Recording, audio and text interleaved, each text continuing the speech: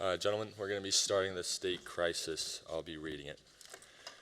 Mr. Governor, after requests from mayors and city councilmen across your state, you have chosen to conduct an in-depth investigation, which has proved successful in gaining new information on the bomber.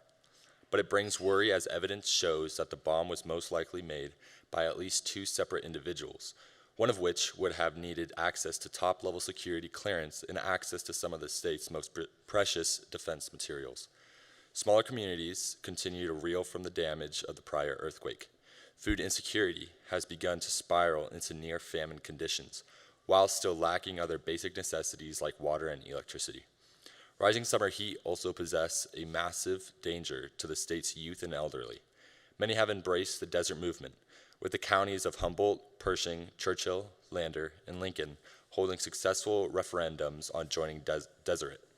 Despite the considerable danger this brings to our major cities in the West, you can no longer resist their will and had to finally allow them to officially join the new state of Deseret. California has also decided to take matters into their own hands.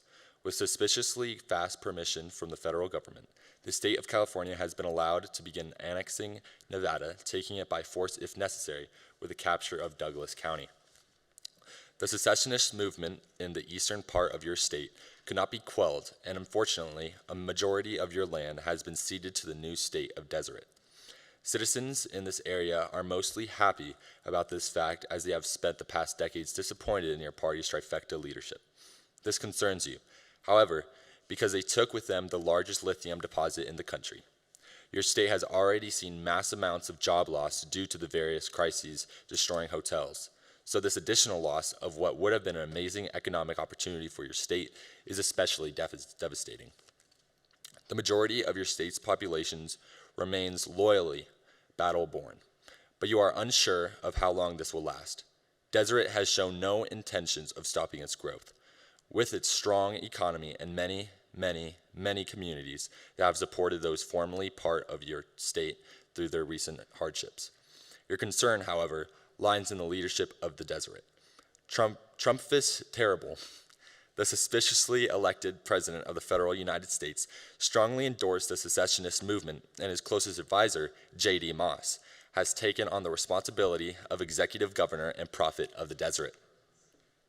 They too have proved their ruthlessness and willingness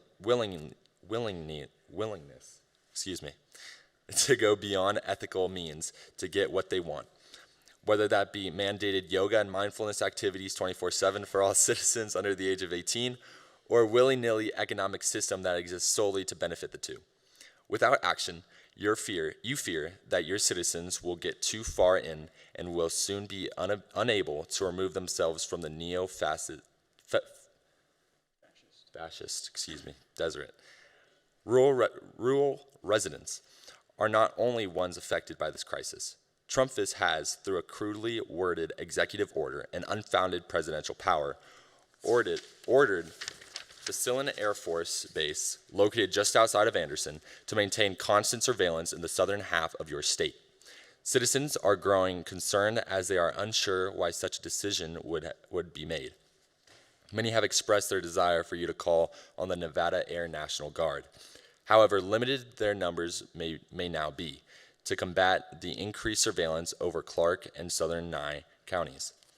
Your concern of the urbanites and rural residents of your state continues to grow, with the entirety of your out-of-state food supply being cut off as retaliation for your reluctance to accept the division of your state between Governor Newsom's California and the ever-growing Deseret.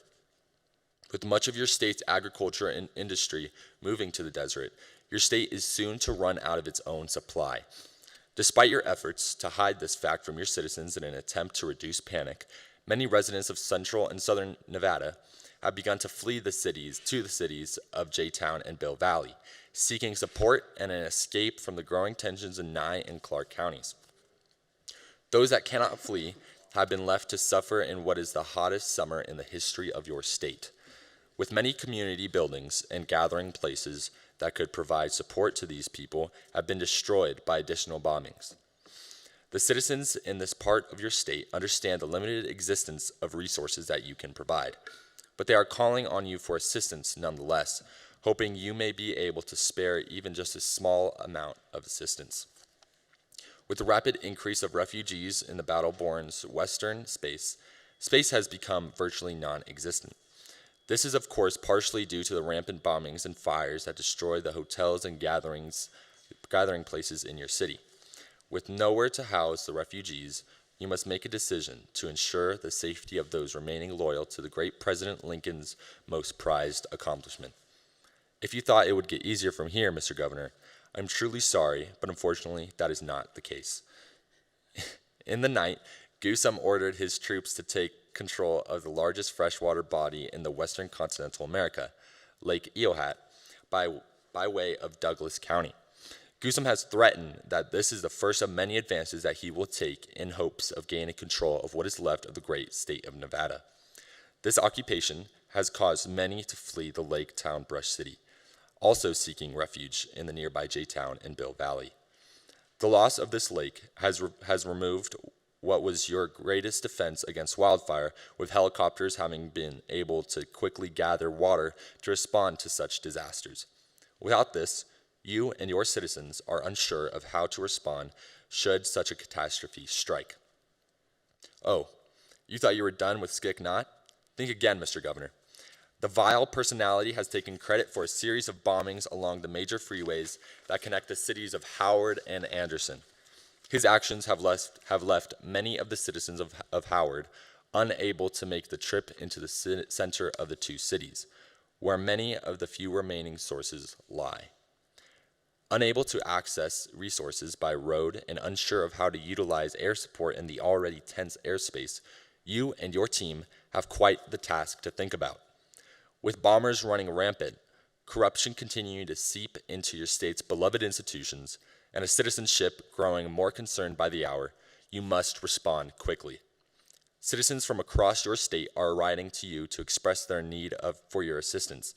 Respond effectively and efficiently. Godspeed, gentlemen, for the future of the Silver State lies in your hands. Thank you, Mr. Secretary. All right, so I think the first part I want to start doing is we've started to list kind of the major problems that we've seen throughout this state crisis. So go ahead and take a look at some of the bullet points we've already put in there. And if you have a few extra you'd like to put in there, go ahead and see, because I'm sure we missed a few. And then what we're going to end up doing is going through each bullet point. We're going to talk about it, and then we're going to put like a sub-bullet point and then go ahead and try to solve that issue. And then we're going to come back together and then make one cohesive essay, I guess you could call it. Does that sound good to everybody? If you want to give me a thumbs up. All right, sweet. So I'll give you guys a few minutes to go ahead and look that over. And if you want to chime in, just go ahead and raise your hand in that time. And just for now, think about all the different problems. Yes. Governor Ashby, can we have access to the document for the state crisis? Yes, I thought I gave you the computer to get that. Let me get that to you right now. No. Like the actual, Oh. what you were reading earlier. You can have my copy. Travis only printed us 5 copies, I believe. So we're going to have to share.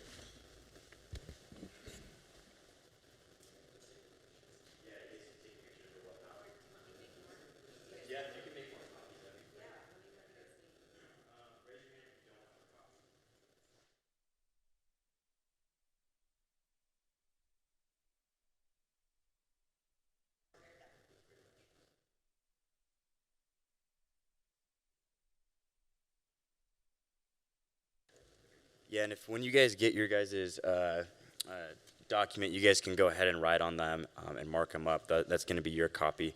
As far as all the bullet points go, do we kind of come to a consensus that that's the main majority of all the problems in there, or are you guys working on some more? And just give me a thumbs up if you guys think those are really the main problems.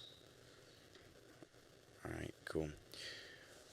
All right, so we'll go ahead and we'll start off with the first one. So bomb was made with assistance of another person still at large.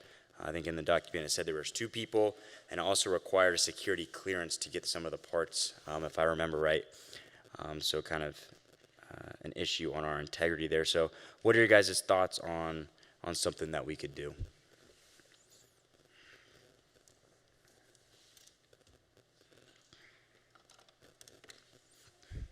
Sir?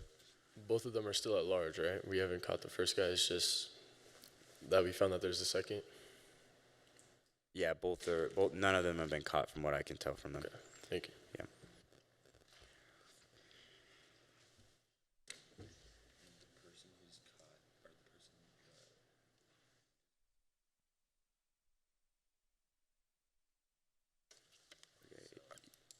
Yeah, and the Governor person at large, it seems to be working with the federal government. Like I said, they have some high security clearance with the parts that they're using, and whatnot. So we need to take that in consideration of how we're going to either go about finding this person or limiting our security clearances to certain people. Governor Ashby, Yes. could we seek some other federal support, as in support from the states of Arizona, Oregon, Washington, etc., our neighboring sister states?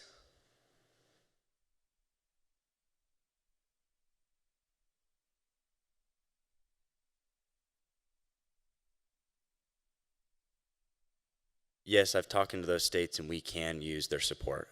We can use allying states. So, if that's something we want to do, what states were you thinking about that we should contact? I know you said Arizona.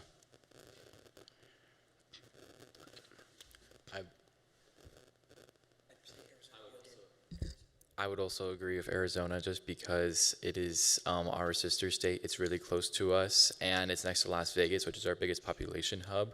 And it is vital we keep Las Vegas, or our sovereignty will be lost forever. Is there any other states you guys think we should be starting to contact with? Governor Ashby, we should contact two states, Oregon, as it is a bordering state of California, and I would propose Texas as well, considering their large sheriff and police force. If I'm not mistaken, the sheriffs and police don't fall under federal. I think they're state.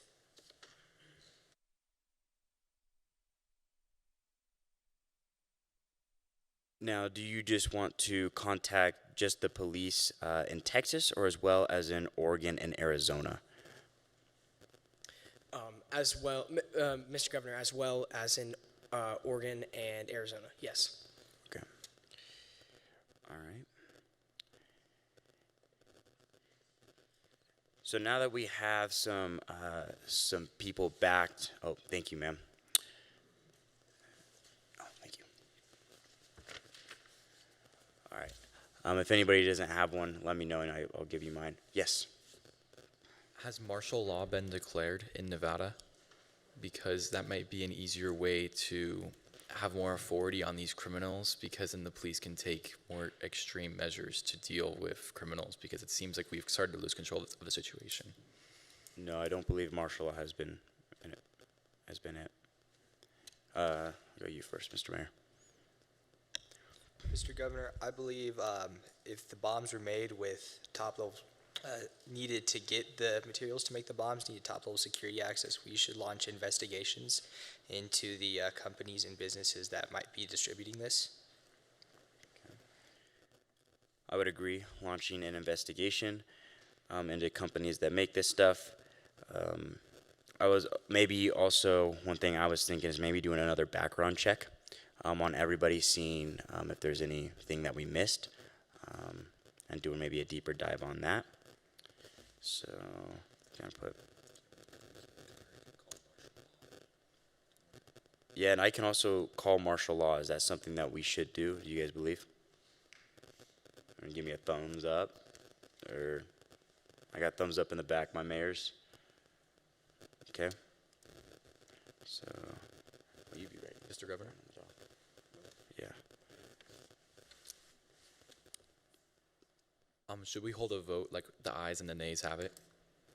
Is that what you guys would like to do? Thumbs up. Okay, yeah. Well, from now on here, we'll hold ayes, nays, and oys when we add stuff to the document. Thank you. So then I guess we'll do that for calling martial law. All in favor of me calling martial law, say aye. Aye. All not in favor, say nay.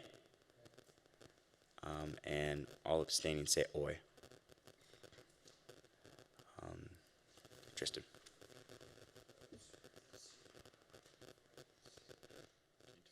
I can't hear you. I also propose that we can, I know it's probably not the right term, but mobilize the EOD and SWAT teams from the police and sheriff's offices that are from Arizona, Oregon, and Texas. We're going to need help figuring out how we're going to handle the bombs. We could also request assistance from the United Nations. Maybe they would send a peacekeeping force to help us maintain control of the situation.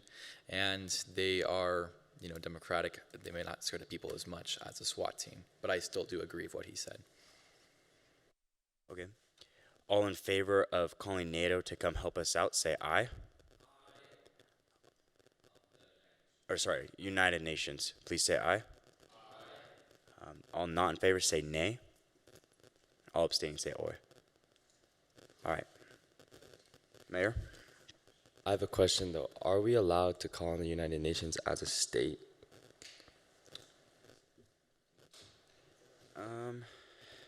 Let me find that out right now. Wouldn't that be a federal power?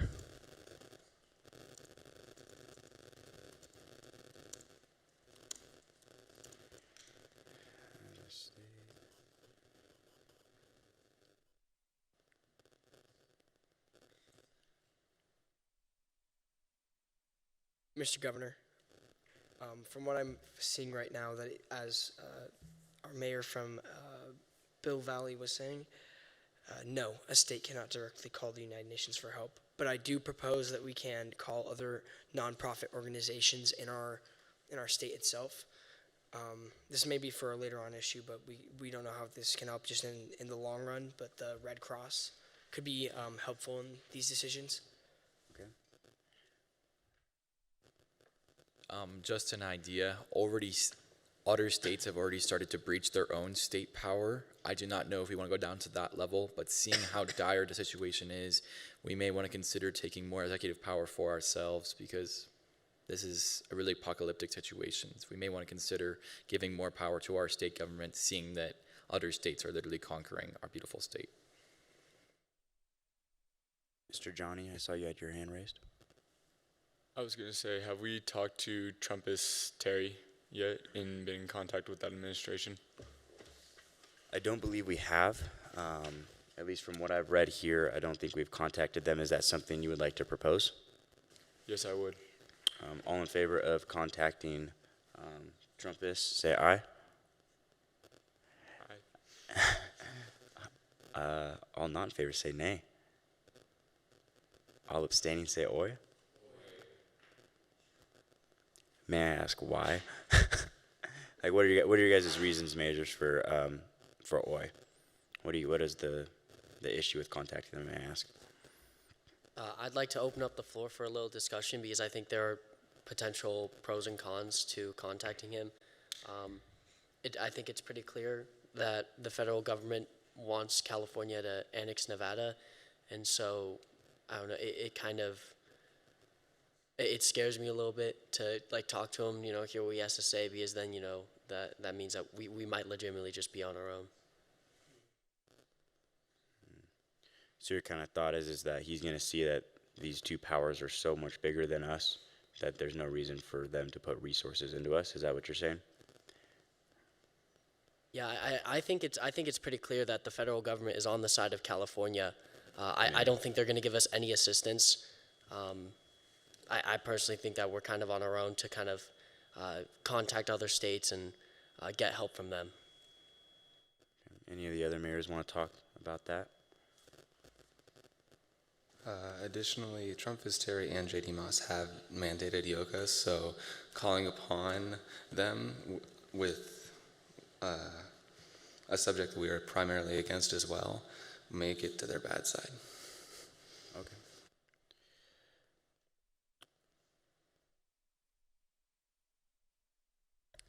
I believe when handling this issue, we should try to be reaching out to other states since it seems there is, I would say, in a way, corruption at the top level with Mr. Trumpist and J.D. Moss. So I think it would be in our best interest to try to stick with the other states to try to help us. Okay. Start with Tristan, then Josiah. Motion to previous question. I feel like we're getting a little bit off topic of the bombing. The bombing is our general issue as of right now. Trump and JD is a section that we can cover later. Trump this, that is.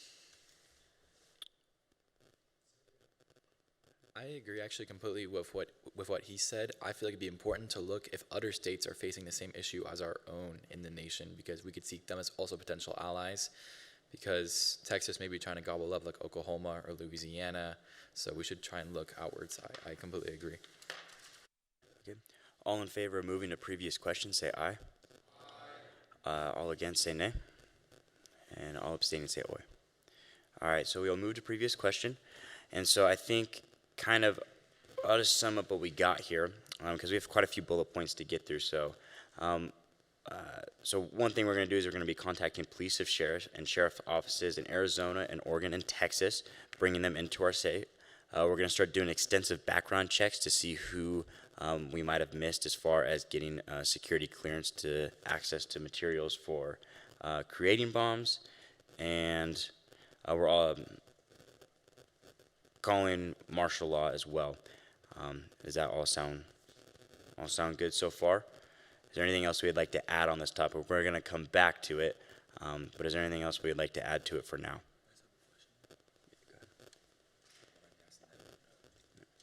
I just have a question. Do SWAT teams from other jurisdictions, as well as the sheriff's and police offices from different states, do they have jurisdiction in our state? Like, can they legally do that? Go ahead. I will look it up to check, but I'm pretty sure so long as they have permission from the governor, they can very much help us out with these actions. If they're ordered by the governor, since they don't follow, I think it's different. It might be different with sheriffs, but I know police at the very least should be. They do fall under state, not federal. Mayor Peter. I'd also like to propose bringing in other states' National Guards and Air National Guards. I think that that's also a very good resource that we could use. Okay. All in favor of bringing in, go ahead, Tristan. I would suggest not taking that route, only because from what it sounds like, Army and Air National Guard service members have to take an oath to the Constitution, and they're also taking oath to the President. So they have to lawfully follow his orders, and they are, I guess I would cover them under, they're both like federal and state.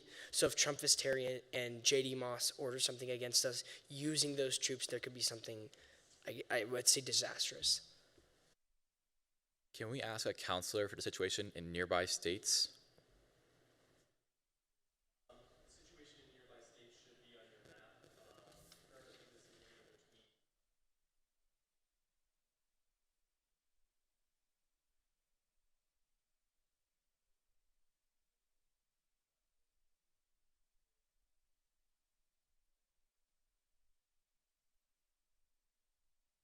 So just to clarify, the rest of the United States is still whole, correct? Yes. Okay, got it. Is still a part of the United States. It is just a collective of Thank you. Yeah, and I also have another question regarding martial law. So for martial law, what they do is they suspend all civil laws and jurisdictions. So any current laws or government is abandoned. So then if the police and sheriff have to follow the law, wouldn't martial law and sheriffs conflict? That's my question. Mr. Secretary, would you repeat the last part of your question, please? Yeah, so martial law, from what I've seen, let me just pull it up.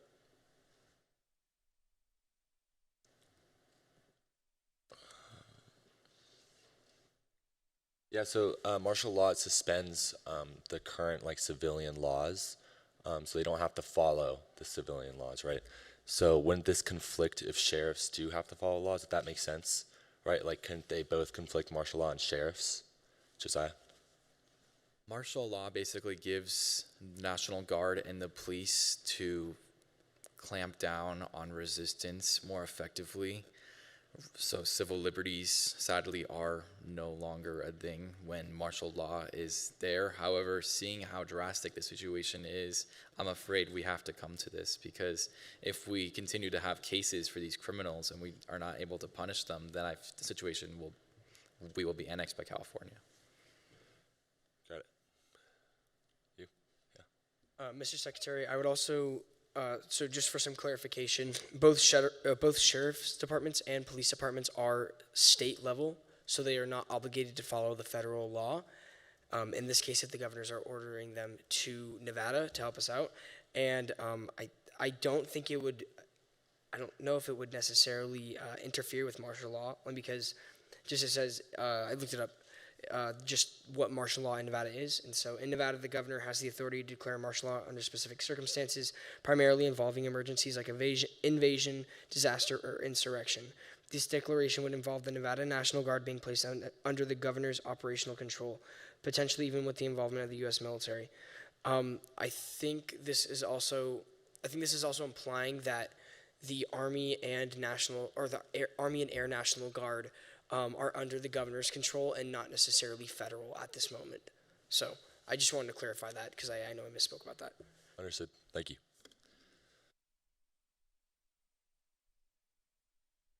Yeah, so I think that kind of just proved that with the definition you gave us, that martial law is probably one of the better ways to go, considering the invasion that we're having. And so being able to mobilize both our Air National Guard, our Army National Guard on the ground, I think is the best way to go. Mr. Mayor? I would like to make a point against that. I believe in the current situation that Nevada is in, with everybody in hysteria over the lack of resources and the general just state. I don't believe that calling into martial law would be very effective. I believe that it would cause even more panic, and that would cause more people to try to go to desert. Thank you for your point of view. And I agree. I think definitely calling something in like that will definitely start to panic the people. However, considering the invasion we have on both sides of us right now, I was wondering if you had a better way to go about it besides calling martial law, since martial law, like we heard from the definition, is designed when places are getting invaded and when you need to kind of restrict our laws and whatnot to protect our democracy. And so you can take some time to think about it, but I'd love to hear your side on maybe a different approach to it, or if any of you guys do have a different approach to it.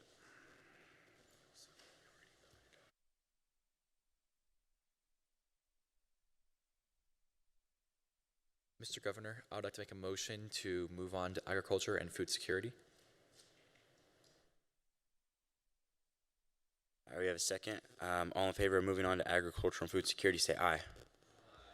All not in favor, say nay.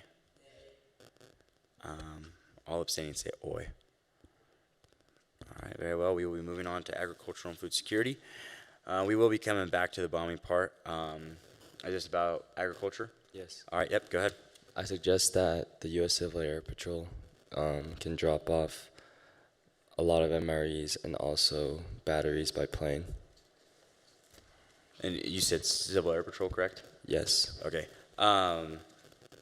Yeah, I agree. I'm actually part of Civil Air Patrol, and so that's definitely something we can do. We can utilize there's 182s and 172s as far as delivering MREs and go and whatnot. And so, I mean, I would agree with that. I don't know if you guys have heard of CAP. It was a program during World War II that started up as kind of they did submarine hunting that branched off as kind of a civilian sector, and they do search and rescue and all that kind of stuff. So all in favor of using Civil Air Patrol and their resources to deliver care packages, including MREs and batteries, please say aye. All not in favor say nay. All abstaining say oi. All right, very well. We will utilize the Civil Air Patrol. Any other things for the agricultural and field security side? I think it is imperative, seeing that we have lost all of our new agricultural systems, to import rations and food to key centers like Las Vegas and store them in case we are blockaded by California and Arizona, because then it'll be impossible for us to get food and our civilians will starve.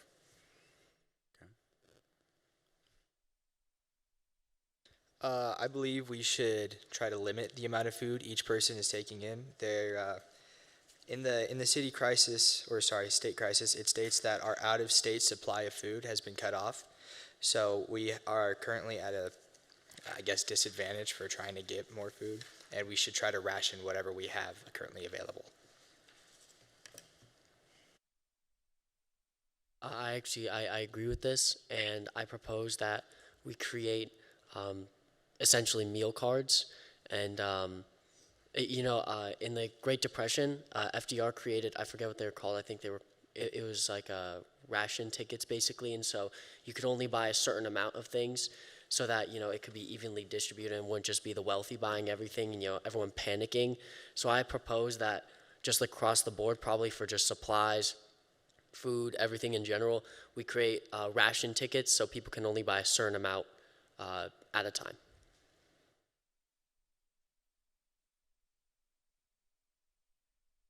Mayors and advisors, what are your guys' opinions on using rationing tickets to conserve our food? I think it is a good idea, especially because we want to maintain some order and civility. Just because we're already in a time of such chaos and despair that even if it's something as small as just maintaining rations, it very much can help the morale and well-being of the citizens. So, and as well as the state, Mr. Governor.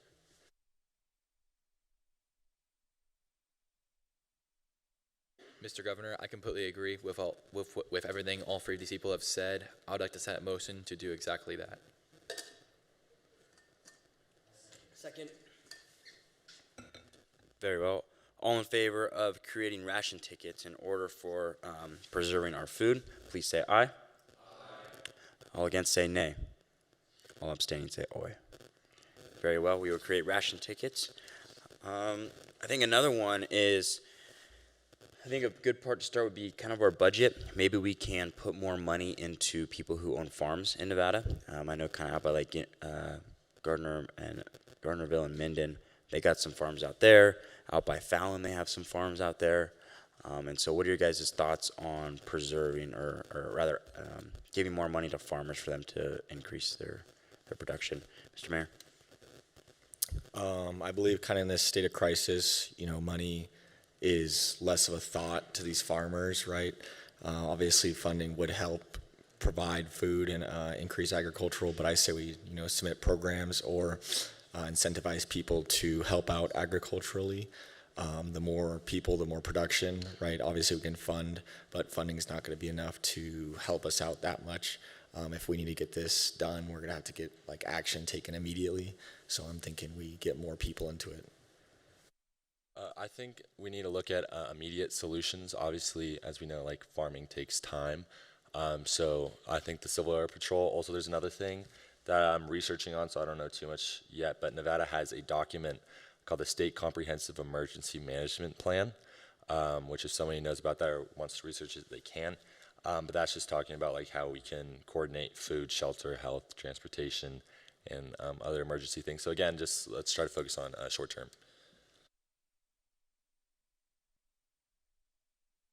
Mr. Secretary, could you please repeat what the document was called?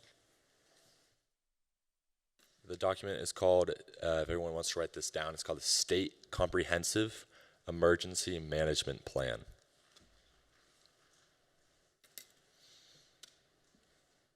Special Advisor Ethan, I saw you had your hand raised. I was wondering if you wanted to comment.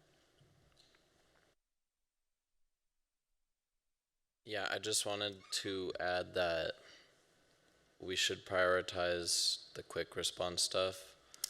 However, having agriculture as kind of like a background focus is important because we don't know how long this crisis may last. Real quick before I get to you guys, Peter, I saw your hand raised before his statement. I was wondering if you still wanted to comment on your thought. I just wanted to say that I did agree with Kanan, and I think that what we could do is we could create some kind of program where we could basically, it would be like helping people get jobs with farming. So it would connect people with farms, and then they could go there, and they would get compensated and all that stuff. Okay, so I think one of the things that we're kind of coming to consensus about is Of course, we're talking about our short term, but we don't know how long this is going to go on. So one thing we can do for the long term to prepare for it is, one, allocate a little bit of resource money to our farmers, but two, also create opportunities and jobs for people that got kicked out of the parts that were taken over, or people that need jobs. I'm going to allocate those to the farmers, so that way they can get more support and increase production rates. Is that a pretty consensus there? All right. Tristan? Alongside the Civil Air Patrol, I think we need to institute and utilize the other auxiliary programs that we have here in Nevada, such as CERT, which is Community Emergency Response Team, and Amateur Radio Emergency Service and Auxiliary Communications. So we need to have a means of talking with one another, I think, because Nevada is very about to be cut off, I would say, and we don't know how the federal government might use their abilities, as well as like California.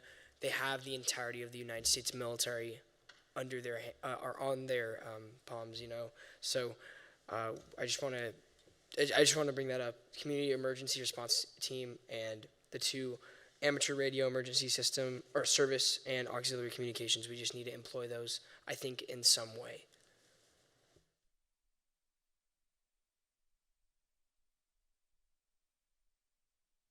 One thing I want to bring into consideration is the conditions of agriculture.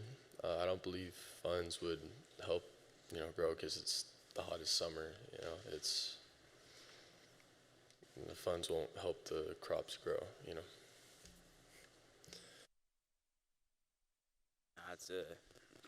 That's a good point. I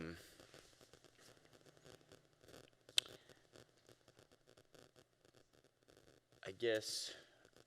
Where do you guys think we'd be getting most of our water from? Like Lake Tahoe? I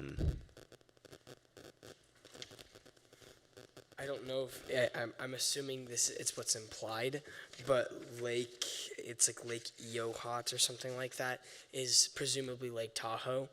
So we can't take water from there, although we do have, I would say, Pyramid Lake, although it's not necessarily water that we can use as in freshwater bases. We also have Washoe Lake near the Washoe Valley area. That's although it may not be a lot of water, we have to use the resources that we have.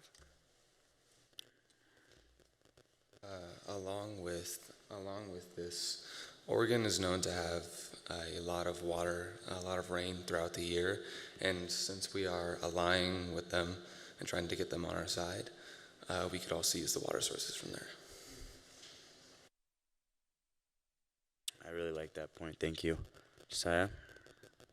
On the food note, I guess it also ties into the water. We can also call on the International Red Cross. States can call on them. They do emergency relief. They do food drives. They offer medicine and first aid to anyone who is hurt. So seeing we have bombings, potential food shortage, and water shortage, I think it would be a wise idea to call on them. Okay. I'd like to bring up just kind of like a little issue if we're talking about this. If we're completely annexed from receiving food and stuff from outside sources, I don't know if it's complete, but what is just stopping us from either A, getting food from other states that we choose to ally with, like Oregon, and if we aren't getting food from them, how would we get water as well? So if we're completely cut off from food, how do we receive water as well? That's something I can see conflicting.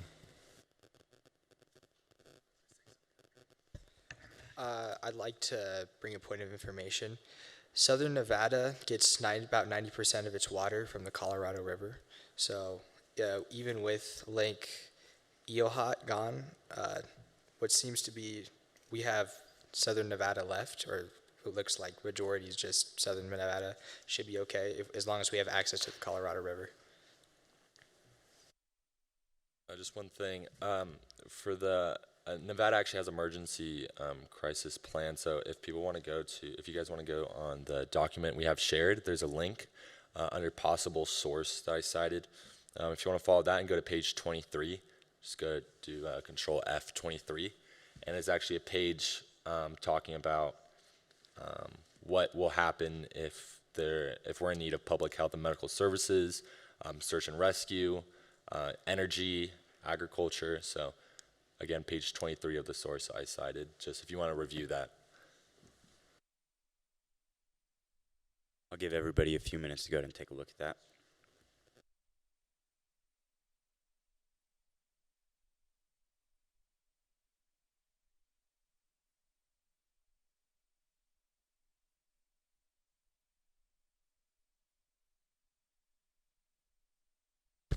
I think we're having some technical issues. It's not opening for me and also Mayor Evan. Okay. Just search up State Comprehensive Emergency Management Plan, or SCEMP, Nevada, and there should be a document.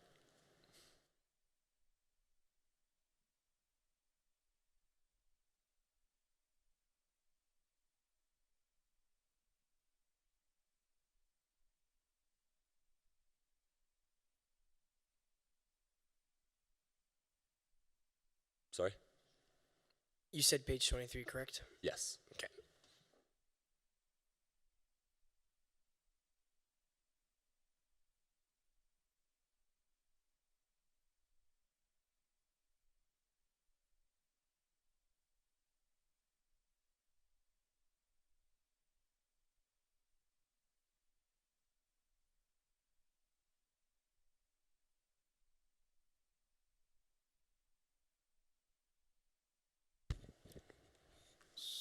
So I know you guys are taking a look at it, and so is yours about a Yeah, no, technical I'm issue? still having technical issues with it. It won't open. Are you able to look at somebody else's? But going into it, what I just discussed with Mr. Secretary, if you look at ESF 11, the agricultural and natural resource, so, and also in our document for our state crisis, you'll notice that we're also running out of supplies, and so we're going to have to rely on other states like you guys have been saying, and one of the points brought up was utilizing FEMA. I don't know if you guys are familiar with it, and so they can supply everything from, you know, people to run different organizations, all the way down to, you know, the food and water and all that kind of stuff. What are your guys' thoughts on utilizing FEMA? You guys can answer, but I think FEMA obviously is federal, so I'm not sure. The government actually cannot, or the governor cannot call it out. So that's my mistake, Mr. Governor. You can declare a state of emergency and then you're eligible to get benefits under FEMA. But because it's under the federal government and we don't have the support of the federal government, I don't think it's like a plausible solution. Mr. Governor, my dad actually works in FEMA, so they actually have a massive warehouse in Las Vegas with all those supplies you just talked about. Maybe we should take an executive order to make those supplies state-owned, because we will need those because our state is falling apart.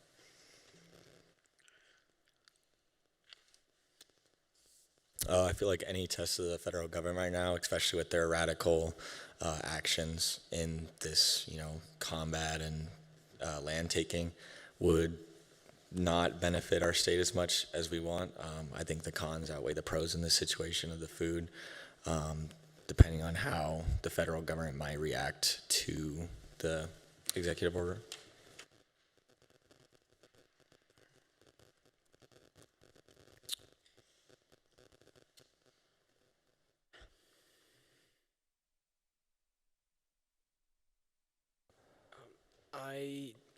I'm going to disagree with Mayor Lambert, just because I think that we're in such a dire situation that we need to utilize any resource that we can get.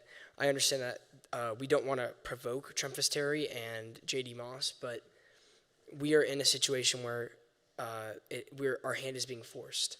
We also, I would like to acknowledge, we did contact Arizona, Oregon, and Texas for their manpower and police, right, and their SWAT teams. Granted, I don't know how they would perform against the military, but still, we can also call upon other states that are willing to help us. We're not limited just to our sister states. We have the whole federal United States of America that can still help us out. So. Beautiful point, by the way. Adding on to what he said, I am also looking at this map, and Colorado is also being engulfed by the Deseret, so they may be a really strong potential ally, seeing that they're also being conquered and facing the exact same problem as us. Just one more point. Almost half of their state is completely gone, and I think including the city of Denver. And then just to add on, Idaho as well. Idaho is also being invaded, and I think we learned that yesterday in the party crisis. But yeah, Idaho could be another potential strong ally as well, with helping in this situation.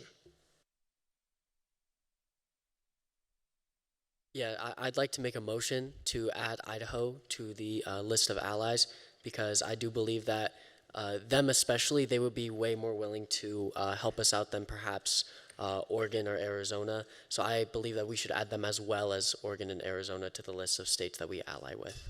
Also Colorado. Yeah. So, and I had somebody that seconded. Okay, cool. So, all in favor of adding Idaho and Colorado to our possible ally states, please say aye. All not in favor say nay. All abstaining say oi. All right, very well. And Colorado and Idaho will be added to the list.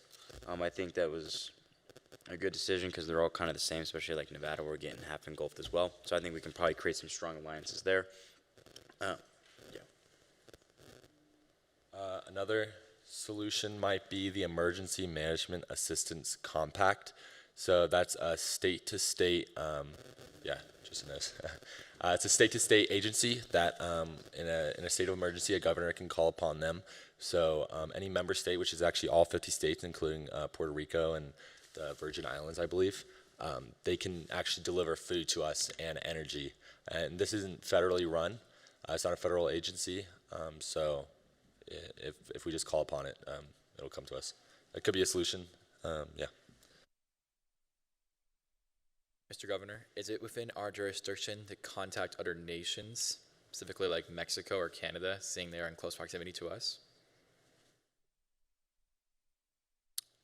I do not believe I can call on them. I don't believe the governor has that power, but I am going to look it up right now and get back to you. You had your hand raised if you want to go ahead and speak. With that, it might be seen as, in a way, an act of war if we're trying to reach out to other nations to go against technically our own. So I would just say we might want to tread with caution when it comes to allying with other nations.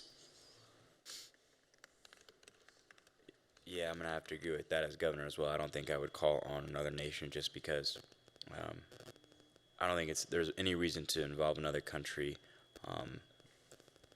and create it bigger than just the United States. Mr. Governor, I respectfully disagree, and also with you, Mr. Mayor, just because we are already being attacked. We are basically almost at war already, and I'm really afraid if we do not seek an immense amount of aid from foreign nations, I do not know how we can compete with California's vast economy, their manpower, and also their military bases. We are a really small state now.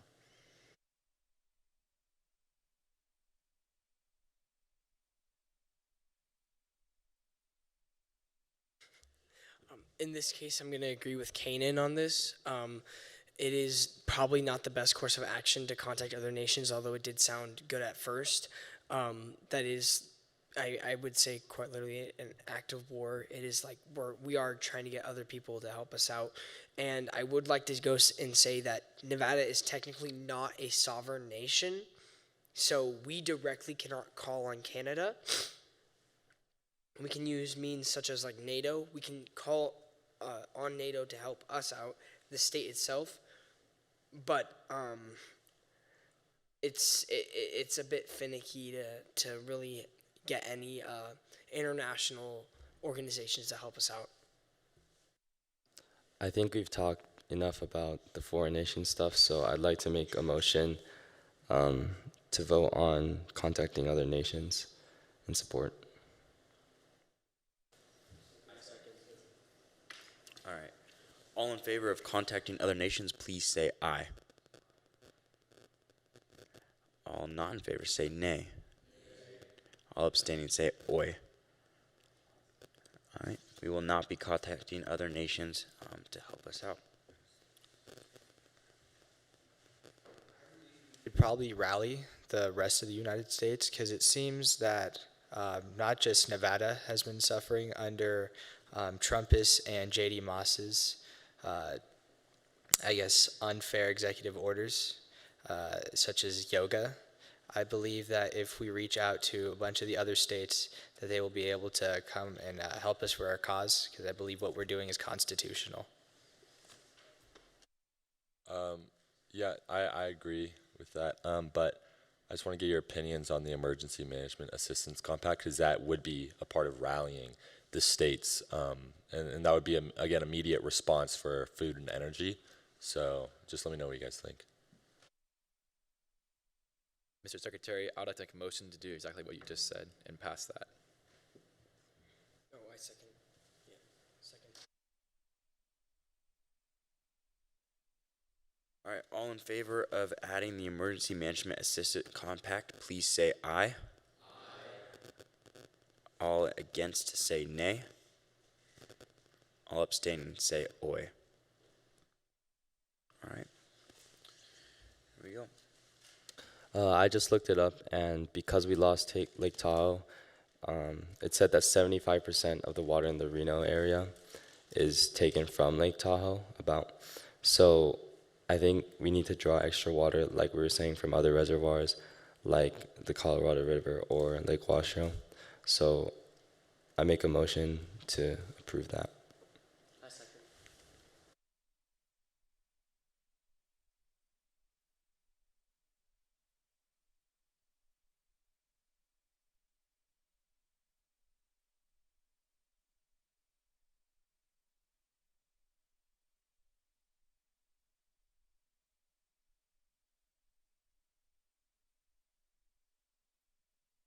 Mr. Governor, is your mic not working? Sorry. Sorry, that was my bad. No, it's okay. It's hard hearing you. You're all good? All right, then we'll go ahead and go to a vote. So all in favor of drawing water from other states, please say aye. All against, say nay. And all abstaining, say oi. All right, very well, we will draw. Sorry, when I meant drawing, I meant like from our allied states. I think everybody understood that part, right?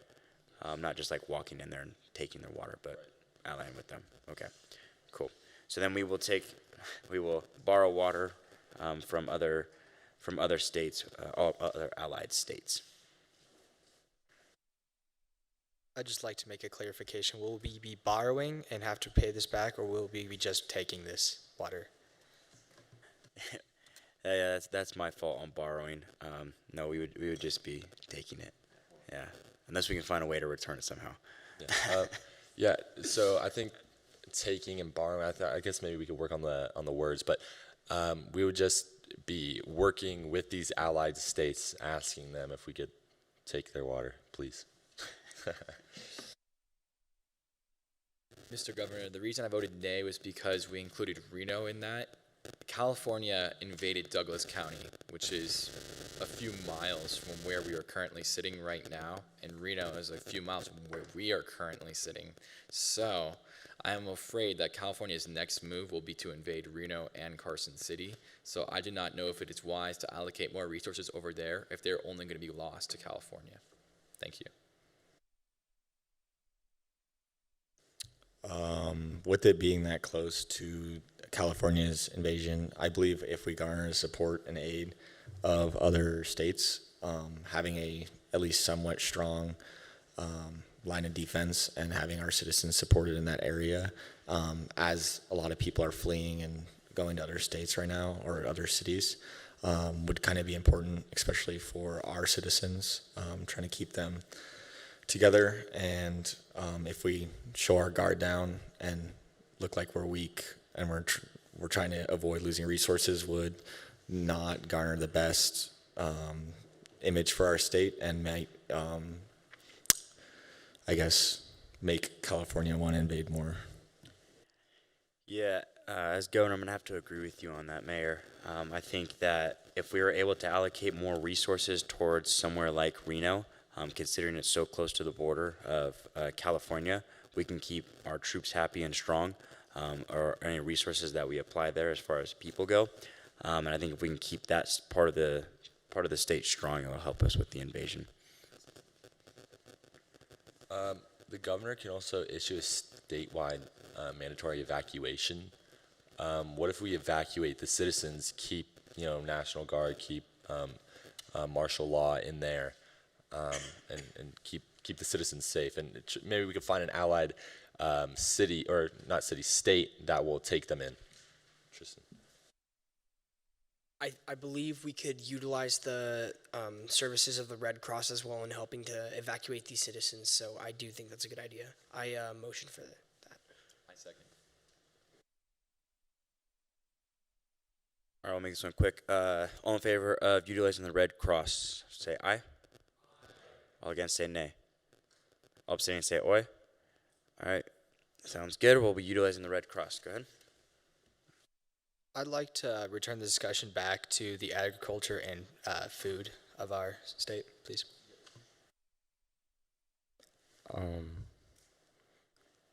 I think we've already addressed the food, energy, and water problems with multiple solutions, so I think we're ready to move on to other areas.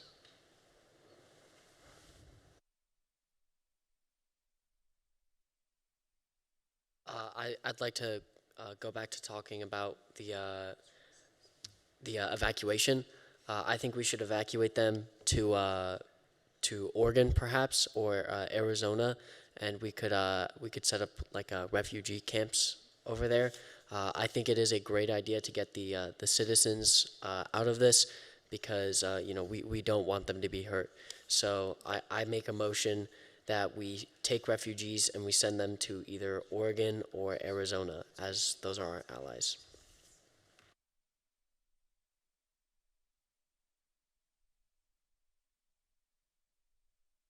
Mr. Governor, so me and my delegate were just talking about the Lake Mead crisis, and California gets most of their water from Lake Mead, and they're currently invading our homeland. I think we should issue them an ultimatum that if they march a step forward into Nevada territory, then we will cut off all water to California, because they depend on our water to live, and it is not right for them to violate our sovereignty. Thank you.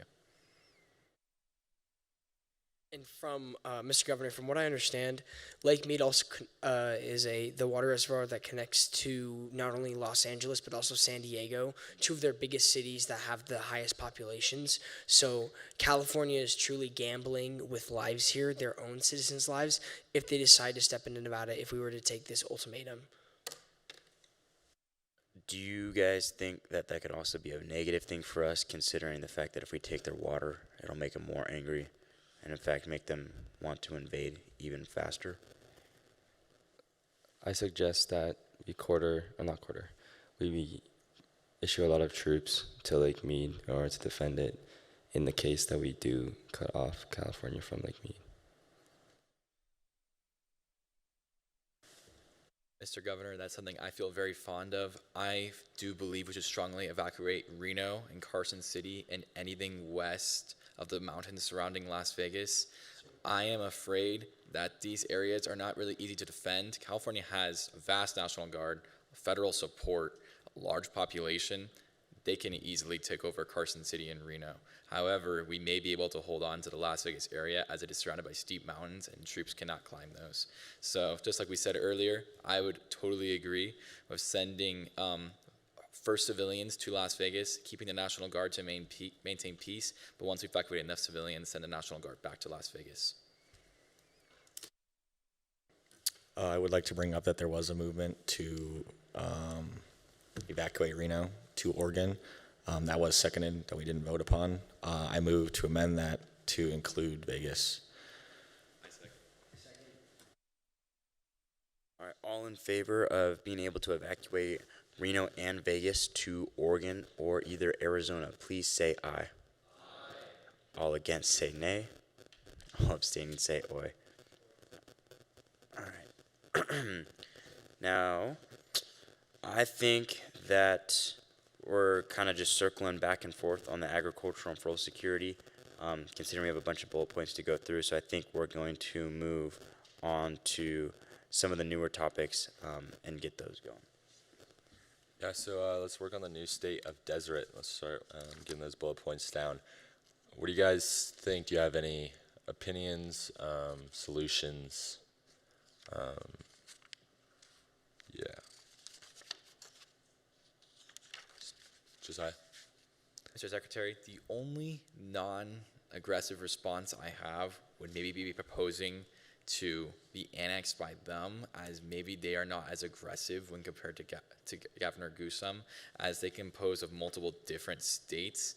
So if they have a democratic form of government, we could propose to join them, but if not, I think it is imperative that we tell them that they should get off Nevadan land. Yeah, you guys can state your opinions on that, but I noticed that on the California annexation, it says that it's actually against the Constitution to invade other states, so California is in the wrong, so joining them would be false, yeah.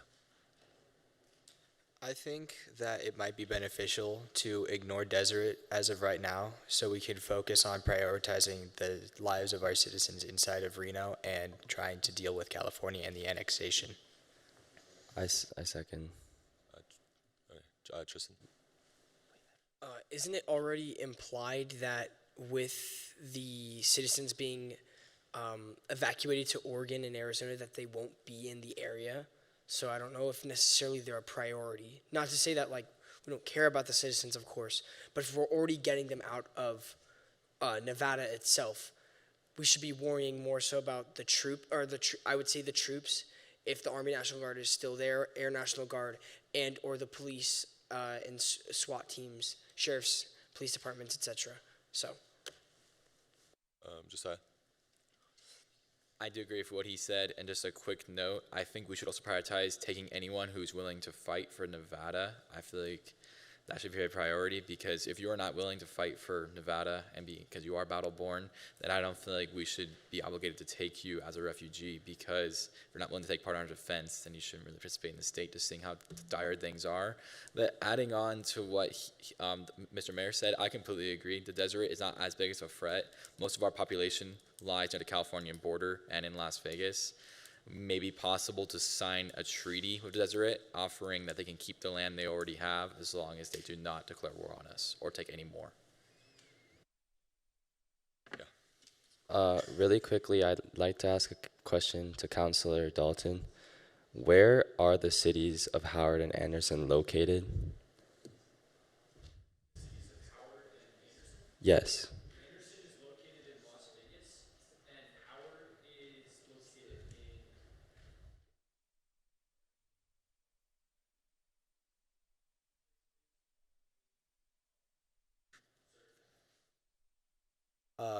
Each of the cities are based on a real life city.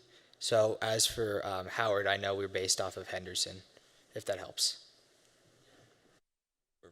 And Josiah, you said that Deseret might not be much of a threat. They might be a democratic institution, but actually on the first page, it says that the two, so J.D. Moss and Trumpus, prove their willingness to go beyond ethical means to get what they want, whether that be mandated yoga and mindfulness or a willy-nilly economic system that exists solely to benefit the two. So I don't think that politically we would align with them at all, because they seem to be very authoritarian.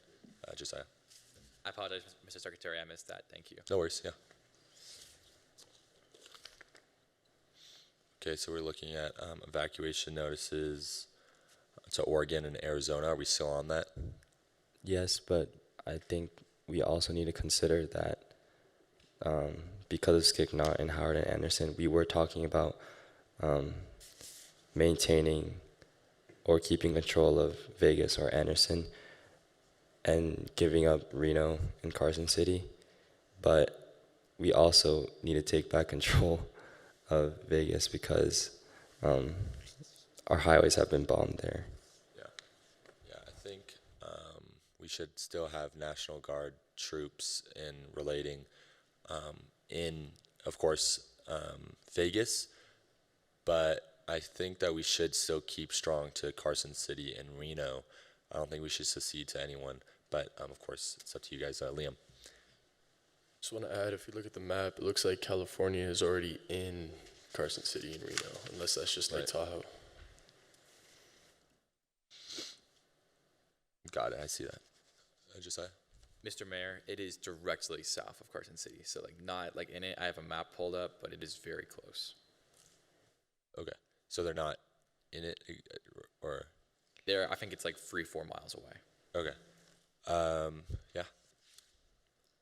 I'd like to circle back to my previous point and kind of elaborate a little bit on it. So I believe, while yes, we will evacuate the citizens, we should still be prioritizing the thing with California, and I believe it'd be in our best interest to form some kind of alliance with the Deseret, so that we won't have to worry about them encroaching any farther or making any movements on us. My thing with Deseret, obviously, reading through it, it doesn't state how large they are. Judging by how Nevada has most majority people garnering support for its own state, how are we to say that the other states obviously don't align with the Deseret ideas as well? So maybe their population and power isn't as big as we're like playing it out to be. So we should consider that when we're thinking about it.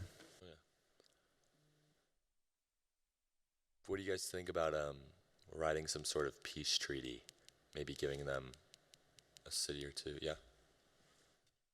I personally approve of that. I would definitely like to make a peace treaty with Deseret, because we got bigger fish to fry, especially with California, and the pressing invasion, as Douglas County is directly south of Carson County.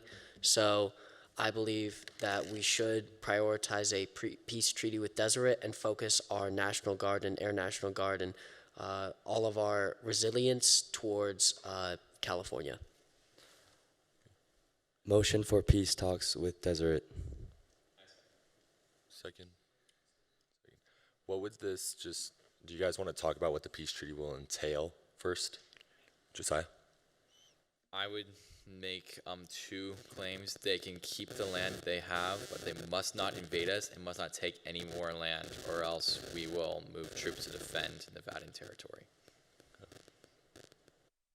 I think rather than a peace treaty, we should try to form an alliance. They have a lot of resources from Nevada that we could use to try to help with California. So if we could be able to get them on our side, that would be very helpful. Did you have your hand up? May I just add, a lot of the people moving to Deseret kind of didn't like the way Nevada was doing their roles. I know it states that a lot of the people were unhappy with the government and the leadership. So maybe peace isn't going to be a full availability option, being realistic. But I think adding on to the agreements deals, maybe allow free movement of our National Guard and troops through Nevada's original land, while allowing them to keep the land, would be beneficial for our, protection. Yeah. I want to say that I brought the police and the sheriff's departments into the equation because the National Guard is not that reliable. And I'm not saying that as because they aren't good. I'm saying that because the president can federalize them, and then they'll become a part of the active duty military, which removes them from the governor's control. So we have to consider that National Guard is not going to be most beneficially our best course of action. Understood. Just one comment regarding an alliance with the Deseret. I want to bring in again that they are neo-fascists, that they go against our, political ideologies. So I wouldn't see an alliance working for one and also being ethical for two. Josiah. This may be radical, but do you think it may be in the best interest of Nevada to secede? Just seeing that it's hard to find allies, we are being invaded by 2 other states, and if we secede, then we can actually call on foreign aid freely. NATO may actually follow the Article 7, which is when any home territory is invaded by another foreign nation, then they will defend. Because if America is a neo-fascist government, they may support a liberal democratic or even conservative democratic Nevada. Yeah. Thank you. I think, again, I know we're thinking short term, but let's think long term. I mean, an alliance with the Deseret is going to be bad long term. For now, it's a solution. For now, we'll be protected fine, but in the future, it's going to be a problem. You. I have two things I'd like to add. First of all, a state legally can't secede under the court case Texas v. White. And also, I think what you're talking about with making an alliance with Desert and how they go against our ideals, instead of a permanent alliance with them, we could just do a temporary alliance until the crisis with California is over. Right. What about a ceasefire? Yeah. Ceasefire. Josiah? On the topic of not being able to legally secede, California is illegally invading us, same with Deseret, so I am unsure if we do need to follow those legal guidelines anymore. I know that's very controversial, but it's just seeing the situation our state is in. Johnny? I was going to say California was given permission by the federal government to annex Nevada in the state crisis. So, Tristan? Kind of backing up Johnny's point, by law, then that's like federally mandated, so they have the ability legally to do that. That's the unfortunate reality of that situation. But I would also kind of like to, this is unrelated. This was related to the seceding. There is micronations in the United States, and I would say that I think that if we were to do that, it is very possible that NATO and whatever external support we can call in might be one of our best options. I would like to take a second to just kind of imagine what would happen if we were able to secede. If that were to be the case and we reached out to NATO and if they were to accept us, we would be surrounded by, I guess, technically foreign countries, or a foreign country, one of the strongest, that has one of the strongest militaries in the world. And also, we do not have direct access to any ports or transportation. If they wish to send troops or anything, it would have to be by ground or by air, which would make it very difficult to try to fund a war or any kind of fight. Okay. Yeah. Yeah, I agree with that. Add on to it a little bit. Being surrounded by the biggest military in the entire world, no foreign government or nation is going to want to support our sovereignty, because sovereignty could be met with action that they don't want to deal with, especially with such a large military. So I feel like that's not in our best interest. Okay, so you two are against seceding and then having NATO separate us, make us sovereign again? Okay. Josiah? So on that note, the United States now is a neo-fascist government. Liberties are suspended, and the people are not happy, and there's fraud. So if we secede, we may not be the only ones. Maybe we should reach out to other states and see if there's a common movement. Maybe Arizona could join our state. Maybe we could see Oregon, Washington, or maybe Texas secede also, because those are all patriotic people who actually believe in democracy and freedom. So I strongly believe if we were to secede, we would not be the only ones. Thank you. So you think that we could have our ally states join us? Yes. Okay. Interesting.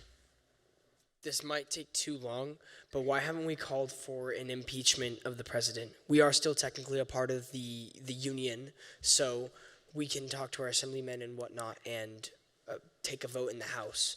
And if the other states in the United States are logical and see how this situation is completely tyrannical, they will vote against it.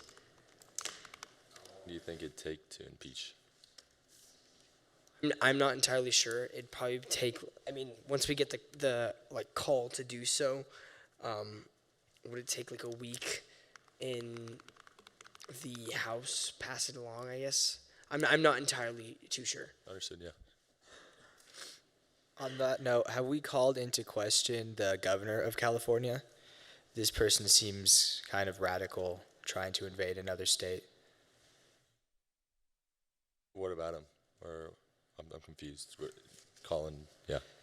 I'm just talking about, I don't know where it is in the paper as of this moment, but it seems like the mayor of or the governor of California, trying to go onto other states' lands is kind of, I guess, trying to disrupt the Union of the United States. And I'm not 100% certain that the governor is entirely competent in his position, same as Mr. Trump is. And I think maybe an investigation of competency should be looked into. Got it. Tristan?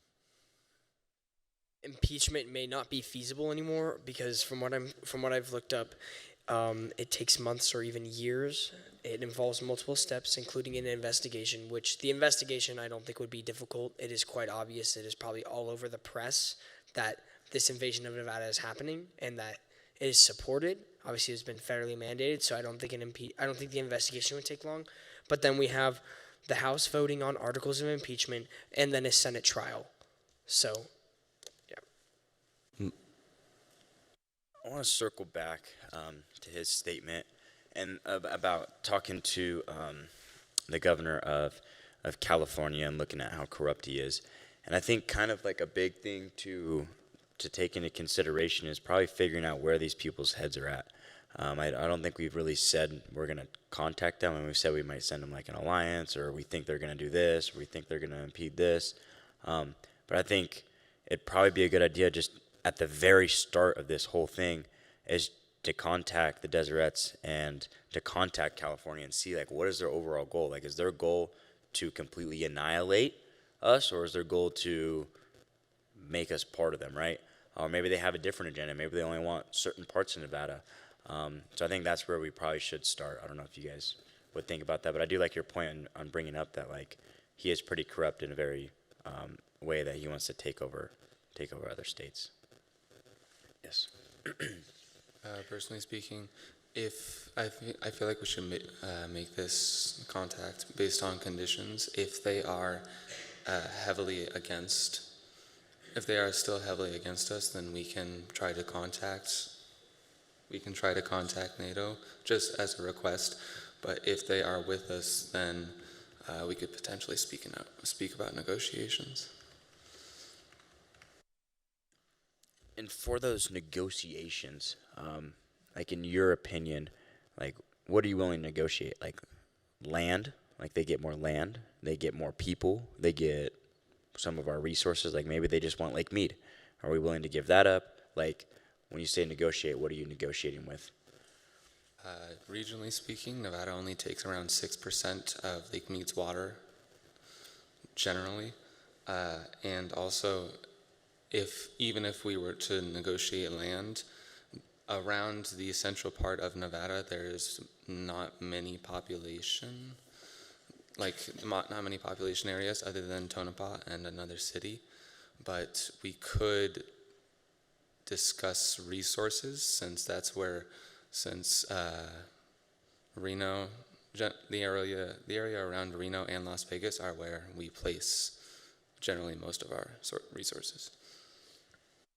Really, the only thing you're really looking to give up would be part of Lake Mead, and we'd keep around 6%, 6 to 10%, if I'm hearing you right. Yes, and this is also due to the fact that California already takes a very large portion of Lake Mead's water. Okay. I'd like to move back to the potential impeachment. As Tristan was saying, it might take up to months. I believe that, with this radicalness, if the support is on our side from the other states, at this level, we might be able to, get that passed. I don't know how much of the time is required from the process or just who's voting. But if all the support's like today, if a state was to invade another state, it'd be pretty quick to impeach the president if it was the president's fault on that.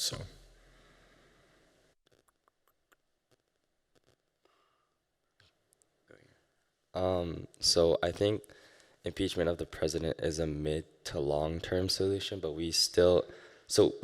I can make a motion to vote on that, but we still need to address the short term solutions, which is California and all that. So I make a motion to vote on impeaching the president.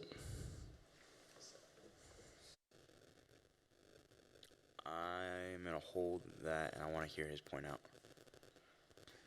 Do we really have the power to say that we can impeach a president? Can we just, instead of saying we'll impeach it, we'll just make a movement to, or start a movement to? Yeah, I think probably the correct wording would be, instead of just we're going to impeach him, would be to start the movement to impeach him, because you need to get so many people on board with it. So yeah, that would be the wording if we were to pass it. All right, we're gonna take a vote real quick. Sorry, guys in the back. So, all in favor of starting a movement to impeach the president, please say aye. Aye. All against, please say nay. All abstaining, please say oi. All right. So we will start and talking to other states in the United States about getting a movement to start impeaching the president. Josiah. Mr. Governor, it says he was officially elected and he's already a neo-fascist. Without a doubt, he is corrupt. So, if he is corrupt, he's probably just going to rig the case. He probably has control of the Senate and the House, and he can make it so that he won't get impeached, because that's almost kind of happened in our own history. World leaders like Vladimir Putin are very good at that. They have eluded losing office for 20 years.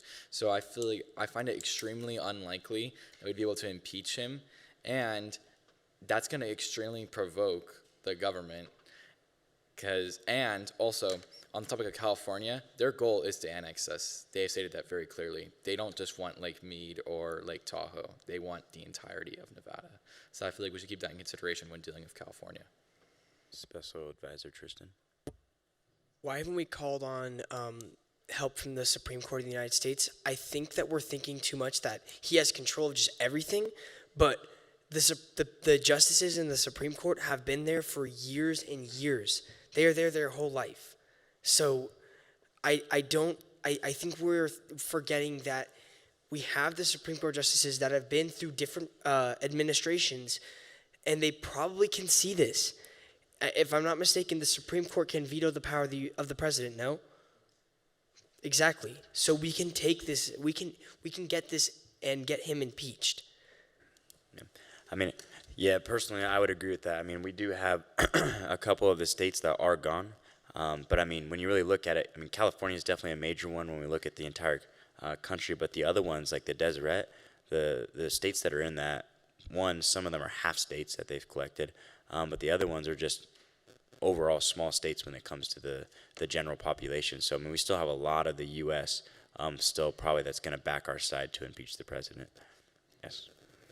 I'd like to make just a quick point of information. At the bottom of the page, it says that Trump has, through a cruelly worded executive, or sorry, not that part, but it says that Trump has had selected J.D. Moss as the prophet of the desert. I believe that demonstrates that Deseret and the federal government, or at least Trumpists, are working together in some way. I'm going to go Peter.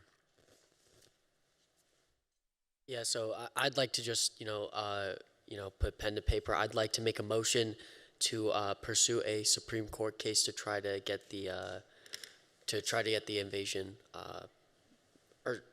to get the case going.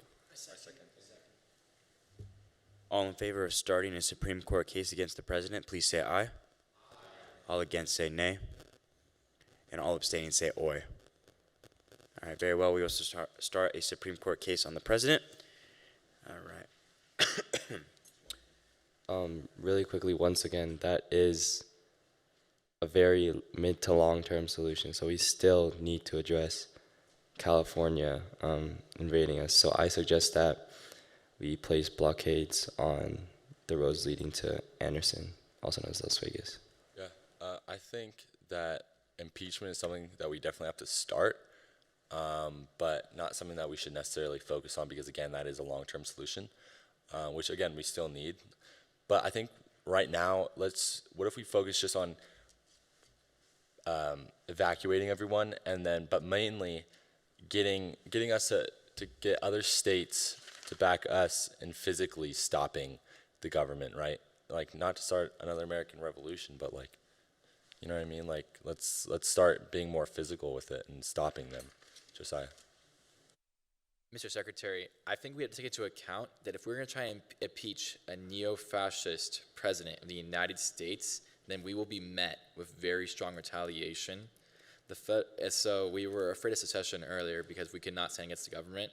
I think the same will happen if we try to impeach him too, because we're basically saying he should be removed from office. If we secede, we're not necessarily saying that he should be removed from office. We just don't want to be part of our nation anymore. So I feel like impeaching, in my opinion at least, is even stronger than secession. I know legally we can do it, impeaching, but I'm afraid that if we try to impeach him, that will be a very strong move.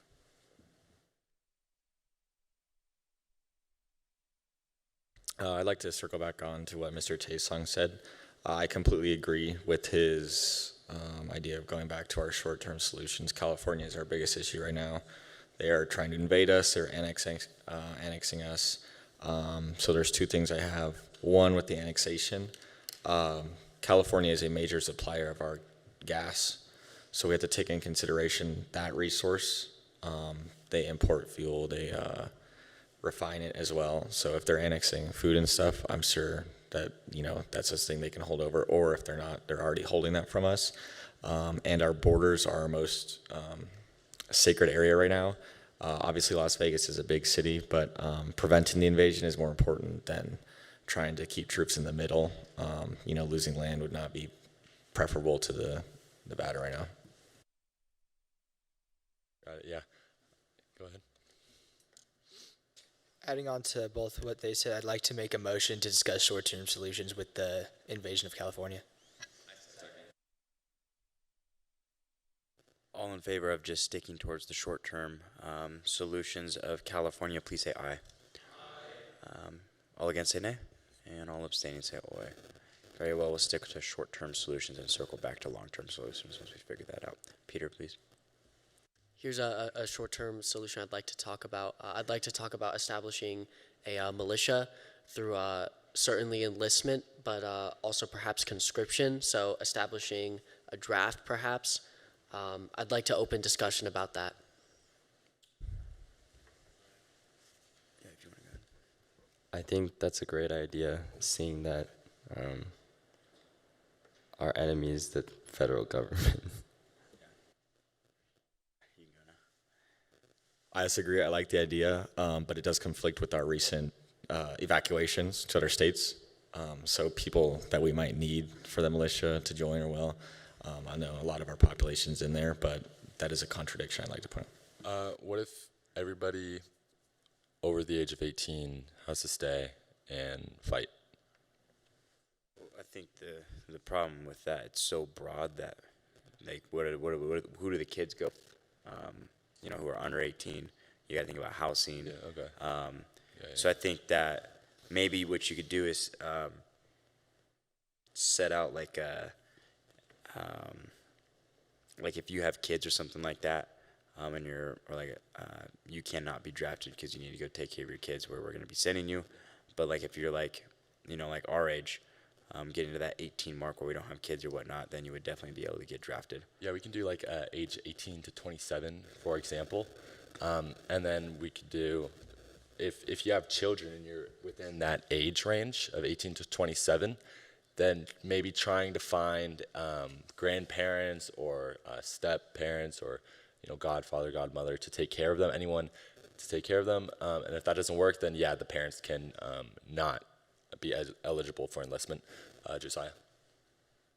I completely agree with you, but I do feel like we should address what stance are we taking? Are we taking the stance that we'll defend our homeland militarily, or are we taking the stance that we're going to wait out legally? Because I feel like the two are different, and I am a proponent of the military one because I'm afraid that the legal one will just not work in this circumstance. So I would like to leave the floor open for some discussion on that, but I would also like to make a motion later on about that. Understood. I'll go Ethan. All right, so I think it's definitely good to take a double-sided approach, be able to prepare militarily, and also to take kind of a diplomatic action, so to speak, with the courts. Systems of checks and balances in the federal government are very efficient. We have ran almost 250 years already. There have been some individuals who have overuse their powers, but none have become tyrannical leaders because we have a strong system going. And so appealing to the Supreme Court, as well as taking military action, maybe not offensive, but defensive action against the states coming close to us. They should be both priorities at the same time. Yeah, I think if we're thinking short term, let's think military. That's going to be our short term, in my opinion, that's going to be our short term solution. And then long term, of course, will be the legal route. So again, a two-sided approach is going to be most beneficial for us and for our future. And then in terms of military, I think we should focus on defense and keep our territory and not secede. And yeah. I think kind of if we secede and give them the land, it also allows opportunity to show that people are willing to give up. And I think if you just kind of give in, then they're not only just going to take our land, then they're going to go take the states that we allied with, and then just continue their march onto the East Coast, right? So we're definitely taking the defense mindset and protecting our land. Peter? I'd like to officially make a motion to establish a militia and a draft for adults 18 to 27 without kids, or people with kids who are able to have some sort of guardian take care of them. So you said 18 to 23. I said 18 to 27. Sorry, 18 to 27. Oh, sorry. Thank you for the person who's writing that. Conscription for adults 18 to 27 without kids. Okay, sweet. So all in favor of establishing a militia through conscription draft for adults 18 to 27 without kids, please say aye. I have an objection to make real quick. All right. There was a vote already, though. Yeah. So it is 18 to 27, but like Peter said, you can have kids and be enlisted. However, if you can have godparents or anyone, any family member that can take care of the children, then you're still eligible for enlistment. But if you can't have anyone to take care of your kids, then you won't be eligible. So you can still be between 18 to 27 and have kids, but it's just a matter of how will you take care of the kids. Yeah. An objection, more of an extension. I would want to extend the age range to 35 or somewhere in the early 30s. Yeah.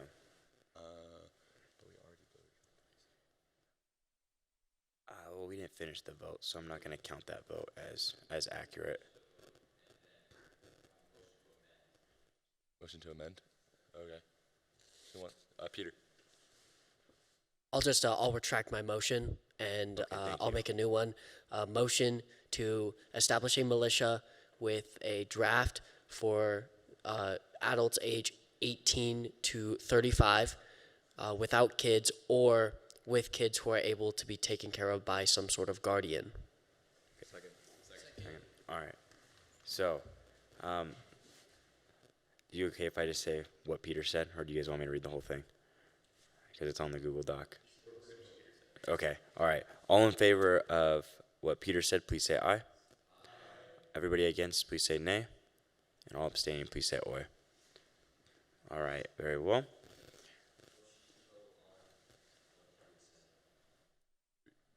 We just voted. Yeah.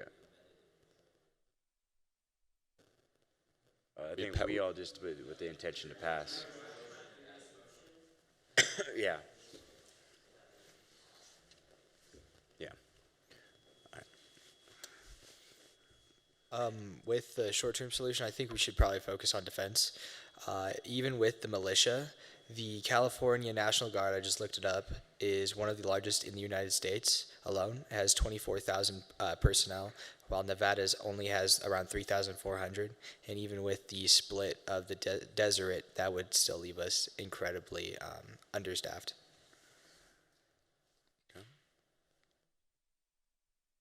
Absolutely agree. We definitely need to focus on our defense as we need to coincide with our short-term and long-term solutions. We see that defending Nevada is our most important thing while we wait for either our impeachment or other states to help govern and support against California. So, keeping as much land and as much protection as possible is crucial.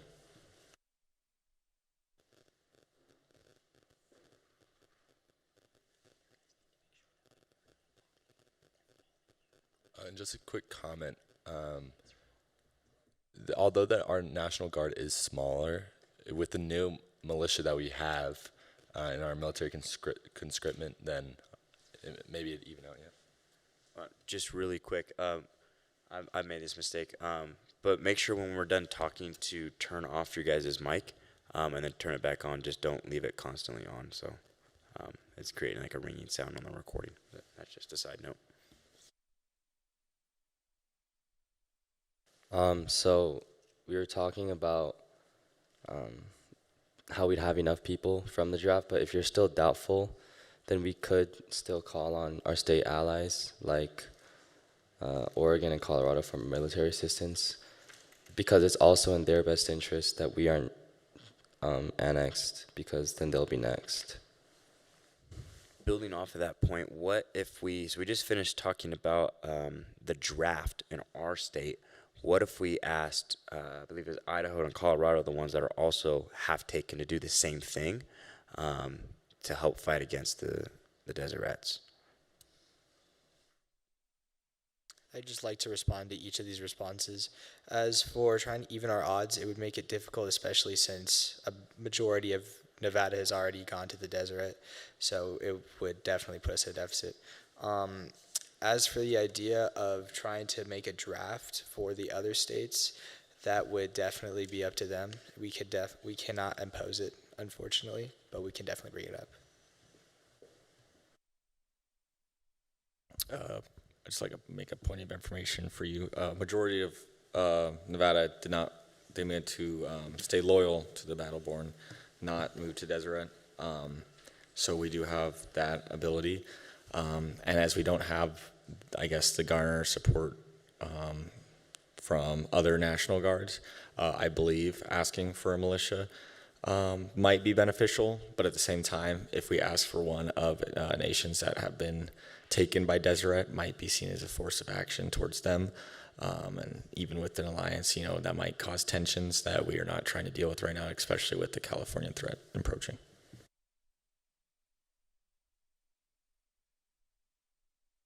I was going to say, it seems like we're talking about Deseret as if they are taking these lands by force, but when I read it in the statement, it seems like it was a peaceful acquisition of territory.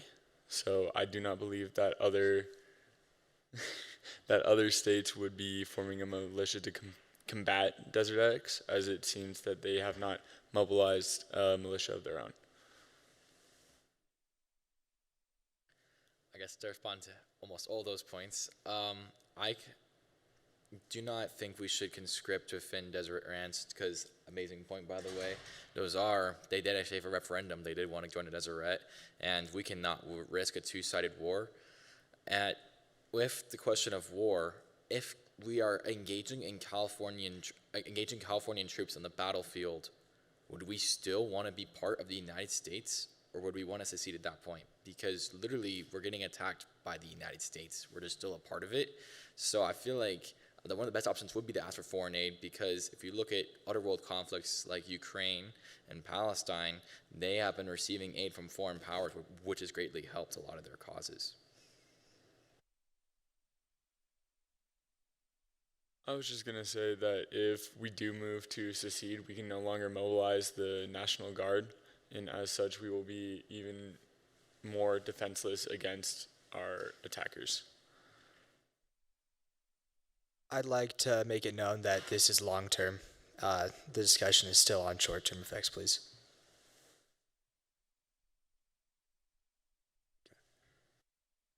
I'd like to move on to one other short-term solution. So one thing is our opponent, Skik Knott, he took credit for multiple bombings along major freeways, which makes him a terrorist in my eyes. And so I personally believe that we should either put out some sort of bounty for him, or send members of our militia or National Guard after him and bring him to justice. And I think that would be a huge moral win as well, to be able to capture such a prominent figure who's been against us. I think it would be rallying. I think it would be it would boost morale. So. Can I make motions as governor? All right, can I seek a motion to send members of the National Guard after this gentleman? Second. All right, all in favor of sending members after this gentleman, please say aye. Aye. All against, please say nay. And all abstaining, please say oi. All right, very well. We will send National Guard members after him.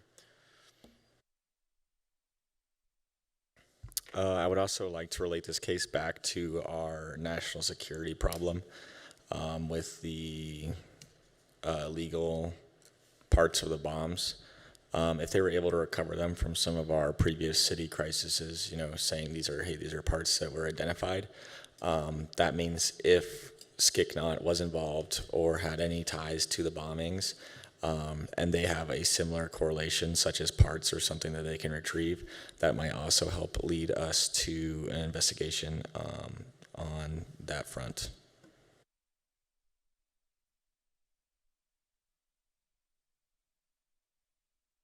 Just to add on to his point about the National Guard, soldiers usually reside in the state which they are part of the National Guard in. So I'm pretty sure their loyalties would lie with Nevada. And I completely agree with sending some kind of force after the bomber, but I'm not sure the National Guard is the best option. They're like a military force to keep peace and combat enemy troops. They're not like an investigator or an agent, so I think that might be a better job for the SWAT. Sorry, you said it'd be a better job for who? A better job for SWAT teams.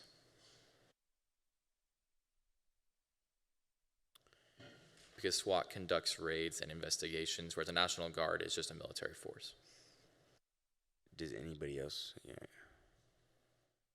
I kind of agree with that.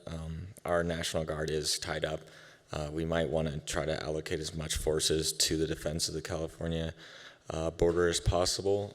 We do still have police force and local sheriffs that are very dedicated to the state as well as the National Guard. And I feel like their personal drive and expertise in this area might be a little better suited for this situation.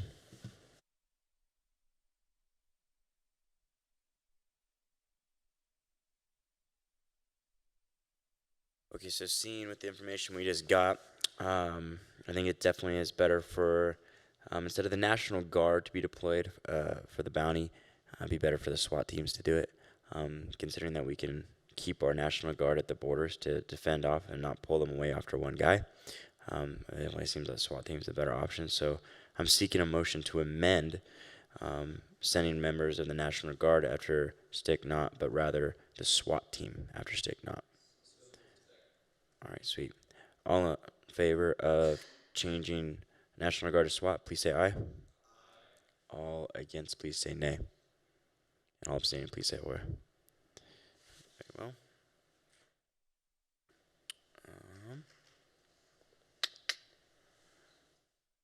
Gosh, where do we go now?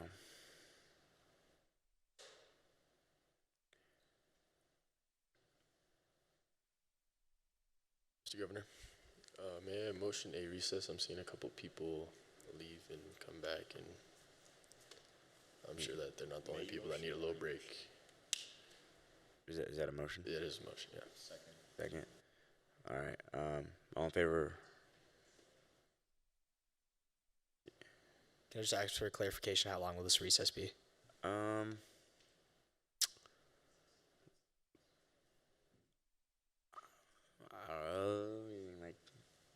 10 minutes, 5 minutes? We'll do a 10-minute recess. So we'll get back here at 11:35. So all in favor of an 11:35 recess, please say aye. All against, please say nay. All abstaining, please say oi. All right, recess has started.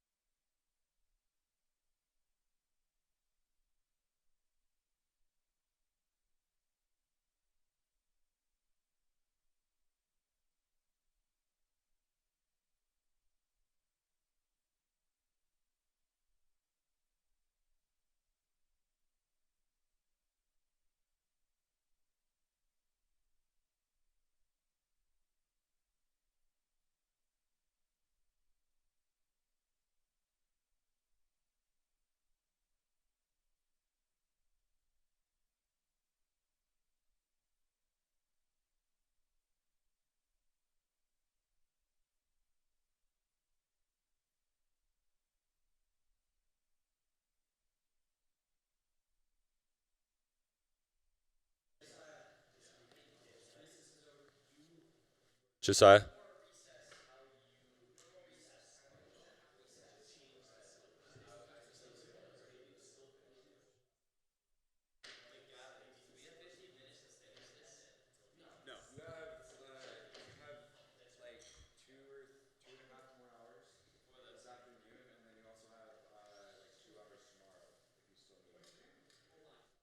Okay.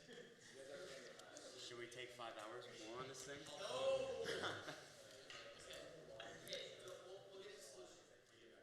Yeah. Let's get back into session, guys. Yeah. Okay. Ethan? So during recess, we were discussing something that was very interesting, and it seems like a feasible and pretty useful option to take. So with so Nevada has a lot of military bases, federal military bases, right? If we're worried about corruption in the federal government and enemies on all sides, essentially,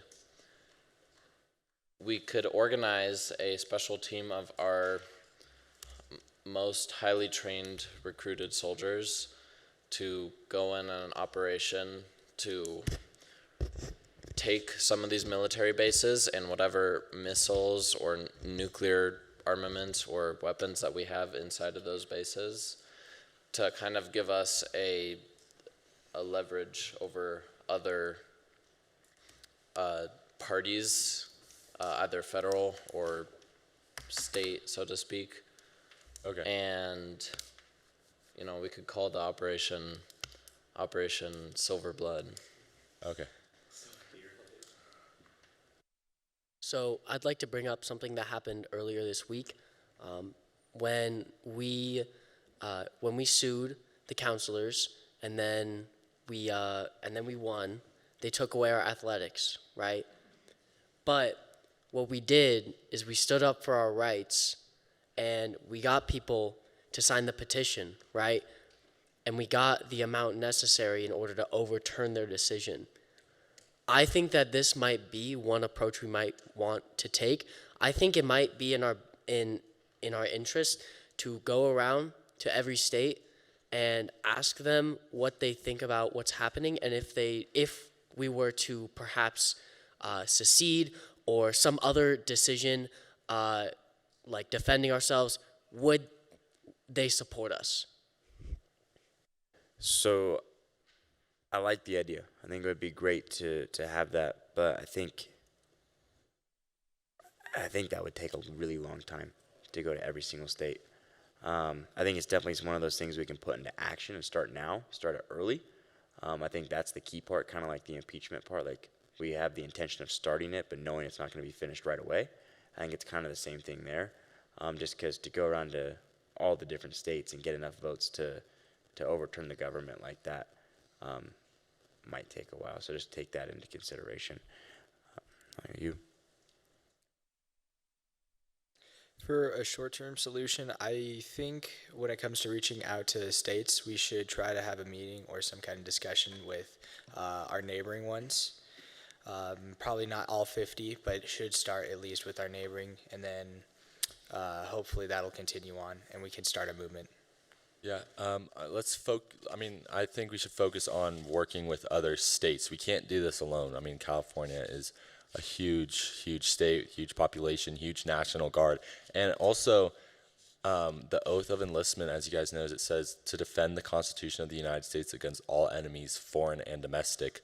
So I think we need to work with other states and overthrow the government. Tristan.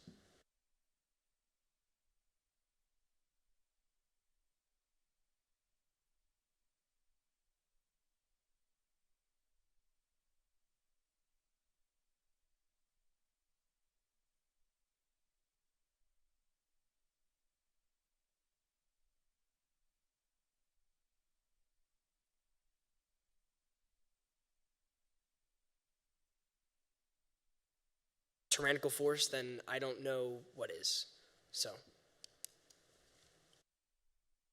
So just to confirm, Secession, you mean? Okay, so I was currently on that track and I was fond of it, but I was worried that you guys were not agreeing. But however, I thought about the human lives that would be lost in this conflict. There would be a lot of loss. We're talking maybe like hundreds of thousands, if not maybe like 1 million Nevadan people being killed. The most peaceful solution may be to just let California annex us. And it may sound crazy, but California is still majority liberal, and they may be corrupt, but they actually do want what is in the best interest of the Nevadan people. They want to protect our liberties and our rights in a neo-fascist regime, at least according to the counselors when I just talked to them. I absolutely disagree. I think that California has shown that they don't respect our rights by invading us and, taking the lake, taking Douglas County. I think that, I don't think going to California or Deseret is in the question for me at all. I think that, I think we'd have to, if we wanted to pursue some type of secession route, I think that the best option would be to go to other states who are not a part of Deseret or California or anything like that. Yeah, I agree with that, and Josiah, I respect your opinion, but definitely we should not secede into anyone, especially a corrupt and neo-fascist government.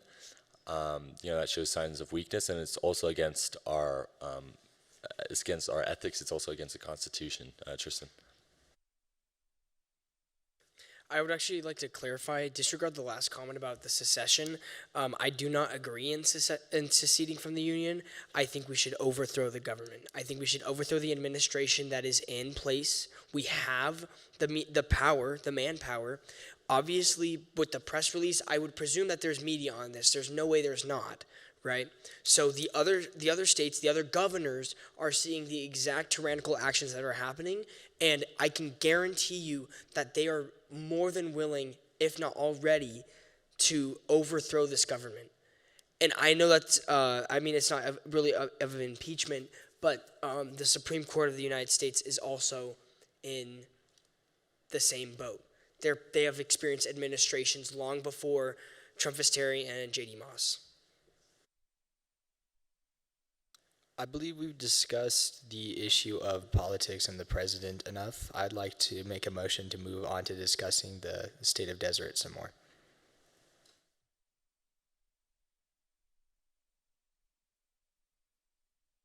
What if we, because lunch here is going to start pretty soon, within the next 7 or 10 minutes. I think what we should do is create a bullet point, like a 1, 2, 3, 4 of the first thing we're going to do, the second thing we're going to do, because we kind of are like circling back on things, I feel like. And so I think we kind of have the ideas of what we want to do, but I would like to make in our Google Doc a just 1, 2, 3, 4.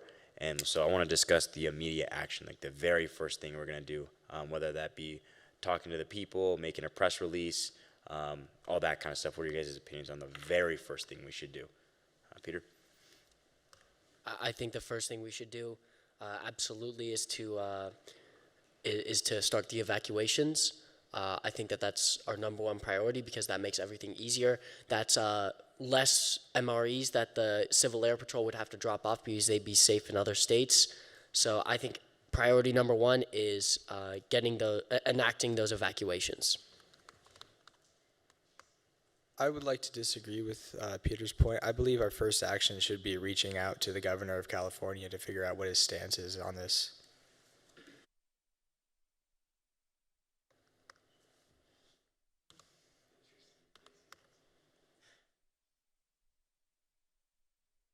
I completely agree with what he said. So I feel like we have to reaffirm, does California want to conquer us and oppress us, or do they actually want to let us have our rights? Because if it's the second option, it is not worth the loss of Nevadan people, because we're talking about the lives of people.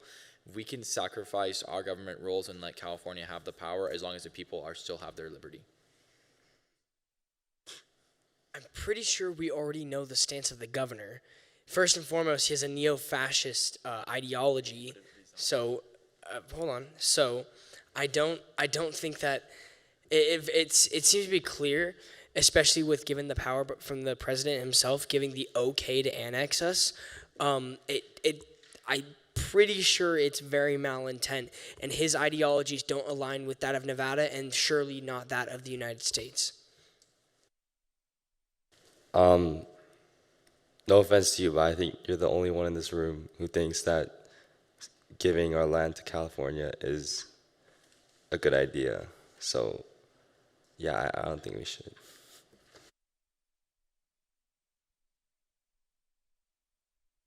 I'd just like to say, if we allow this government to continue, then, if we don't allow this government to continue, yes, there will probably be a lot of bloodshed, but I think one thing we're failing to consider is if we let a neo-fascist government like Deseret survive, or even just the U.S. government with Trumpists, think about how much more lives are going to be lost by not standing up for our rights, and how much more liberty we're going to lose if we don't stand up for our rights right now as citizens. Yeah, I think our first solution, or our first plan of action rather, is the citizens. That should be our first consideration. We need to protect the citizens first, and then we could deal with everything else after. I'm going to allow 2 more points on the first of action. So I'll go you. I'd like to clarify my first point, then I'll add a second point. For the first point, I believe we should reach out to the governor, because if we can try to negotiate some kind of peace or anything with him, first off, I think that should be a priority, see what he has to say. But if peace is completely out of the question, then it's very good to establish that immediately. The second point that I would like to address, or the second thing we should consider, is implementing the food, like the tickets, and trying to get all those support organizations on board with us so that we can start moving towards helping our agriculture and food security. Just say last point. If we are going to go with resisting California and the federal government, I would argue that yes, evacuation is good, but I think secession would be the first one, because we need to make sure that all of our resources are ours in Nevada. That we can't do FEMA because that's federal, or that we have control of the National Guard, and everything in Nevada is actually Nevadan. And then we should rally the other states to join us in our cause to bring liberty and democracy back to America. That'd be my ideal first step, but I think evacuation is still a good first step.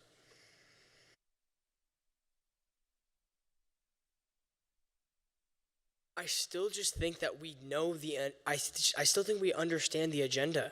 I mean, okay, take for example in the first paragraph, we have with suspiciously fast permission from the federal government, the state of California has been allowed to begin annexing Nevada, taking it by force if necessary. So it seems to be that both Governor Newsom and Trumpist Terry and J.D. Moss are on the same page here. Yeah, so I'd completely agree with you, Tristan. I think, however, Mayor had a really good point on still contacting them. We know where they reside as neo-fascist, but we don't 100% understand the why, right? I think that's really a big part of understanding what's really going on. Like what are they really after at the end goal? So I think probably to kind of bring both sides together, I think the first thing would be evacuation, getting the people who can't be drafted out. The second part would be contacting the state of California governor, and then seeing what the real motives are. And so with that being said, I seek a motion for the first 2 steps to be evacuation, then contacting the state of California governor. All right. All in favor, please say aye. All against, please say nay. And all abstaining, please say oi. Sweet. All right, we have two spots. And these are going at the very bottom of the page. All right, you want to do 3 and 4?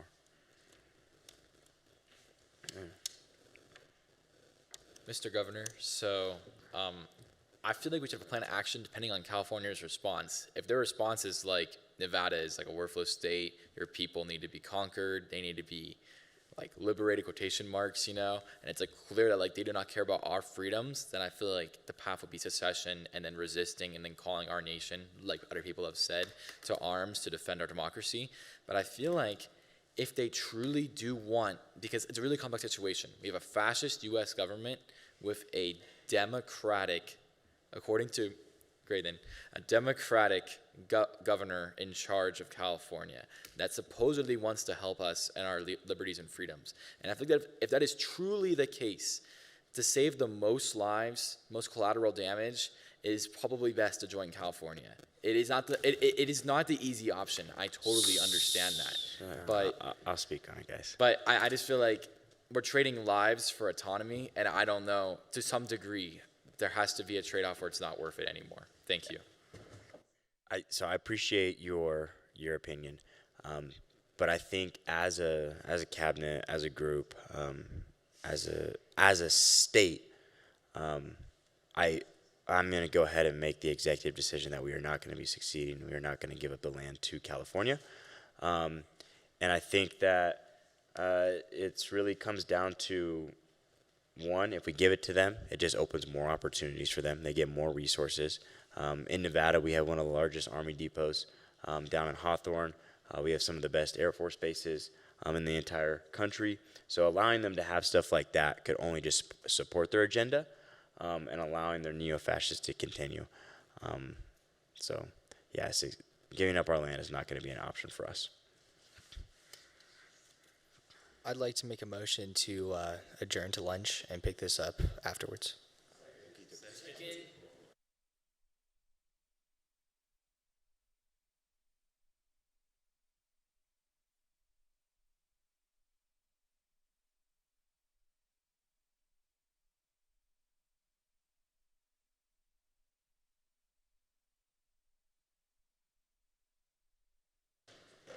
Sorry. I seek a motion to recess. All right. All in favor of recess, please say aye. All in favor of no lunch, please say nay. All abstaining, please say oi. Okay, we're going to lunch.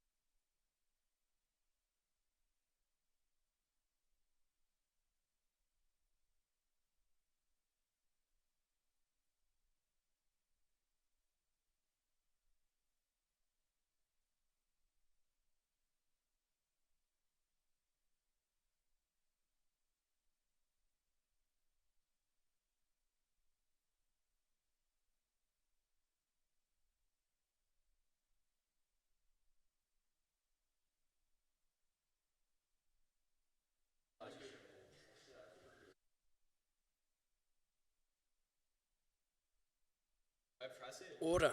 Order in the court. Come on.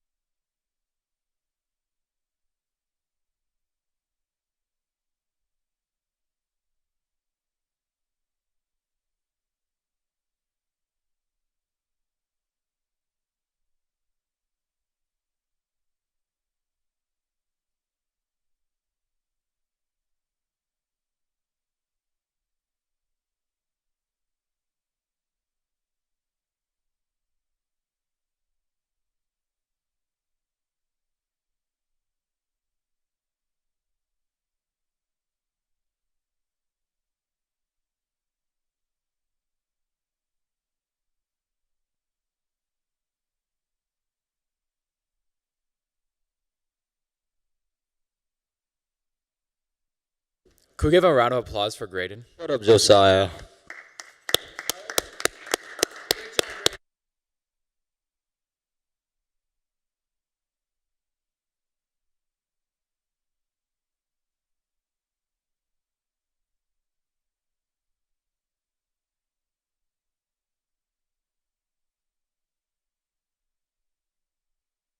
Mr. Travis, I've really liked this activity because I think that has been the one that has provided the most critical thought. We've had obviously the city crises and then the party crises, and I think it's really cool, like a final event as a culmination. And I would argue maybe if you wanted to, including the Federalist Party chairs or whatever party chairs there are, if they make 3 parties, 4 parties, whoever knows, I feel like they could weigh in on this really easily because part of my solution yesterday for the party crisis, the finale, was proposing a peace treaty and a uniting between the nationalists and the good party, so something like that. But yes.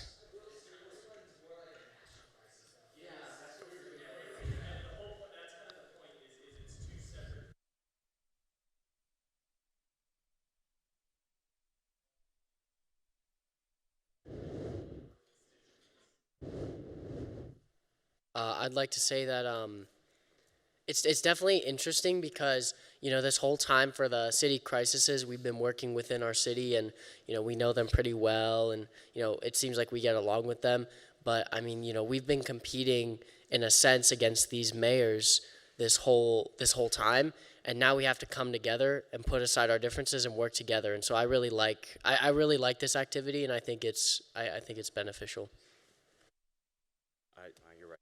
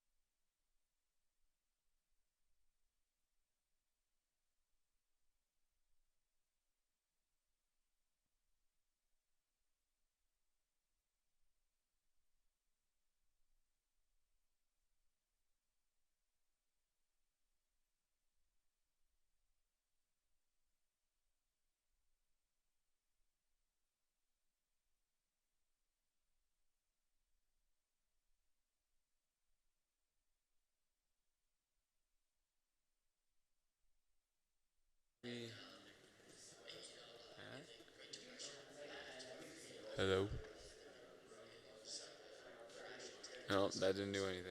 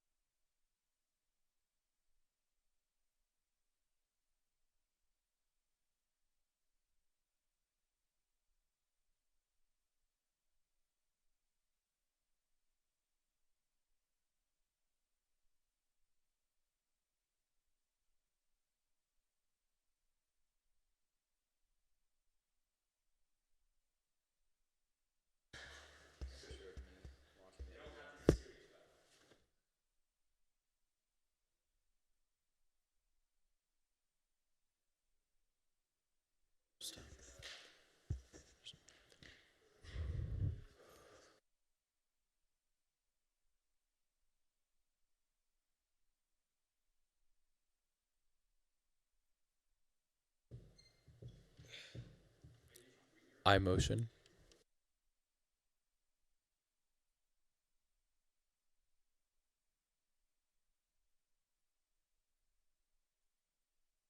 Discussions? We can't begin discussions. Here, don't touch it. Don't. Get your Honestly, mic if I on. just-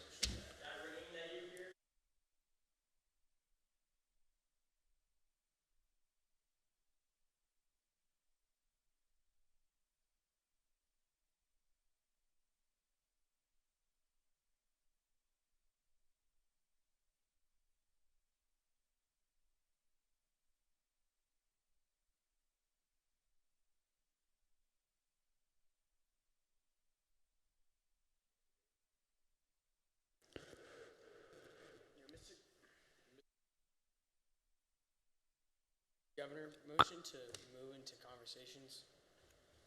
Motion to begin. Can I ask Mr. Graydon a quick question?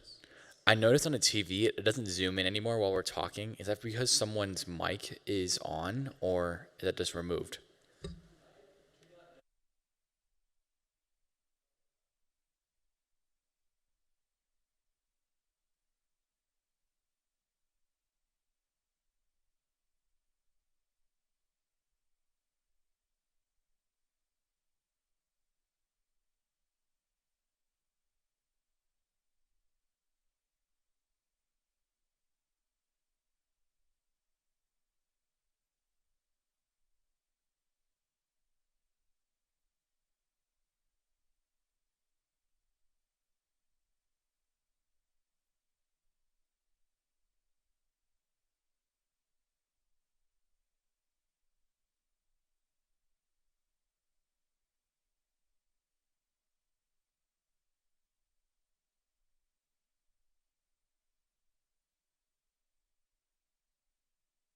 First, we decided the evacuation of citizens is going to be our first priority, and then we're going to contact the governor of contacting Governor Newsom, and so that's going to be in an effort to really just understand the why of what their agenda is, whether it's to completely take over us or just seize certain assets. But since we know that they are trying to annex us, we are going to do the evacuation of citizens. I'm opening up the floor to ideas on what our third point should be. Mayor. I mentioned this before we went to recess, but beginning those city, like the stamps, the food stamps, and the reaching out to nonprofit organizations or just organizations in general. So just just all the food stuff, like the agricultural stuff, you think is what we should start next? Yes. Okay. Anybody else on that topic? Is that a hand? I said, okay, yeah. I said earlier I was fond of importing food to store it for the future. I don't know if other people were fond of the idea, but I feel like it's really plan for the future because as long as we are in between the desert and California, it'll be hard to get food. And if our army is starving, our people are starving, our state will fall. And if our eventual plan is to bring another American Revolution to liberate America and bring democracy back, then we will need food in Las Vegas for quite an amount of time. So just to confirm, you're still okay being our third point having to do with food. You just think we should go about it different. I support what he said 100%. I just think we should also start importing more food. Okay. So we are thinking that our third point should be that we're going to start our food stamps and start importing food from our ally states. Yeah? Okay. I seek a motion for that to be our third. All right. All in favor, please say aye. Aye. All against, please say nay. All abstaining, please say oi. All right, cool. So food stamps and importing goods from other allies states, we'll go ahead, put that number 3. I do, just looking at this, because we brought up the allying states, I do think that should be probably our first or second, now that I think about it, is contacting our allying states, because right now, technically, for our third point, we can't contact them. So that's just an idea. Peter? I think that it would be a good idea to include that with getting in contact with California. I think just in general, it might be better to just have that all be one step. You know, contact California, all of those states. So that's my opinion. All right, sounds good. So then we'll just add that into section 2, or rather bullet point 2, contacting and Governor Newsom, as well as contacting the states we have listed above. All right, so now that we have evacuation, contacting people, and starting our food stamps, what is our next action? What are we thinking? Tristan. I mean, I would say prepare our defenses for just in case if we do end up getting attacked by California and the Deseret group. Thank you. Peter? I absolutely agree. I think we need to get our militia up as well, just defenses in general. I think that should be one of our top priorities. So I agree with what he said. Awesome. We'll go Josiah. I 100% agree. I feel like that should be our fourth point is martial law, conscription, deployment of the National Guard, and a state of emergency.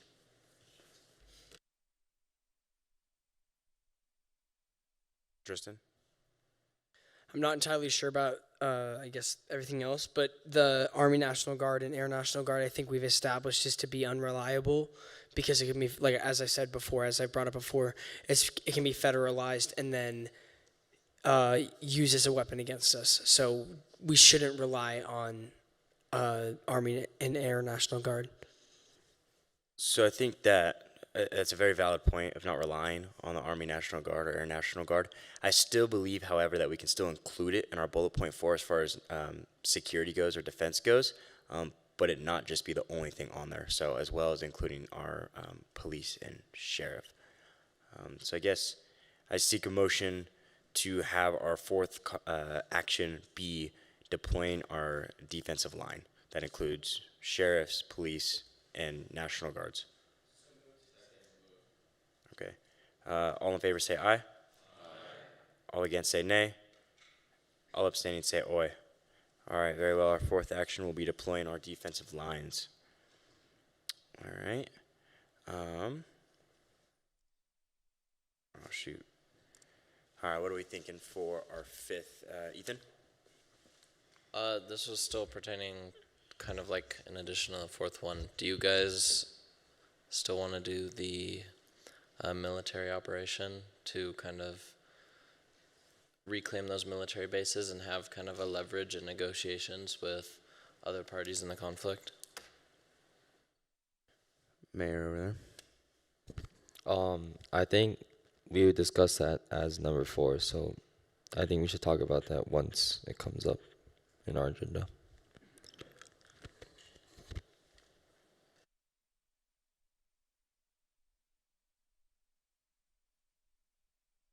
Is that a hand raise? No. Okay. You had your hand raised? I'd like to move to discuss about the heating crisis going on at the city.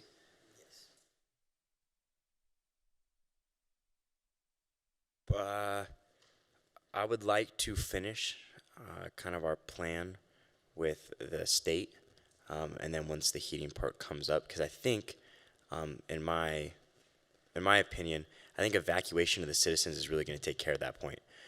And so I think once we go in and actually start to type our paragraphs under our bullet points, that's when our heating crisis will come up. But please, go ahead. Just to explain myself, what I was thinking, if we wanted to implement any policies or new acts, I think it'd be beneficial to start talking about what we wanted to do to try to fix that so that we could have an action to take and put it into the bulleted list. Regarding the heating crisis, that's going to be an issue with energy. So once we get the energy from our compact with the other states, I think that'll solve the issue. I think maybe for number 3, for food stamps, rationing food, and importing food, I think we could add also the energy part to it because we would get both from that compact. Josiah? Let me ask a question real quick. When you say energy, I'm just a little confused. Like, when I think energy as far as heat goes, like I'm thinking like AC. That's what comes to my mind. Like, I'm not entirely sure what you mean by that. Yeah, I would be that would be in reference to AC. Yeah.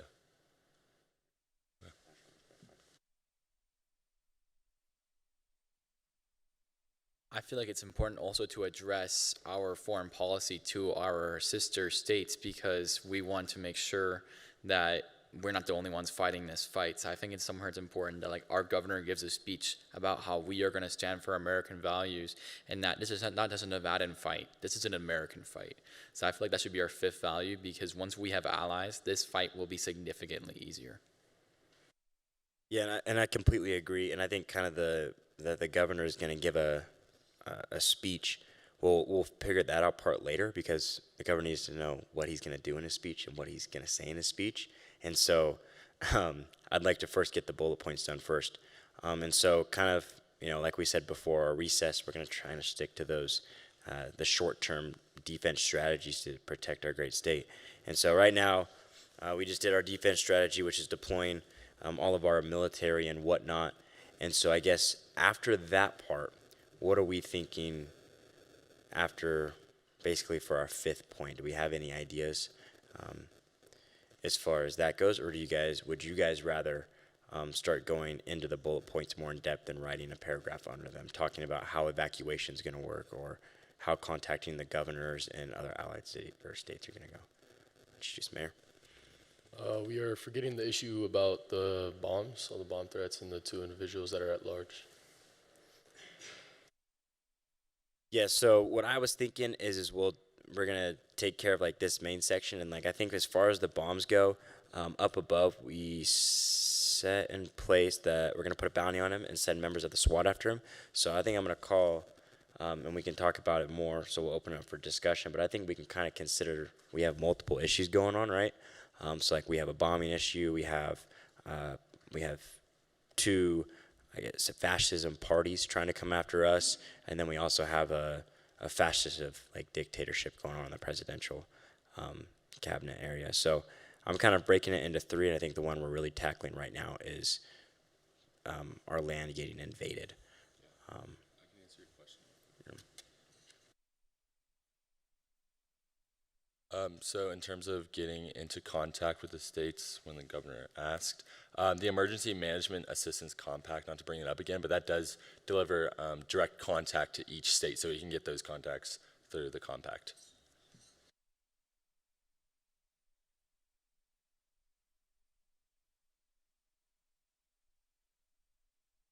So as far as evacuations of cities, and I'm going to change it from evacuations of citizens to evacuation of citizens and draft, since we have that together in our agenda up above. And so I'm going to open the floor so that way we can get a very clear and concise paragraph underneath of who we're going to be sending, who we're going to be keeping, and where we're going to be deploying, or I guess rather how we're going to be taking care of the people we drafted. Peter? I think one thing we should do is we should ask for permission to set up refugee camps in those states that we've decided, Oregon and Arizona. I think that takes a little bit of the burden off of the states, so I think they'd be more willing to do it. And then it also protects the people.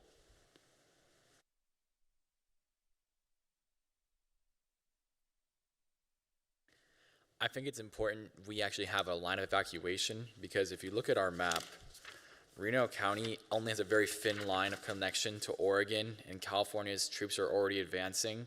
It'd be terrible for those civilians to get caught in the crossfire. So currently right now, I think the smartest solution is to evacuate towards Las Vegas, because I do not know if the people in Reno could make it to Oregon in time, and we do not want to lose as few civilians as possible. Yeah, I think in terms of evacuation locations, it would be a matter of where you are in the state, I think. But I have a question. How will we transport the evacuees to their locations, like Reno to Vegas or Reno to Oregon or Arizona? Like, how do you guys want to transport them? Yeah. In terms of transportation, I believe we can make an announcement to let people who can get there use their own transportation, which should help us. And if for any person that doesn't have transportation, we could provide, let's say, like state buses or some kind of means to get to the evacuation point.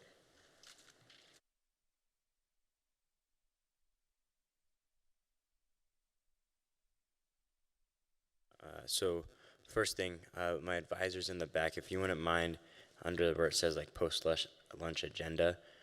So we're talking about the transportation under bullet point 1, evacuation, citizens of draft. So like while we're talking about the transportation, can we just be putting in like stuff like that he said, so that way we have it memorized and whatnot. But no, I agree. I think that if the if the people who are evacuating can use their own resources to evacuate, I think it'll be the most efficient and cost-effective manner, considering we're also going to have to weigh the economical factors later on throughout the crisis. And then what are we going to do for people who don't have vehicles? Peter?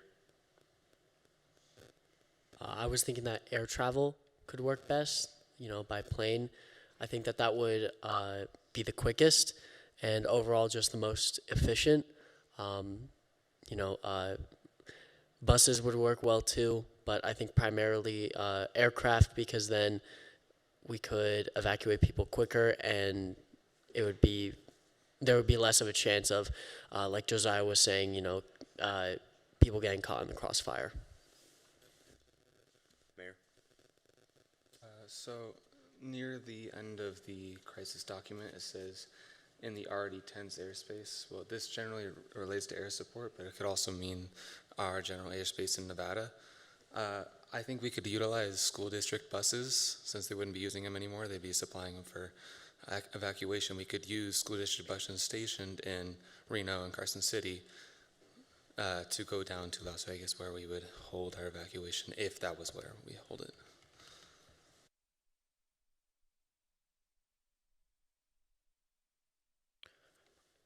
Yes, please.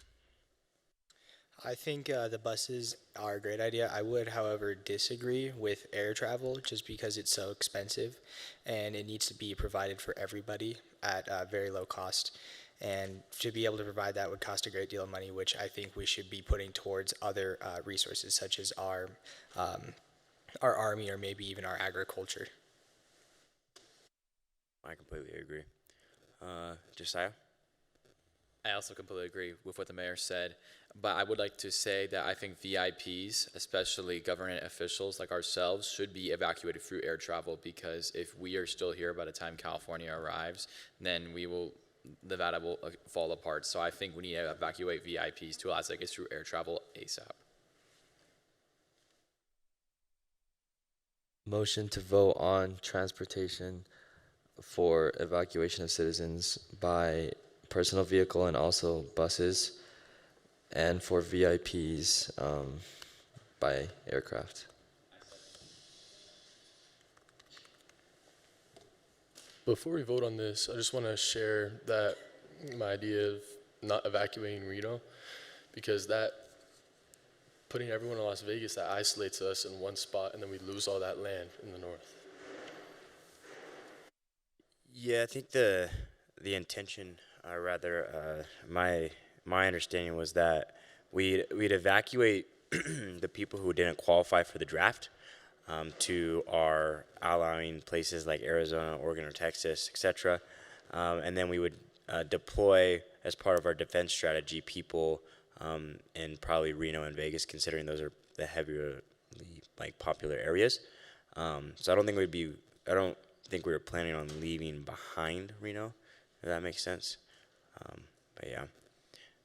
Tristan? We are just trying. Which cities primarily do we need to get people evacuated from?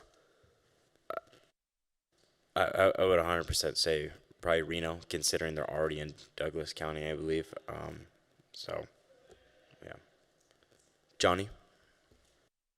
Yeah, I was just wondering if we had a proposed path to take refugees, considering that Slicknot did bomb the major highways throughout Nevada. Wait, can you say that again? Slicknot has taken credit for a series of bombings along the major freeways that connect. Oh wait, no, never mind. It's Howard and Anderson. My bad. Disregard? Are you saying like disregard that comment? Okay. Josiah? In response to the Mayor of Anderson's comment, I disagree that we're not trying to abandon Reno. We're just planning for in the case that Reno falls, there are as little civilians in there as possible, because there will be a battle for Reno once California's troops reach Reno. So we do not want civilians to be there. Yeah, I think we should decide on now is the percentage of our military that goes north and the percentage that goes south. Like, do we want it to be 10% in the north because it's smaller, 90 in the south, or 50-50? Like, what are the logics you guys have behind that and the ideas, Tristan?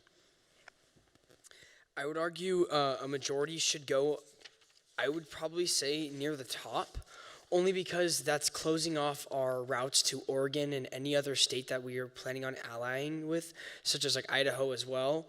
That like little sliver where we have Washoe County and Carson County and whatnot is, I think, a very big it's a pivotal point to where that could be the turning point in the war or in the conflict, if you will.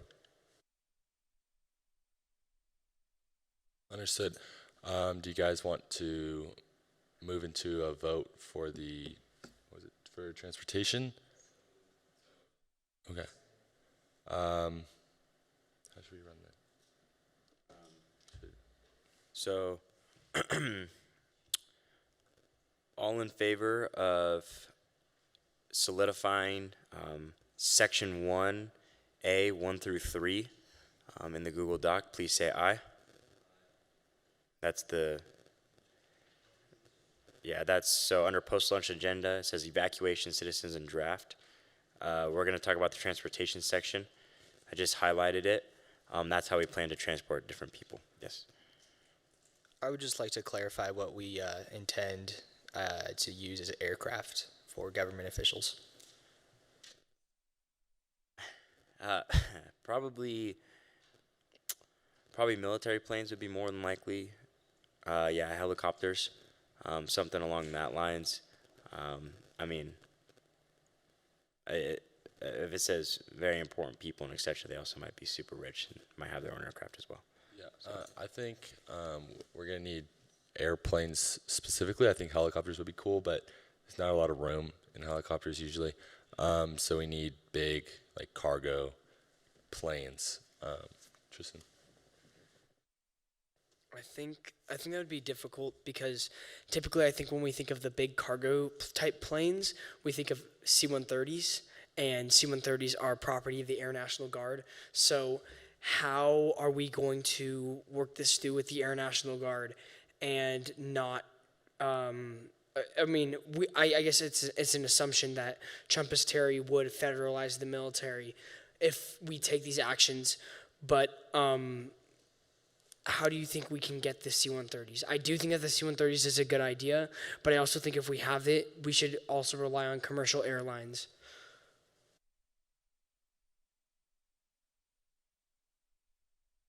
I think one thing that we can do, I'm pretty well versed in the aviation industry, and I know there's a bunch of different private helicopter companies out there, so maybe we could utilize them as something that we could do. I think that, we also put in there that VIP is not just strictly related to government officials. That also could mean, like Warren Buffett, for example, lives in Incline Village, which is on the Nevada side. And he's rich enough to probably have his own private jet somewhere down here in Reno. And he's only one person, and I'm sure his plane carries like 13 people. So maybe we can talk to people like that on getting some of our more government officials on planes like his. So we'll go you. I think the et cetera covers that for like other government people that aren't government officials. So I don't think we need to change that part of it. I'm sorry, what covers it? Because you're saying that to clarify on the VIPs, we should elaborate on people that aren't government officials, but I think the et cetera portion of that already kind of covers it. Well, I think we just need to specify. I mean, we need specificity for everything, so I think we should add, more elite officials. Just for the record, there are no military Air Force bases in northern Nevada or the Reno area, so there are probably most likely no military aircraft in the airports up here. They'd all be civilian or privately owned. I have to object to that comment because there is quite literally an Air National Guard base near the airport, right next to the airport in Reno. So we do have military bases in the area, as well as, I don't know the distance exactly, but I know that there is an Army National Guard in a vicinity from the main Reno. Yeah, just to add on to your point, we have, they're called the High Rollers. There's a C-130 base right next to the airport, and then there's also Naval Air Station Fallon as well, which is arguably one of the most important air stations in the world as far as flying goes. So yeah, we definitely, and then you also got Nellis down in Vegas. So as far as air support goes, I would say Nevada's pretty elite as far as that goes, but yeah. With the planes, I would like to say that I don't think they are necessary, just because I believe helicopters should provide enough space, and also they're quick to deploy, as well as we don't need to carry as much as a C-130 could hold. I feel like that would be a little too much, and probably, excess. Just real quick before you go, you mentioned a good point. The C-130s are probably too big just to carry people, right? But when we're moving these people, we're probably going to be moving them towards our ally states like Arizona or Oregon. What if we had them also carry government officials, but it also carried supplies for the refugee camps at the same time, so we're serving two purposes at once? Just an idea. You had your hand raised. I think those supplies are being carried by the Civil Air Patrol, no? I think being a part of the program and knowing quite a bit about it, the supplies needed for this is not going to be 100%, not even close covered by the CAP. They can maybe distribute MREs, but as far as like refugee camps and to supply a whole state's food, is going to call on a lot more than just them. How are we going to get access to those C-130s? Assuming that the president has not done anything with the National Guards, the governor can still call on the National Guards to help him out. That doesn't say anywhere in our state crisis that they have been activated. It just says they're being requested to be called upon. So.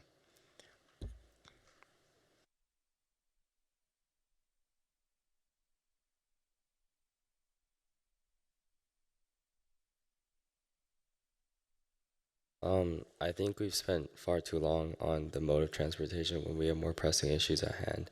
So I motion to vote on ratifying 1A through 3, 1A 1 through 3.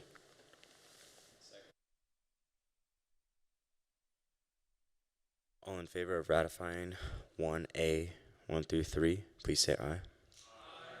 All who would not like to ratify, please say nay. And all who abstain, please say oi. All right, very well. The transportation to and from our ally states is solidified. I think the next part would be the distribution of the people we draft, or the military members rather. And so I guess I'll open the floor up to where should we spread our resources? More in Vegas, more in Nevada, and preferably if we could get some percentages as well. Anderson? I think we should prepare Reno and Carson the same way we're preparing Vegas. Yeah. I absolutely agree. I think it's pretty clear with the method so far that California is coming for the capital, Carson City, and we need to protect that at all costs. And, you know, Reno is within close proximity, and Washoe County, if we want to go to Oregon, that's pretty much all we've got right now. And so we need to protect Washoe County, which entails Reno, and we need to protect Carson City as well, our capital. I propose that we do 55% in Carson-Reno area, so north, and then 45% more southern near Vegas area.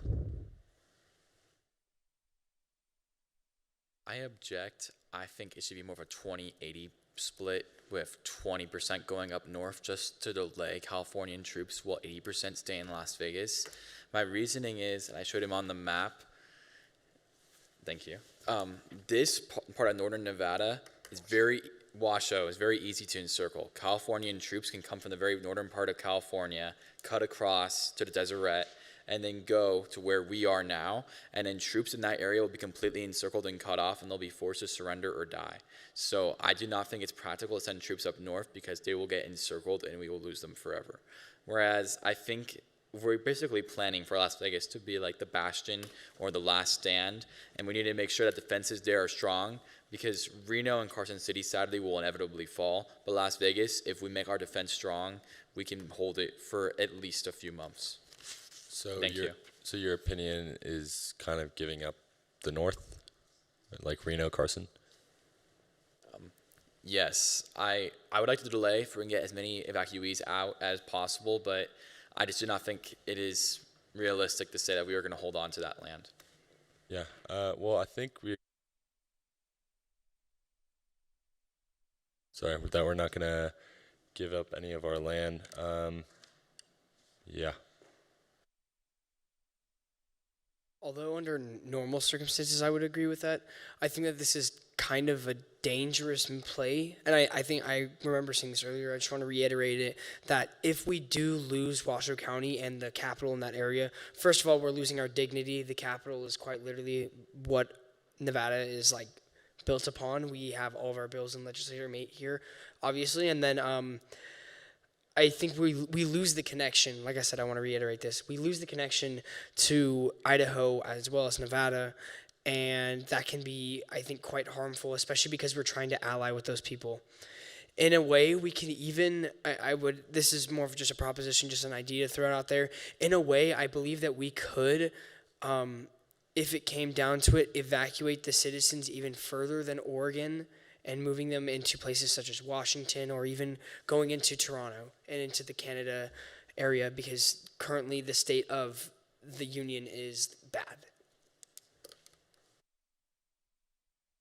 Understood.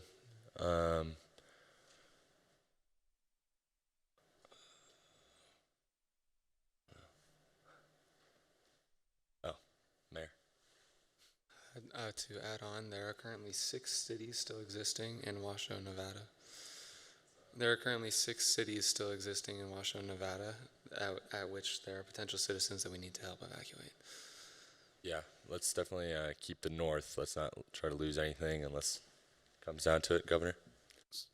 So, can somebody find out I know it says in there which cities are where, but I know there's two cities. Of course, we know the Reno one and Vegas one.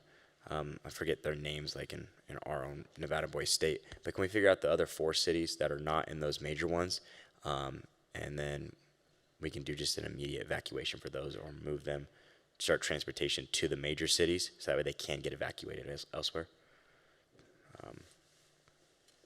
There's currently Via in the very northern region, spelled VYA. Then there is Gerlanch, Smoke Creek, Sutcliffe, Pyramid, and Nixon.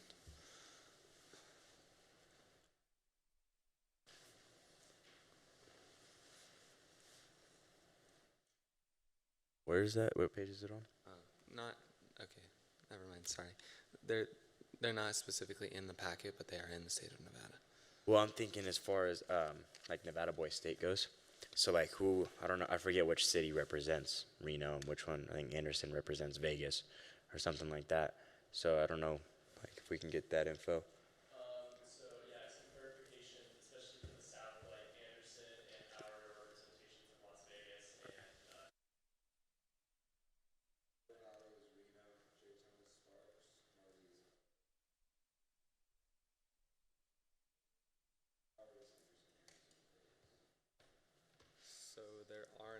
So there are so there are no cities in Washoe County. Okay.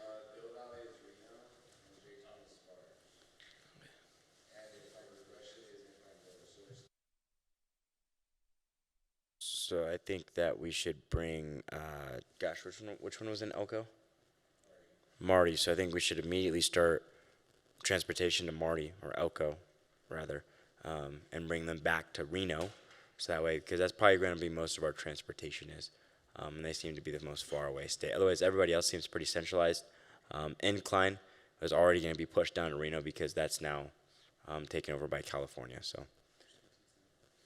Just real quick, does everybody agree with the percentages on the dock? Reno, Carson City, 55%. I know we have a 55% or 20%. Maybe get rid of that or, because I think we've agreed that we're not going to give up any land. So do people agree with the 55%, 45%? No. If this is just an idea, maybe we don't include percentages and we can just say that we've elected or appointed someone to lead our marshal, or rather our militia, and just saying that he or she will delegate troops as needed, just so we don't have to specify percentages. Tristan. Second that. I also agree. I feel like if you are from Reno, then like your regional militia can fight in the defense of Reno. But I do think the Nevada National Guard should be focused on defending Nevada, because even though there are a lot of cities in Washoe County, there are more people in Clark County than there are in those 3 cities combined. I know that's a bad way of seeing it, but it's just, I feel like we have to focus on protecting more people. I don't think the number of people should qualify the quality or reason for them living or not living, or evacuation or safety. I don't think that should be defined by the number. I don't know if you guys believe that or not, but just because it's smaller, I don't think less resources should be allocated to them. I think every life really matters, and I think also California is probably the closest right now to Reno and Nevada, so if anything, they probably need more of the help. But yeah, I'll go Ethan and then I'll go Peter. All right, I wanted to add that maybe it would be reasonable to station troops along the California-Nevada border, especially around the Douglas County intersection of the border, because we don't want the Californian people to continue advancing into Nevada and cut us off from either routes into other states, into ally states, or routes to different cities within Nevada. And so having a certain percentage of troops stationed on the border will prevent that, or help prevent that.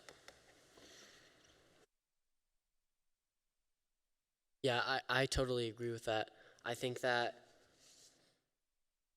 we should focus on the borders especially California, Nevada, and we should focus on fortifying Washoe County, as that is a really narrow place where we can get out. And I think that making sure that Clark County is taken care of too. I absolutely agree with that. I think that's a very valuable resource, considering everything, especially population-wise.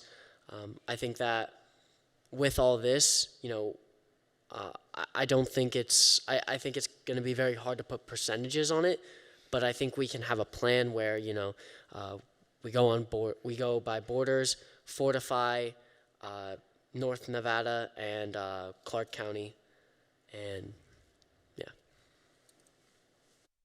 Awesome. Just because of time's sake, I'm going to seek a motion. I'd like to seek a motion to approve what we have for percentages of drafts, that being 55% for Reno, 45% for Vegas, and solidifying the ages of 18 to 35. And then as soon as we solidify what's happening in Carson and Reno, since we are allocating 10% more to them, then we can allocate that extra 10% back to Vegas when we need it. But just considering how close everything is to Carson and Reno, I think we need that extra 10%. So, One really quick point is that forces cannot be immediately trained and deployed. It will take time. California is already advancing. So that is why I don't even know if it's holding Reno for like days is even feasible, because you can't just give someone a weapon and expect them to be a well-trained soldier. They have to do training. They have to learn military rules. You can't just raise a militia instantly. Those people, we'll be sending them to their deathbeds. I'll come to your interest in a second, but I'm not saying that the entire people we're going to be putting up there are just people we drafted. There's going to be leadership there. There's going to be people that have gone through boot camp, people that are trained military professionals leading there. We're not just going to be throwing civilians in there. Tristan? A couple things.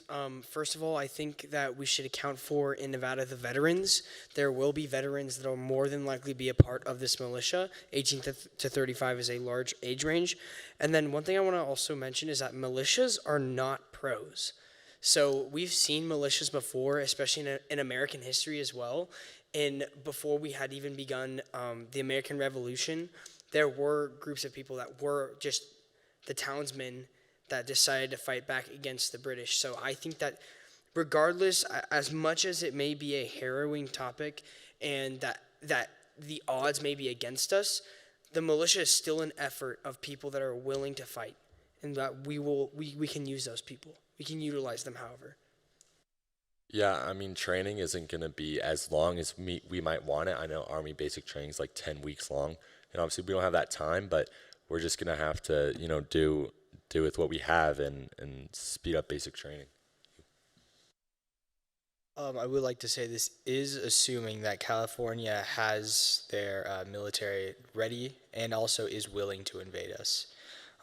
But on the topic of training, I believe in previous wars, I can't cite one specific, but it has been done where basic training has been reduced, I believe, in half in some cases. But I would double check, look that up, definitely. Just one quick note, they've already taken over one of our counties entirely. So that is why I'm stressing the time and the situation. But I still do agree, we can definitely deploy some National Guard to Reno. Yeah, we already have martial law out there, and we also have National Guard. Militia is just going to be another thing that's going to help us out. Tristan? Motion to previous question of what Mr. Governor was talking about. Awesome. I am seeking a motion to vote on the draft, 55% in Reno, 45% in Vegas, and the ages being the same as we discussed prior to lunch. Second. All right. All in favor of these numbers, please say aye. Aye. All against, please say nay. And all abstain, please say oi. Awesome. Sweet. Section 1 is done. Evacuations and citizens of draft is finished. All right. Contacting Governor Newsom and allied states. I think really the biggest thing here is just, of course, the states we have listed there. But I would also like to get how we're going to contact them in there under the document, what we're going to ask for as far as our allies go, and then for contacting Governor Newsom, I think really the biggest thing is just figuring out is why. So, Peter, if you'd like to start us off. One thing I had previously talked about, which I would like to add, is just contacting all states in general. I think that that's a good priority because we can get a sense of who may support us, who may not. You know, obviously California may be the first one we want to contact since, you know, they're invading us. But I think that it would be important to contact everyone and then get just kind of a sense of how people are feeling about this in general.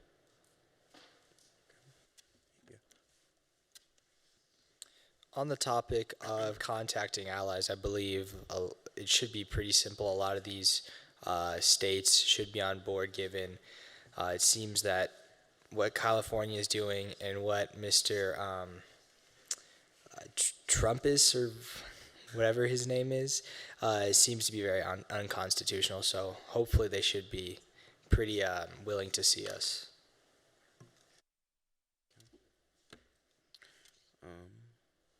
Peter. I move to amend step 2, I believe, to include all states. Do I have a second? Just to, oh, I see what you're talking about. Then can we put, so are you looking to, I get the ally or contacting part. Are you looking to ally with all of them as well? No, I wasn't looking for that. I was just looking for contacting every state. So if that's already in there, then there's no need to amend. Okay, so then, all right, so all in favor of amending to all states, please say aye. Aye. All against, please say nay. And all abstain, please say oi. All right. Mayor? So on top of contacting all the states, I think we need to have an agenda of what we want from them, other than our allied states, of course, and the same thing with contacting Governor Newsom. So I think that should be what we talk about right now. Oh, also, can I have a motion to open the debate so we don't need to always raise our hand and kind of slow ourselves down?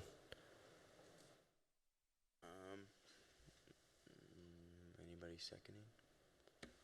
He's asking for just like an open thing, so I don't have to point on people. We just kind of debate about the topic. Right. Okay, if we're gonna do that, we're gonna time it to 30 seconds then. Each person's 30 seconds. All right. All right. So all in favor of 30-second, just speak when you get a chance. Debate style. Please say aye. It's just gonna be like, yeah. So it's just gonna be open debate. So how it is normally in committees, you just speak. Yeah. And we're gonna have it timed. 30 seconds. Well, let's give him a minute. Do a minute. A minute? Is a minute good? What do you guys think? Yeah, you don't have to use the whole minute, but you get up to a minute. Got it. Sound good?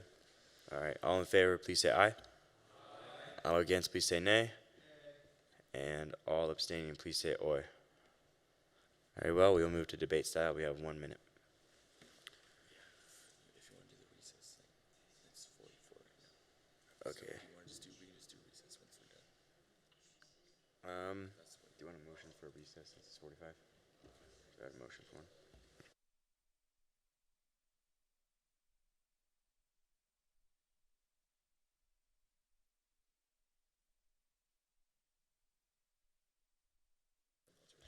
I think that Vegas should be one of the spots that we defend the most, only because there's access to a lot of crucial resources that California relies on, such as like the Hoover Dam in this case. And Hoover Dam supplies water to LA, San Diego, and a lot of cities down there that have millions and millions of people. So I think defense of Las Vegas is important. Yeah. Real quick, it is 1:45. Motion to move into recess. So moved. Seconds. Okay. All those in favor say aye. Nobody want? Okay. All um, all those against say nay. All right. Okay. Keep it. Josiah. I feel like the governor needs to give a patriotic speech in front of the entire American people on live television to call the American people to arms to defend their liberty, because that is how we will get our allies. Governors may not agree with us, they may be too scared to do anything, but if the American people want their liberty, their democracy, and their rights, they will rise up across the nation and join our fight. And that could even happen in California, because Governor Newsom is not popular. He is a corrupt politician. In a desert, that could even happen. So I think the governor needs to make a speech, and just like he said, Las Vegas does need to be fortified extensively, because it has Nellis Air Force Base, the largest Air Force base, I think, in the nation. I could be wrong. I got a question wrong about Air Force earlier.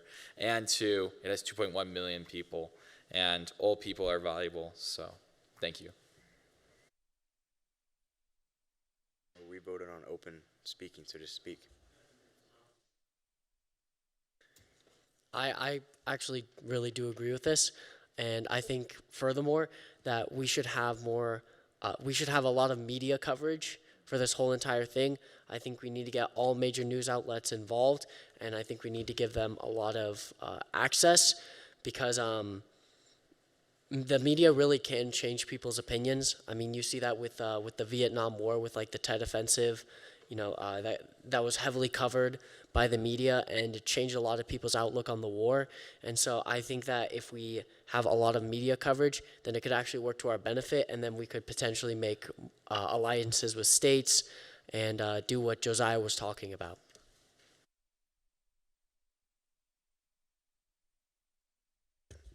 Okay, I agree. I just added that into the document, and so I think just to solidify our contacting governor and Newsom in all states, we're going to do some voting real quick, and that's going to be on. So bullet point 2, A through D, which goes everything from our goals to the type of cities, method of contacting, and about social media use, and speeches by the governor. So I motion to vote on this section.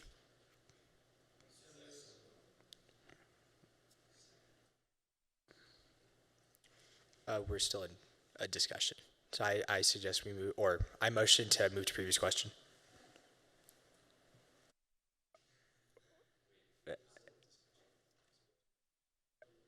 Oh.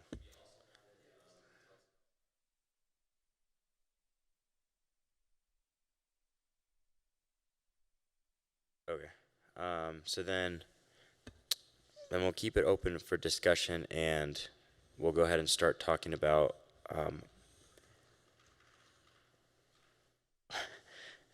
how we're going to contact the governor of Newsom, and what we're really going to be trying to find out. So, Mayor, if you want to start off, you mentioned it.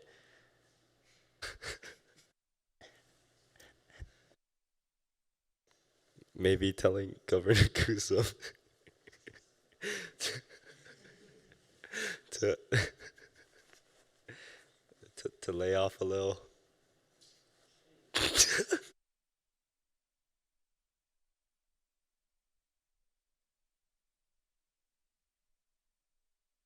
I think one big priority should be that, we do not want to try and make any concessions in terms of like giving up any land, because, they've already taken Douglas County, and I think that it's I think it's a bad idea, just in general, to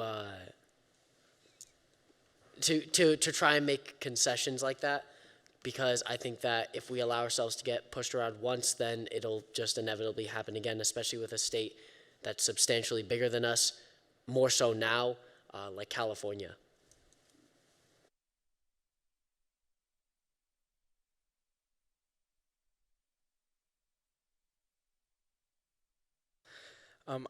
I agree with Peter as well, just because I think that, like, I had it and I forgot. But yes, I am on the same page with Peter on this. maybe also opening discussion on Lake Mead and telling him our position of cutting off Lake Mead if he doesn't um, make his troops go away.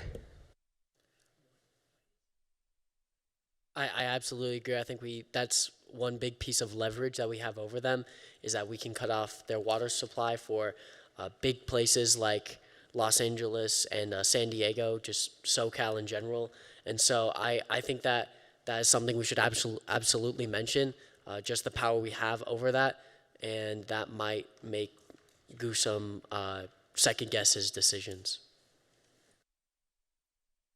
So I think it's imperative that in our speech with Governor Goosum, we tell him, like, leave Nevadan land now or you face war, because we are not going to give land to California. We've established that. And we can also say, we control Lake Mead, we control Hoover Dam, and we are willing to use those as leverage to maintain our autonomy. I would be surprised, though, however, if he does agree to it. And then, of course, we do have the plan now of starting the Second American Revolution and freeing the people of America from this neo-fascist government. But if by chance he does say yes, then we can keep our autonomy. So for our negotiation tactics, just to make sure that we're all agreeing on it, we're going to have more of like a threatening tone. Yeah? Okay. We also, so yesterday in the Federalist Party finale for the crisis finale, it was managed in a very similar way as well. Just putting our foot down and definitely using the press. We need to utilize the press as much as we can. It's one of the greatest rights that we have as an American, is freedom of the press. And if we are getting this information out to big news outlets and whatnot, coverage can help us gain some support from California, or not from California, sorry, from like every other state besides California, of course. All the rest of the Federalist states and the rest of the United States and besides the Deseret people. So. Yeah, I just think to summarize it, we can say that the biggest thing is we will not allow ourselves to get pushed around, because if we let it happen once, then it's going to happen again. So we need to stand our ground against California in order to keep surviving, because otherwise we might as well just give up the entire state.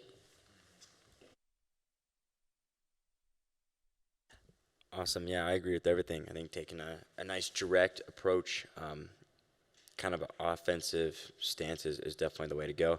So I guess, and now I pretty think that covers kind of the contacting the governor and what we want to relay, the message we want to do, and how we're going to relay it. So I would like to seek a motion to vote on bullet point 2, section C, just on the goals of contacting the Governor Newsom.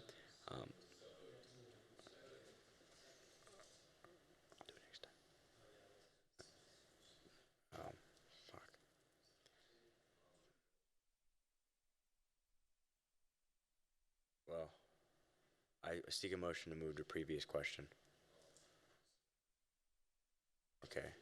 And I seek a motion to vote on all of section 2.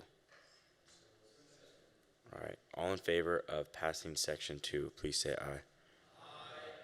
Aye. All not in favor, please say nay. All abstaining, please say oi. All right. All right, so now let's go ahead and start moving on to food stamps, rationing cards, and importing foods. So I think if we just want to start opening up, I think the biggest thing is food stamps. How many meals are they going to be getting?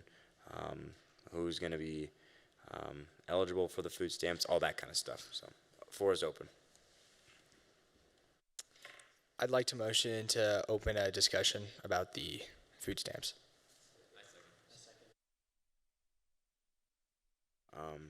If you would like to open the floor to discussion, please say aye. Aye. All against say nay. All abstaining say oi. You're good to go now. So since this was, I think, one thing we should start off with is the kind of ration tickets I mentioned. So to just kind of elaborate on what exactly they were, you'd basically just get a really big book that was full of just essentially like tickets, food stamps, all of those things. They were called ration books, and basically you would get that, and that's all you could buy at a time. So like if you wanted to get, for example, like 2 dozen eggs, you put in the tickets, and then you give the store your tickets when you buy them, and then you couldn't, if you had more tickets, you could buy more, but once you were out, you were out. And so it encouraged people to ration what they had, and it also helped local businesses thrive because they didn't feel overwhelmed. And that's especially important now because local businesses are absolutely going to be what we rely on. And if we want to keep them in business, we need to make sure that they have more of a steady flow versus just like panic, panic, panic, So that's kind of just me explaining fully the idea that I had for the ration books. I would 100% agree with everything he said. I'd also like to add further on, too, to avoid looting of stores, that we should have at least like an officer or two stationed outside all grocery stores to ensure that stores are not being robbed in a time of panic, because pandemonium is going to unfold once all of this hits the media.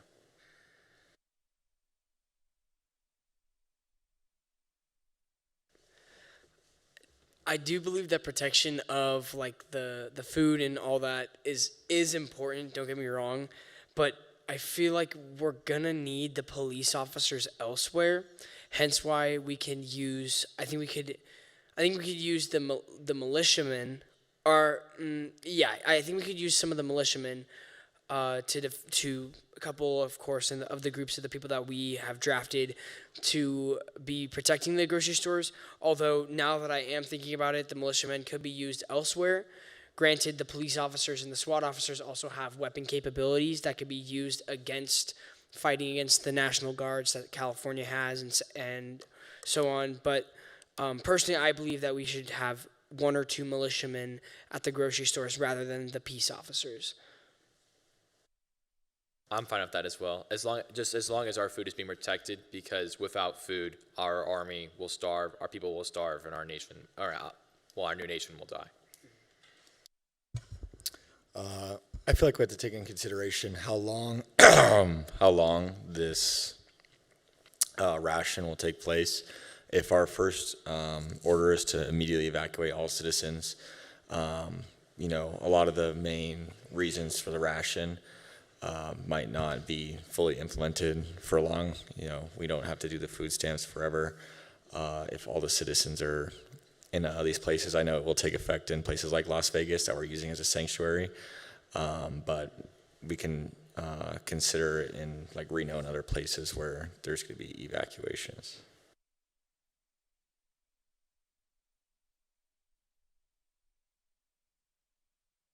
Awesome. Yeah, I agree with everything that was just said. So, Peter, I'll ask you a question since it was your idea, and that is, I guess, what qualifies somebody to get food stamps? I guess is it just any citizen, or do they have to qualify under something? And then, do they get different amounts depending on what they qualify for? So basically, my understanding is that everyone got it, and most people, since we're evacuating a lot of citizens, most people will be in the refugee camps, and that's an entirely different issue. But essentially, everyone gets it, and they all get. I think it's proportional. I think it was one per household, and I think it was based off of how many members of that household there were. And so I don't know how we would translate this, but it's basically based off of how many people there are per whatever. And so we could give everyone like 1 ration book, and then they'd have a certain amount of everything. And at some point, maybe like every 3 months, every 4 months, every 6 months, I don't know a specific time period, but we could give them new ration books. And so,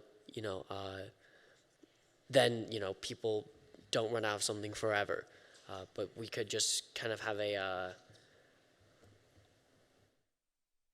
I don't know how to put it, but yeah, we could, that was what I envisioned, just maybe 1 per person, and they have a certain amount of things. And then, once you're done until a new one comes out. Are the military members going to use these rations, or are they going to be supplied their own food? I'm not sure about that. You guys wanna go Ethan first?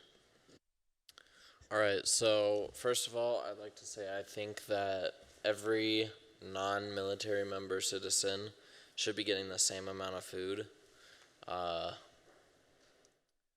those, if we end up having, we should try and store up some food for emergencies. Like, we're already in a state of emergency, but if it gets worse, and then on top of that, I think we should possibly give either just more or double rations to soldiers to keep them strong, because if they're fighting, if they need to engage in combat, they need to be well prepared and not weak.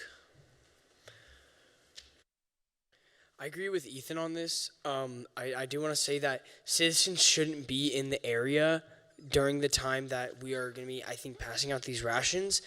Primarily, these rations should be going to the warfighters, so that we can fuel our state and make sure that we have a functioning fighting force, rather than the citizens who will eventually and will be safely transported to Oregon, Washington, our allies, etc. I agree with what they said, except I do think we should limit soldiers' rations at least somewhat until it is guaranteed that we will have access to food for a while. Because everyone can survive and still do a lot of physical output with only 2 meals a day. So I think we should be limiting everyone's meals, and especially politicians, because politicians must lead by example. And it is sad that the military will have to ration, but desperate times call for desperate measures. I mean, I just want to add that, yeah, I do agree with you. The rations are, the whole point of rationing is limiting food, so.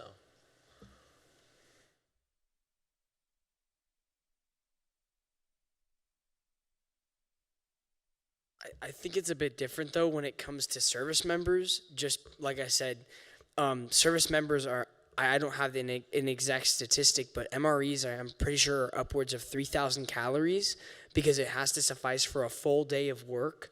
So I think if we're limiting the militiamen that are actively trying to protect the state, we are setting ourselves up for failure. So that's my spiel on it. Yeah, militiamen and citizens in terms of food shouldn't be treated equally. I think it should be a little different, right? Because obviously the militiamen are doing more work physically. Let's go on. Imports. Are we going to be importing anything? Are we doing strictly MREs, or Tristan? I think due to once we, of course, have the press release and everything, and we start garnering some support from our allies, we already have, assuming that everything goes well, we have an allyship with Oregon and with Arizona, so we can utilize some of their rations that they can fly over to us, because they both do have Air National Guards as well, and so they can, in the same way that I think it was the West Berlin Wall, they had dropped rations over the wall. It can be in the same sense. They're not necessarily interfering with what's going on. They're just simply dropping it by. But I also think that we can get food from the other American states that are willing to help us out. Okay, so food can also be delivered from allies, both national and international? In our nation, yes. I don't know about necessarily internationally. I don't know if that would stir up anything, although I wouldn't personally be opposed to it. We are, of course, working off of a ton of what ifs, and we're just that's a bit of a finicky situation, but I think we can work through definitely nationally. Okay, yeah, so let's focus on national allies for importing food. Josiah? Quick question to clarify. Should we mainly plan for the instance where California says no to our demands and instead states that they're going to keep invading our country? Or should we plan for the scenario where California says, yes, we will stop taking over your country, your state, because then we'll need to prepare for food? Or are we kind of preparing for both in a way? Let's definitely prepare worst case scenario. And, we could have Bless you. We can have decisions if best case scenario, but let's expect the worst. Does anyone have any amendments they want to make for operative 3? Yes.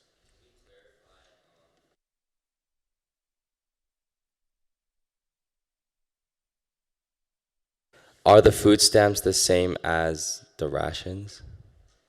They're different, right? Peter might be better on this. Peter. I saw them as a different. I saw them different. The ration books are more for, like, General goods. yeah, like supplies, food, just like food, like groceries, ingredients, just things like that. Food stamps are a separate thing. I haven't discussed this personally, though. I now I'm thinking about it. One thing that we might want to do is one thing that can be cooked really easily and in a mass amount would be like soup, and so there could be like a soup kitchen.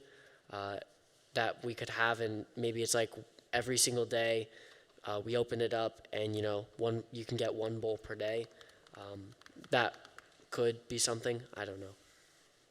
So do we want both food stamps and ration books? What do you think? I personally don't think so. I don't see a point for food stamps unless someone else wants to explain it, but for me right now in the status quo, it doesn't make sense for me. I think the ration book covers the food stamp. Yeah. Does anybody else want food stamps and ration books? Evan? Are we specifying for the military or normal citizens? Military, I don't know if you would need either, right? Because wouldn't the military be giving you the MRE, so you don't need to go? Yeah, I mean you're already getting it from the military, so we would be relating to citizens. So citizens, both food stamps and ration books. Like, do you want both? Do you want just one? Right now, we're talking about just ration books. We're not seeing a need of food stamps. But if anyone has an opinion and wants to add food stamps, then yeah. Personally speaking, regarding military, we are only giving them MREs, correct? Because MREs are very calorie dense and carbohydrate dense, which are very good for soldiers who are using their energy. And regarding normal citizens, once again, we're in a state of evacuation, and they wouldn't really be using much of their energy. So I think we should solely give them book stamps, as he said. Okay. Ethan. All right. Point of inquiry on behalf of me and Johnny. So we're getting food rations for people, but we're also evacuating them. So is this food for people who are choosing not to evacuate? Is this food for people in the process of evacuating? Is this food for people? Are we waiting to evacuate people, and this is food in the interim? Those are my questions. Yeah. It can be. So it's a mandatory evacuation notice, so you have to evacuate. But there would be an interim period, like he stated, so we could have the ration books for that. But again, it's immediate evacuation notice, so the interim period shouldn't be too long. But yeah, it could be for both. So I think we've agreed that it's just gonna be ration books. But yes. I was just going to say, if we're ideally trying to mobilize people to evacuate really quickly, then the point of organizing ration books and all of that stuff seems like a lot of unnecessary effort when we can have trucks bring in supplies and just give out a certain amount to people until they're ready to evacuate, rather than printing out books of tickets and all that. Does anybody agree with that? Josiah? Quick comment. I think the ration books are more for areas like Las Vegas that we intend on keeping for a while. Then I do agree with what he's saying. Like areas that we know we're inevitably going to lose, we should just, there's no point in trying to organize a system there. But in places that we're trying to keep on to, I think we should try and organize a system.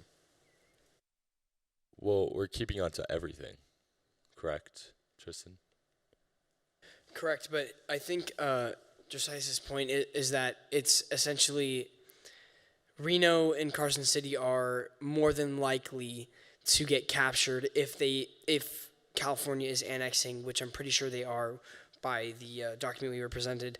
And the ration tickets could also be more useful in somewhere like Reno because first and foremost, the Reno citizens as well as the Carson citizens and everybody that is in the Washoe County area should be evacuated to Oregon by the time that this is all happening. And I understand that there's the interim period where there may need to be some of those rations, which I highly doubt that California will be able to advance as far to where the citizens' lives would be put in danger or we would be put in danger of losing this portion of our state.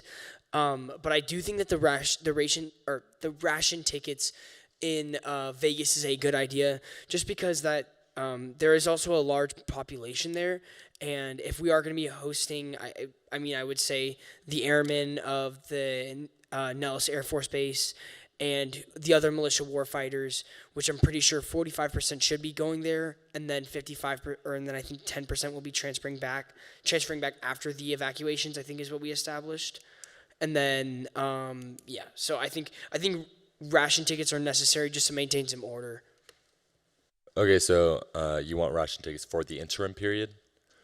Okay. Yes. For the sake of time, I'm going to take one more comment, and that'll be from you. Okay, so I just want to clarify. So currently, the citizens of Reno and Carson City have not been evacuated, and we still want to hang on to Reno and Carson City because we're negotiating with Governor Newsom. But in the case that he does not accept our negotiations and he attacks Reno and Carson City, we're evacuating them. So the rations are for the current state of Reno, Carson City, and Las Vegas. And in the case that Governor Newsom attacks Reno or Carson City, we're abandoning the rations and we're evacuating the citizens there and keeping the rations in Vegas. Is that what? So, from my understanding, we are evacuating. There's a mandatory evacuation notice statewide, right? Does anyone have any? Okay, so statewide. So that includes Reno and Carson, but that's not a military evacuation. There's still going to be troops out there. It's a citizen evacuation, right? So the food stamp, or rather the ration books, those will be for the interim period, and those will be for when you get to the refugee camp. Tristan, just one more. We're getting close to closing, so. Just point of information, just so that everybody's aware. Remember, it is Governor Newsom. Just don't want to get into any slanderous terms. It's not Governor Newsom. It's Governor Newsom. So. Really quick, Josiah. Yeah, sorry. I have an actual point. So yeah, we are trying. Sorry. Your point was a good point. Yeah, my bad. Okay, thank you. So, we are trying to hold on to Reno and Carson City militarily, but in my opinion, I do not think they will stand. I will be surprised if they do, but that's up to our military and how our generals manage that. So that's why we were planning the evacuation. So I think we should set into a motion to pass and officialize everything in category 3. We will make the strongest militia Nevada has ever seen. We're going to hold down Reno and Carson. Yes, we're keeping them there. Let's move into a voting block for Operative 3. So moved. Seconds. All those for say aye. Aye. All those against say nay. All those abstaining say oi. Perfect. This motion passes.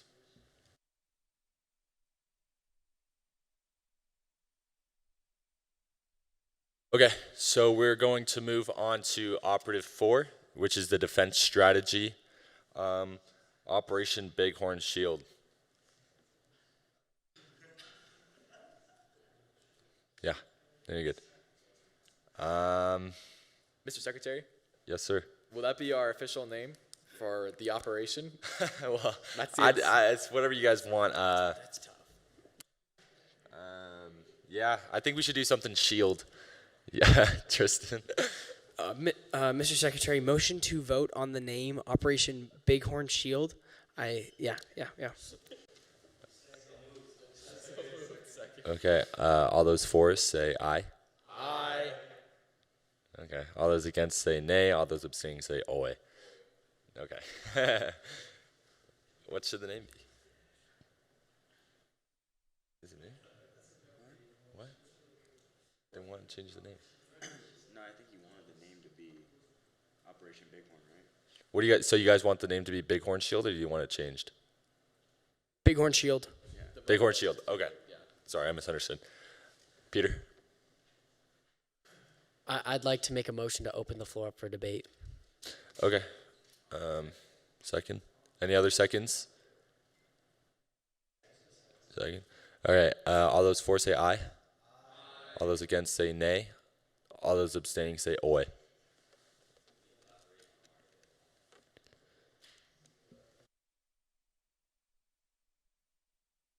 Can we He get some said, can I- elaboration on martial law, Peter? I guess I will elaborate on it. Martial law basically gives the military and the police the right to suppress some basic freedoms in order to more easily capture criminals and maintain order. It is not preferable. We do not want to be doing the same thing our neo-fascist government is doing, but in this desperate time, we have to make sure that things stay in an orderly fashion. So that is why we had martial law as an idea. We could also declare a state of emergency, which gives the governor more executive power. Same with martial law. Define martial law in this instance. So martial law would allow us to capture, it would give the police the ability to, when they find the criminal, to eliminate him on site, and anyone who is protesting or trying to loot from stores also to eliminate. So it's very authoritarian, and I do not want to do this, but I think because if we do not, we will have pandemonium, widespread chaos, and our state will quickly crumble. The reason I asked to clarify that was because we already kind of ratified calling martial law if you scroll up to the bombing section. So can we just delete it from the defense strategy because it's already been declared? I think we can just highlight it. I think it's part of the defense strategy, so we can just highlight it, and then that's good. Also, who wrote Operation Silverblood? I'm pretty sure that was just the original name. That was just an original name draft from Mr. Ethan. The Operation Silverblood is a separate thing. So we did Operation Bighorn Shield because it was cool and it was the entire thing. Silverblood is the very specific. We're gonna go into the military bases, take them over with whatever special forces we can organize that reside within our state, and then we're going to use those supplies for negotiations to give us leverage in the conversation, because if we have nukes, it kind of gives us the ability to we could say we can intimidate like the dictators, but something like that.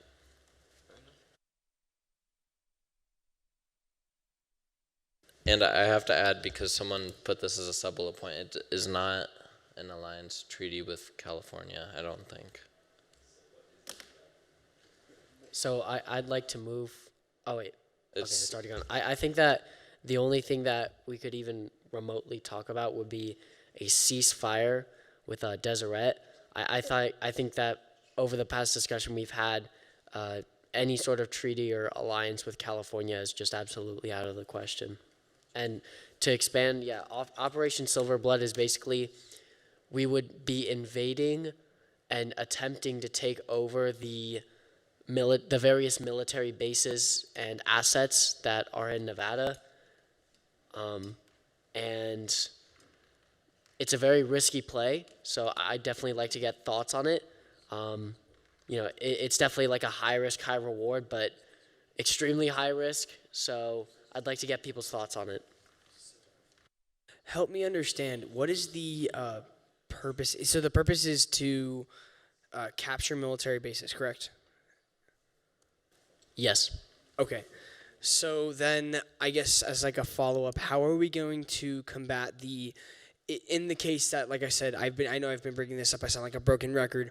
How are we going to combat the case that the military is federalized and we are left with nothing but to combat the Air National Guard and or the Army National Guard? How are we supposed to get the resources from those places?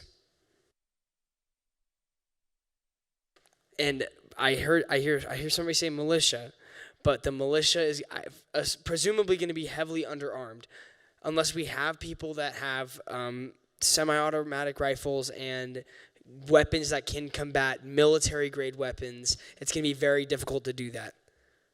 So to answer your question, I'm going to partly assume that some people in the Nevada National Guard are actually native Nevadans and then will actually want to fight for our cause. Plus, our governor will give the speech to the nation advocating for freedom and democracy. So there's some people in the military, they may not even be native Nevadans, but they may choose to join our cause. And hopefully there will be no bloodshed because we want to be united in this cause. We do not want to be fighting Nevadans over Nevadan bases. So I feel like silver blood could be removed because we could make it a part of Bighorn Shield. Can I set that into motion? I'd like to say something. I think, and I mentioned this before recess, that we won't have a whole lot of resources in order to enact offensive movements with our military. I think we should remain mainly defensive in our strategy, trying to hold on to what we still have, given how much stuff is going on in the state of Nevada at this time.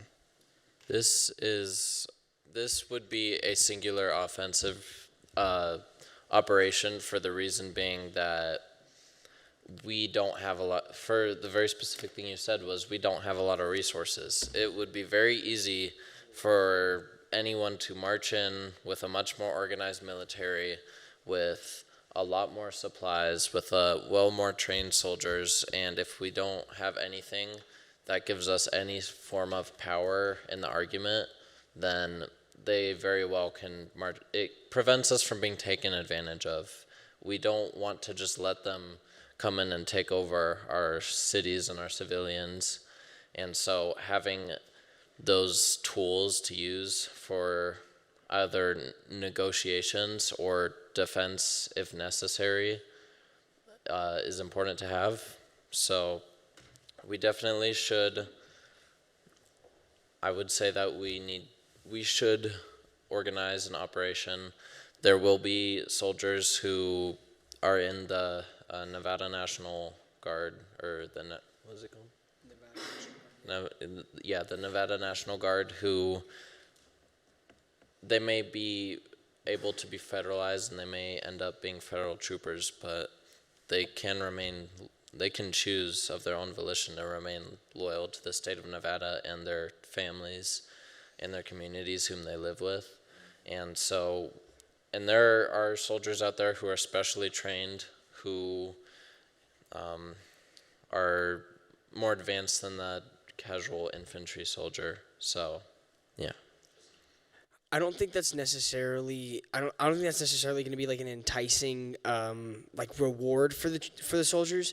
Just because I think that first of all we take as soldiers are enlisted, they take an oath of enlistment, which is just saying I reaffirm the Constitution, I will defend it, and I will also obey the orders of the commander in chief, which is the president. So I think some way that we can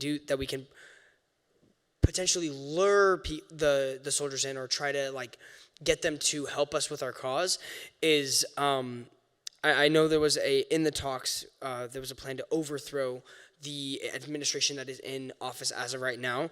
We can promise to these people, to these soldiers, that we will not court-martial them, because that's going to be a big thing on their mind, is that I violated my oath to the Constitution and I violated my oath to America, which is why a large majority of them are not going to actually go along with it. So by giving them that push and helping them understand, hey, we're not going to actually prosecute you over this, that may help build up our forces in both the Air and the Army National Guard. I agree. Yeah, I think incentives are going to be necessary to ensure that everybody, or a majority of the National Guard is going to be on our side, and that they won't get court-martialed. I would like to make a motion to ratify all of offensive strategy Operation Silver Blood. Second. Second? Anyone else second?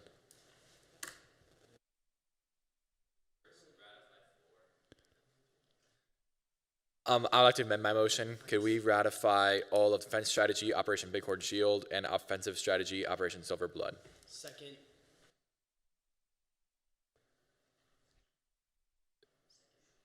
Second.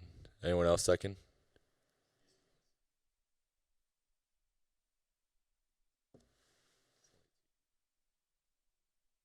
Oh, is it?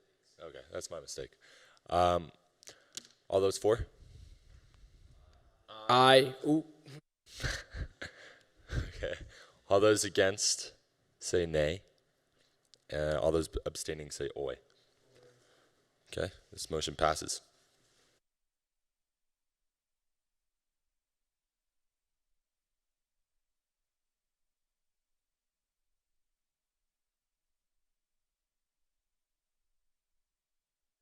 Motion for a 5-minute recess.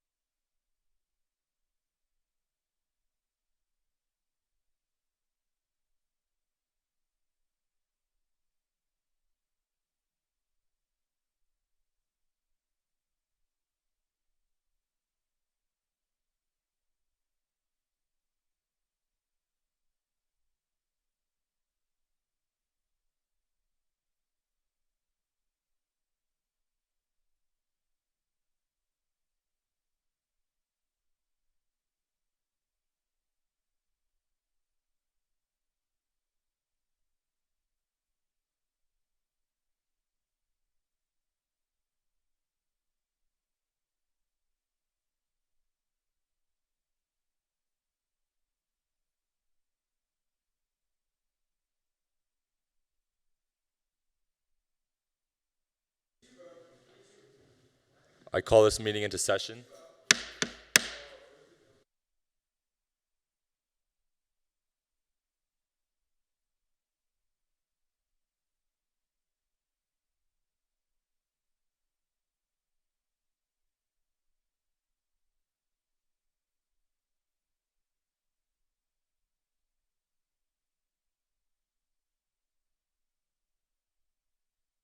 Forgot about that. We have. Yes. Thank you for saving me. I'd like to make a motion to discuss the bombing. Second. All those for say aye. All those against say nay. All those abstaining say oi. This motion passes. Peter. I'd also like to make a motion to open the floor up for debate. All those for? All those against say nay. All those abstaining say oi. Thank you. Okay. So I'd like to talk about, I'd like to talk about the bombings. I think we had it covered with Skick Knot, but we still do have one other issue to address. There is clearly some sort of mole or someone nefarious in our government, because the bomb was made by at least 2 separate individuals, and one of which had top-level security clearance. And before we make any major plans like defense strategy or offensive strategy, I think this might be like we might want to make this our 4A and then move everything down. And we need to figure out who this was and dispose of them, get them out of the government. Because, if they're willing to sabotage us in this case, then they'll absolutely do it again. I'd like to agree with that. I think absolutely we need to figure out who it is. I think to do this, I mentioned this in the beginning, we should launch an investigation into the people who are producing the parts, and track who has recently purchased or has acquired the parts that were used in the making of this bomb. Try to track these parts back to the person. Hopefully we can find out who they were. And what type of investigation agency should we do this with? I know Tristan mentioned the SWAT, but what else do you guys think? We could also use the FBI. That's always an option. But aren't they federal? Yeah. Mr. Secretary? Sucks. Yeah. What if we created a Nevada Intelligence Bureau, seeing now that we will probably be, or even a new American intelligence agency, seeing that we will form a new United States due to the fact that our old one is corrupted? Peter? I propose that we create an agency, and they'll be called the Nevada Intelligence Agency, and they will investigate corruption, or they'll basically be like a CIA or an FBI, but for Nevada. And that's how we can find the people who did the bombs. That's how we can find Skick Knot, where exactly he is. And I think that just having an intelligence agency like that, countries have usually always at least established intelligence agencies in times of war. Seeing as we now have defensive and offensive strategy, I think it is absolutely necessary and vital that we establish some sort of spy agency.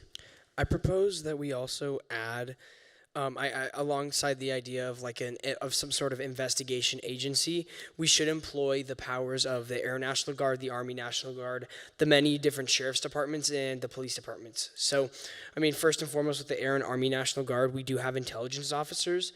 So they are well versed in counterterrorism acts. That is quite literally a part of the 10-week training for those enlisted specialists as well as officer specialists. So we should employ those groups of people, and then sheriff and police groups as well.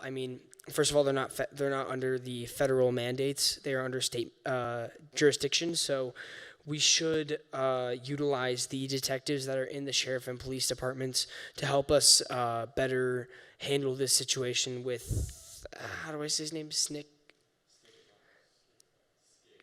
Skick Not. Just one thing. So do you guys want to vote on a Nevada Intelligence Agency, or are we totally against that? What do we think? Quick remark. Move to take a vote on establishing the Nevada Bureau Intelligence, whatever we said. Second. All those for, say aye. All those against, say nay. All those abstaining, say oi. Okay, this motion passes. We'll have a Nevada Intelligence Agency. Mr. Secretary, so I feel like where we're going for the approach, though, that we are trying to make a new America that actually is democratic, or at least bring back the old democratic America. Because if that's the case, then it shouldn't be called the Nevada Intelligence Agency. That sounds like we're putting ourselves first. Rather, I thought we were trying to start a revolution across the entire U.S. to get rid of the fascist shackles that are upon our nation now. So I feel like we should have like an American Intelligence Agency if we're truly going to do that. Well, we can't mobilize the Federal Bureau of Investigation because we don't have that authority. So currently, almost all federal agencies we cannot use. So in this state of emergency, we have to mobilize our own intelligence agency. So we do, want to break free from this neo-fascism, but again, short term, we need an intelligence agency. Tristan. I think I'm going to go along with Josiah's here, and I'm going to say that the American Intelligence Agency might be a better name, only because we want to cater to not only we're trying to lure in the other states and whatnot to help us with this clearly Democratic party or problem. So calling it the American Investigation Agency could also change the psyche and the predisposed opinions of the federal states of America, that we have so far, and all the people that are there. We just want to garner more support for Nevada and for the Constitution that we want to uphold. Yeah, and I also think this is a good long-term solution because in any time that a state has their own state of emergency and they cannot mobilize the FBI, then we'll have the American Intelligence Agency, which would be good. Peter. I motion to amend the Nevada Intelligence Agency to be renamed to the American Intelligence Agency. Motion to amend the Nevada Intelligence Agency to the American Intelligence Agency. All those for, say aye. Aye. All those against, say nay. All those abstaining, say oi.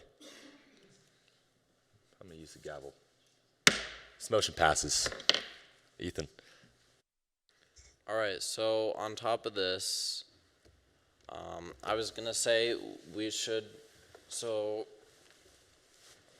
we're a little strained with our military, but I believe if there happens to be availability within the population, we should station people at vital points where we, like using our intelligence agency to identify important possible sites that the bombers may attack, and then we should station people there to try and catch them.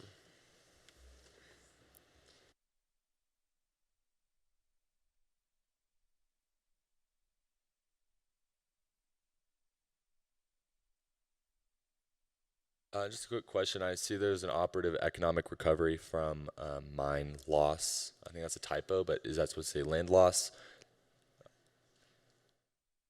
I think it is supposed to be mine loss. It does mention in like the party or the state crisis that we lost a huge deposit of the lithium mines. Got it. Understood. Does anyone want to work on that? I know we're working on operative 7. Does anyone want to work on 6? Do you think we need it? Not. Peter? I'd like to make a motion to move on and talk about step 6. Tristan? Motion to vote on section 7 then? I second. Okay. All those for, say aye. Aye. All those against, say nay. All those abstaining, say oi. Kenna? Which motion are we voting on? Sorry. 7, terrorist defense.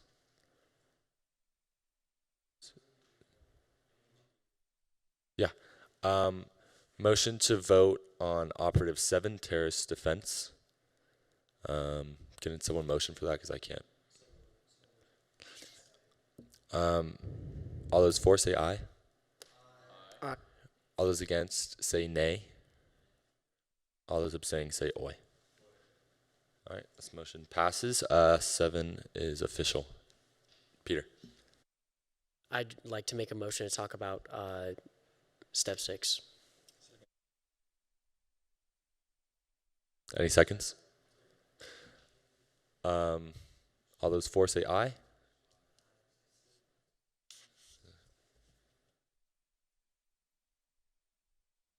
Ethan? Tristan? Do you want to vote on moving to operative 6? Okay. All those for say aye. All those against say nay. All those abstaining say oi. We will be moving on to operative 6, economic recovery from mine loss. Josiah. So I think, like we stated earlier, now that we are declaring the Second American Revolution, we are not planning to lose these mines for long. We are planning to reclaim all of America for a democratic form of government.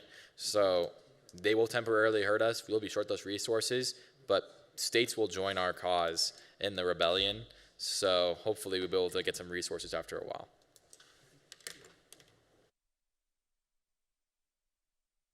I'd just like to officially do this. I'd like to open the floor for a debate. I'd like to make a motion to open the floor for debate. All those for say aye. Tristan and Ethan, I need you to vote. So we're going to be... Sorry? No, you're good. Yeah. All right. Aye. All those against say nay. All those abstaining say oi. We'll be moving into open debate. So I think that one thing we can do is I think we should make this more about economic recovery in general, because obviously we are going to be struggling a little bit because of all that we've lost. But I think if we focus on supporting the military that we have created with the militia and supporting the Air National Guard and the Army National Guard, I think that our economic status will improve. I think that if we focus on manufacturing for our people and our military, I think that we will recover and we will gain for that. I agree completely with what he said. The United States actually experienced economic growth during World War II due to the increase of its war industry. So I think that's something we definitely need to contemplate. We need to make sure that we are industrializing, manufacturing arms for our soldiers to fight in this revolution. So I think our economy will mainly be focused on weaponry. I agree. Does anyone else agree? Do you guys have any opinions on that? I do believe that, of course, mobilizing in any time of war is going to help with economic recovery. But how, do we have any plans on how logistically we will reclaim these mines? Do we have any agencies that will do that, or? I mean, I think with, because it's the Deseret that captured the lithium mines. Correct me if I'm wrong. Correct. Right. So the lithium mines were captured by the Deseret, and it doesn't seem to be that they're necessarily like a militaristic group. It seems to be more so that they're almost like a religious group, because it does mention on the first page in the third paragraph, it talks about how J.D. Moss has taken on the responsibility of executive governor and prophet of the Deseret. So I would, from what I'm taking, prophet is presumably something with a religious basis. So I think that likely they will not be very much, at least heavily weaponized and heavily armed. I think that if we use the capabilities of the Army and the the Army and Air Guard, or we can use Army or Air Guard or the militias, we can successfully capture the lithium mines and use them back for our advantage. Okay, yeah. I will say that I think, just from contextual evidence that they are armed or heavily armed, because on the first page, on the last paragraph, it says that they have proved their ruthlessness, and they go beyond ethical means in doing whatever to benefit themselves. So I think they would be. Mr. Secretary, granted, I think that is kind of vague, so it is open for interpretation. Like I said, I also do kind of think, especially from the last political crisis, it didn't seem like they were necessarily armed. They were just convincing people to come with them. I do believe that maybe they will probably have a hold of knives and like machetes and like more so melee weapons, if you will. Of course, they have the right to bear arms and probably have pistols, etc., but not as heavy as the capabilities of the United States military and the Air and Army National Guard that we will be mobilizing to handle these situations. Understood. I agree. So I just want to clarify, we had previously talked about open peace treaties between us and Deseret. So now we have plans to also invade and take our economic lithium mines back. So where are we kind of bordering between this attack, stay neutral? It is also led by a fascist leader. We know JD Moss. He's leading this. He's also a very close advisor to the president. So, these connections might cause more involvement from the federal government, which we might want to be careful with. Yeah, I don't think we are going to have any peace treaties. Is that correct? That is correct, I think, because the Deseret is still a U.S. state, and they are ultranationalist and fascist, and they're going to side with the federal government in supporting California and thus crushing our liberty and freedom, while we are calling at the same time to restore liberty and freedom to America. So we will be engaging in war with them, and that is why I propose drawing back to Las Vegas for a holdout for the while we build up our military to make sure that we can, once in the future, reclaim Nevada. I would suggest not going to war with Deseret, just because we have to worry about California, and launching an attack would just close us in, making if trying to get out a lot harder. And then that's about it. I just think trying to launch an attack at this point with California on the move would just be kind of irresponsible. I absolutely agree. I think that it's really important that we focus on California first, because as of right now, California is the only state that is invading us by force. With Deseret, the county's left by choice, and like it or not, that wasn't forceful. That was their choice, and so I think that we should focus on California, and if we can defeat California first, then we can go after Deseret and claim the rest and claim, the lithium mines back. But I think for now we need to focus on driving our economy through rebellion, war, funding, or supporting our military. I think that should be our main focus right now.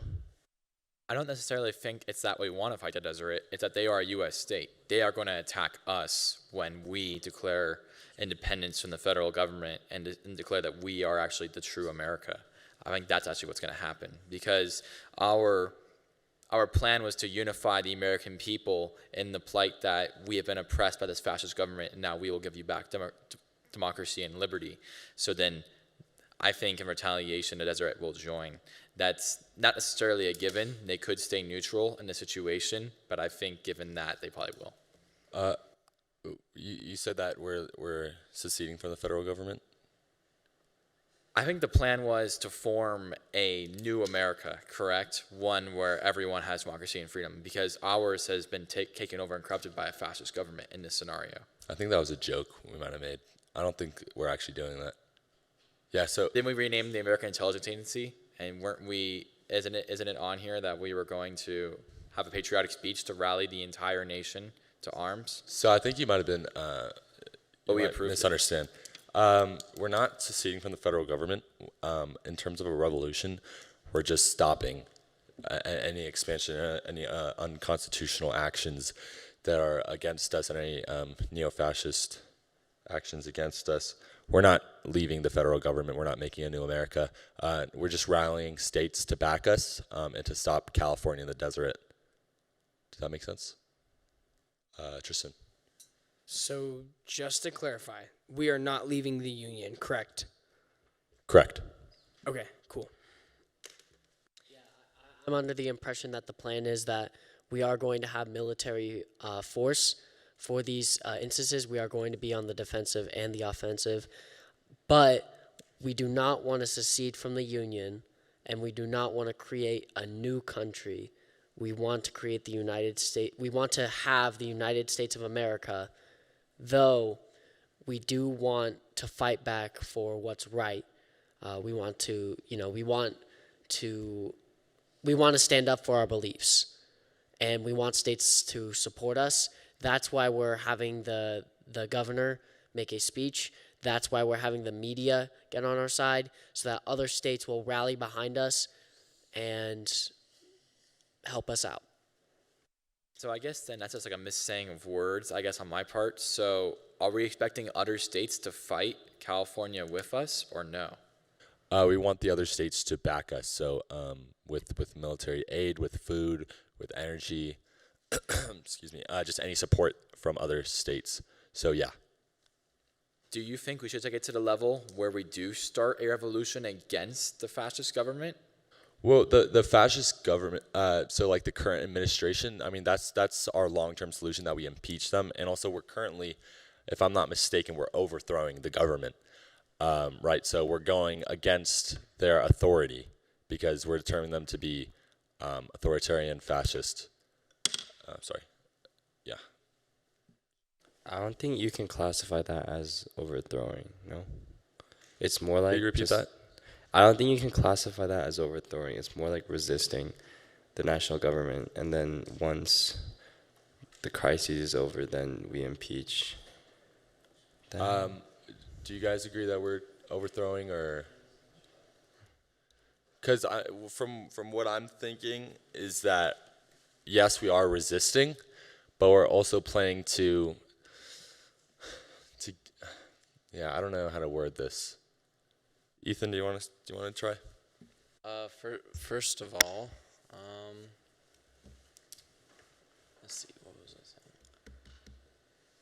saying? Can we move motion to return to discussion of section 6 and then proceed with a vote after discussion? Just real quick, I think maybe the words matter. Are we overthrowing or are we not? Tristan, you might be able to word this for me.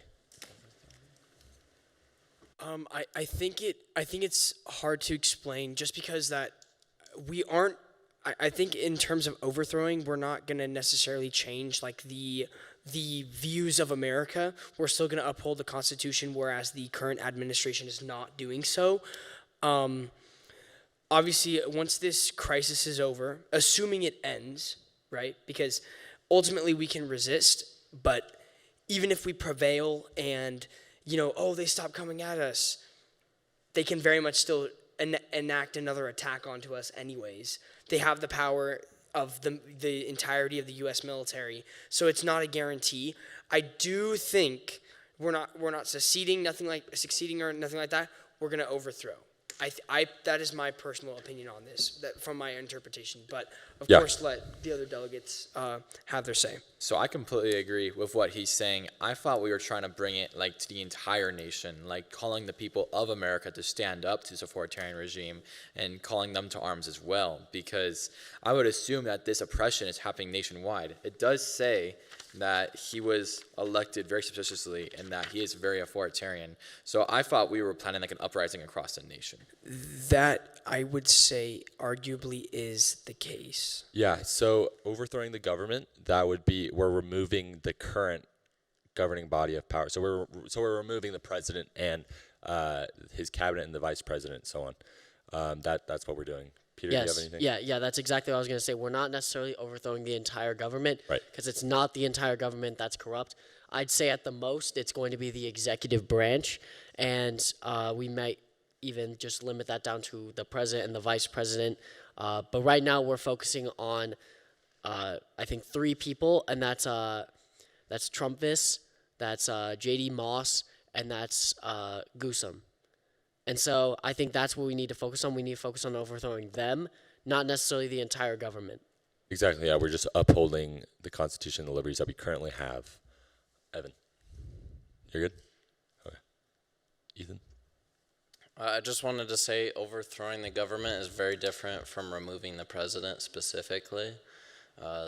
That's what impeaching is the process to remove the president, and we want to get the president and his, I don't know if J.D. Moss is the vice president or just, the close friend, because it doesn't mention that, but it does say his like close advisor or something. So whatever the case, getting the president and his cabinet out of there is more of a process of impeachment. So I think we should write that on our list of main points somewhere, that we want to take stuff up with the Supreme Court, both for invasion on both the fact of the Deseret and California, and also to impeach the president and get him out of office. Well, impeaching is just, that doesn't mean that the person is removed from office. So we do want to impeach them, but we want to overthrow them in the sense that we forcibly remove the existing governing body from power. That's what we're going to do, and that's the definition I have online. Impeachment is something that we will do to bring charges, but that's not going to remove him from office. Peter. Counselors, I have a question. So with what we're currently trying to do, our targets are only pretty much only Trumpists, J.D. Moss, as well as the bomber and their fellow associates. Technically, does removing when allying with other states that are not a part of Deseret, does this count as overthrowing the government? Does this count as overthrowing the federal government, or is this just like trying to protect our constitutional rights as a democracy? Because the current federal government is trying to impose these quote-unquote neo-fascist.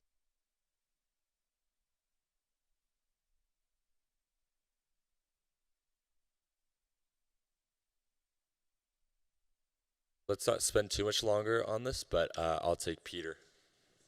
Okay, so I would like to just propose a couple of things that we can do in just rapid succession.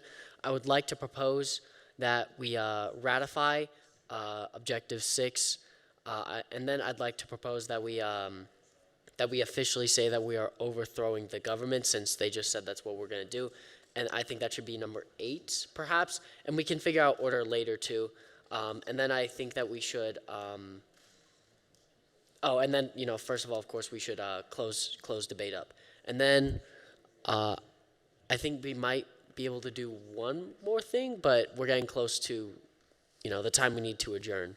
So I just like to propose that we just do motion, and yeah. Ethan.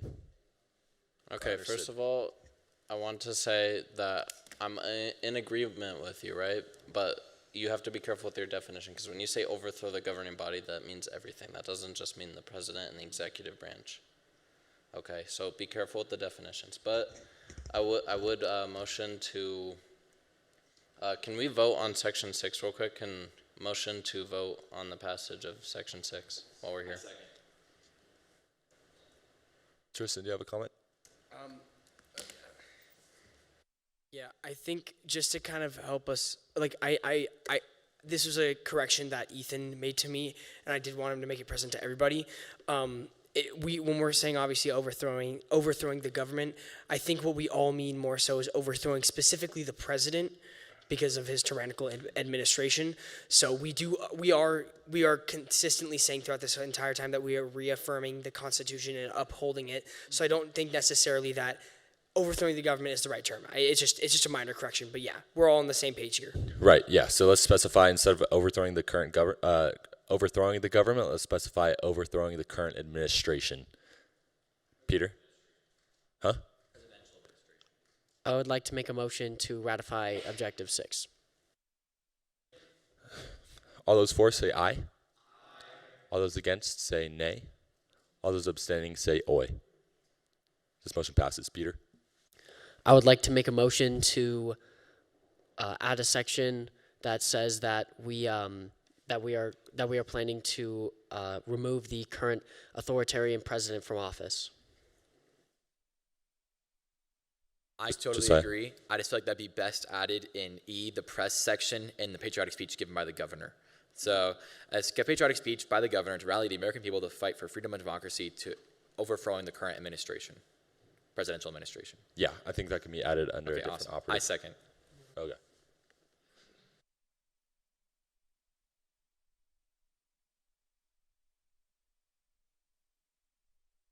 Okay, motion to add overthrowing the current presidential administration in which operative do you want to do?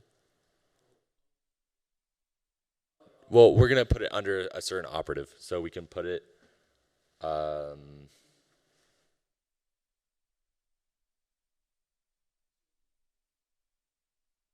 okay, 2E. Motion to add, to specify overthrowing the current presidential administration under 2E. Any seconds? All those for say aye. All those against say nay. All those abstaining say oi. This motion passes.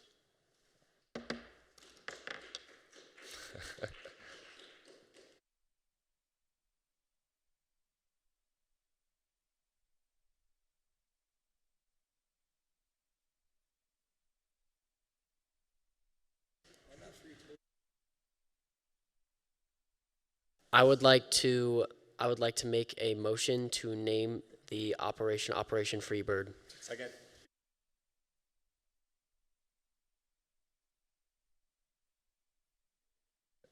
To specify the operation, saying that we are going to remove the president from office forcibly. Just to clarify, we're calling a speech an operation. Does that really make sense? Well, let's have fun with it. Okay, all right. Tristan. I think in this case it does make sense, specifically because we are trying to sway the American public into helping us out with this, so or into helping us further our mission. So I do say it's almost like a psyop. We should very much call this an operation, I think. Okay. Motion to make an operative Operation Freebird for overthrowing the current presidential administration. Any seconds? All those for say aye. Aye. All those against say nay, and all those abstaining say oi. This motion passes.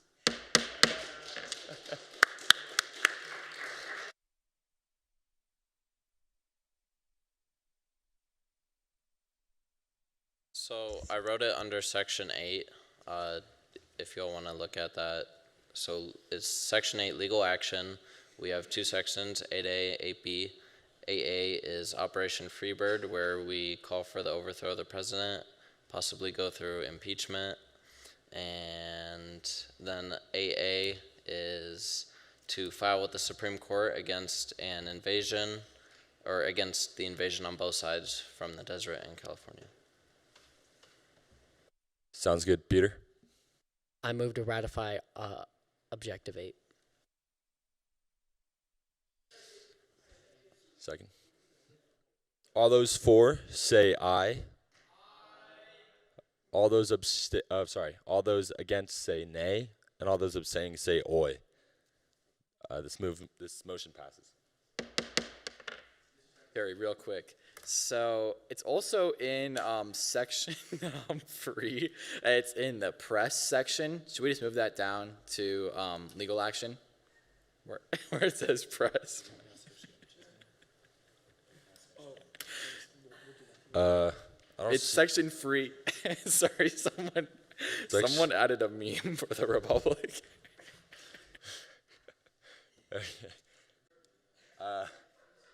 Mr. Secretary, for a better explanation, for the Republic is from Star Wars: The Clone Wars. So, just to understand this, and then a random bird image, of course. But, Mr. Secretary, may we motion to do such actions as Josiah's listed?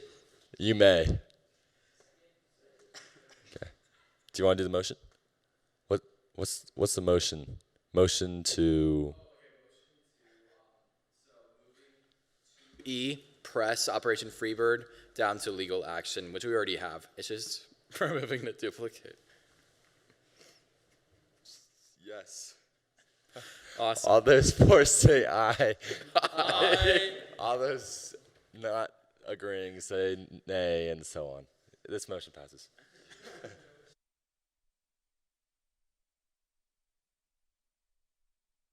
I think it'd be a good idea to adjourn so we get some time at the gift shop. Thank you, Mr. Peter.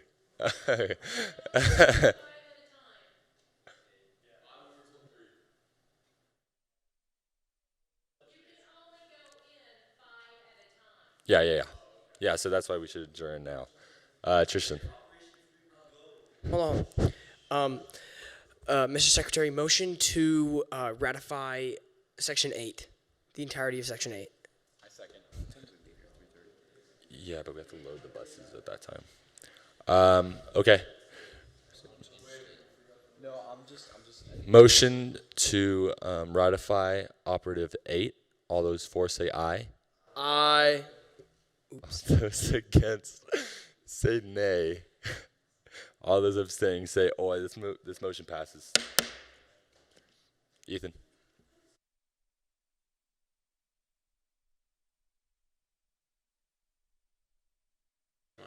So, on Section 8, someone added in the press stuff, but what happened to the other stuff that was in there? It's because earlier we established that we wanted to have mass press coverage on this event and the governor to give a speech to the whole nation to rally it, so I just copy and pasted that in there.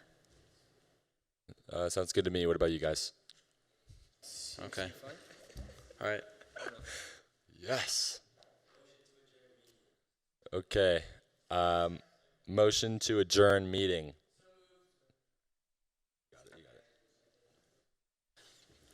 All in favor of adjourning the meeting?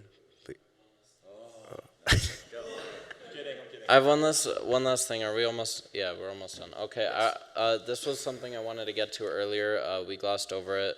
I brought up the point about using in Section 7 our intelligence agency to kind of scout. So we identified that it can identify corruption in the government, but additionally they could serve an additional purpose, which was to identify vulnerable sites that might be targeted for bombing in places we want to protect, and to station people there to protect those places. And I would motion to add that to, what is this, Section 7C. Motion to amend 7C. All those for, say aye. All those against, say nay. All those abstaining, say oi. This motion passes. Tristan? Mr. Secretary, motion to adjourn the meeting. Yes. All right. All in favor of adjourning the meeting, please say aye. Aye. All against, please say nay. We never covered the heat issue. The heat was on, everybody was That's energy. So yeah. Apologize. Okay. Any more questions? Any more comments? Any more concerns? Ethan, what's your concern? Point of inquiry, do you guys want to read off our response for the archive? Nope. I think No? we're good. What do you mean read off the response? Read off our plan, right? Oh, for the record? We can read off, there's a summary at the top, and then we can read off our plan to respond to the crisis. You guys like to do that? For the...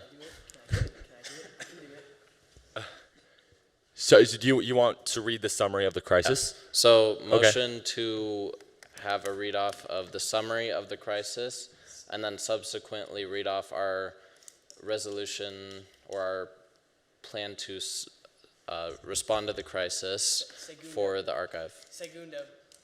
Second? Can I please? Yeah.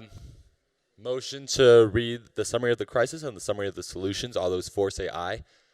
All those against say nay. All those abstaining say oi. Mr. Secretary, one quick question. Should we name the entire thing one operation? Let's So we no can title? make more motions tomorrow. We're just running out of time. We got about 15 minutes Well, left. not all of us have to be here to read it. Some of you have to go to the gift shop. That's fine. Tristan, why don't you read the summaries?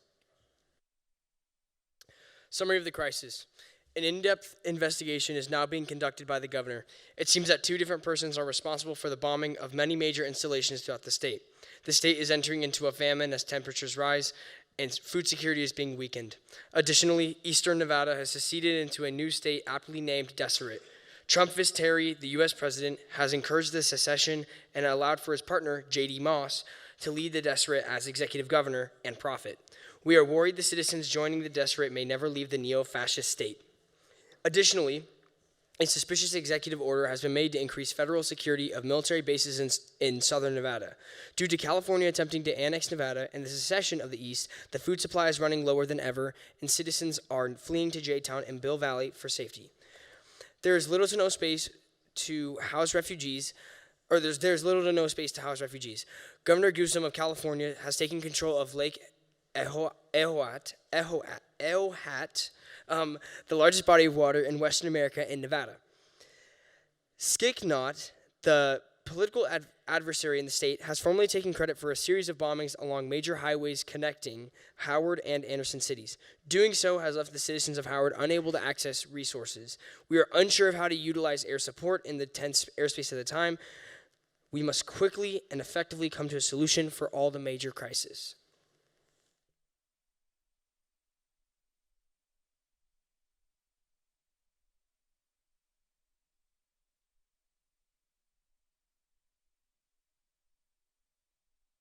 Yeah, okay.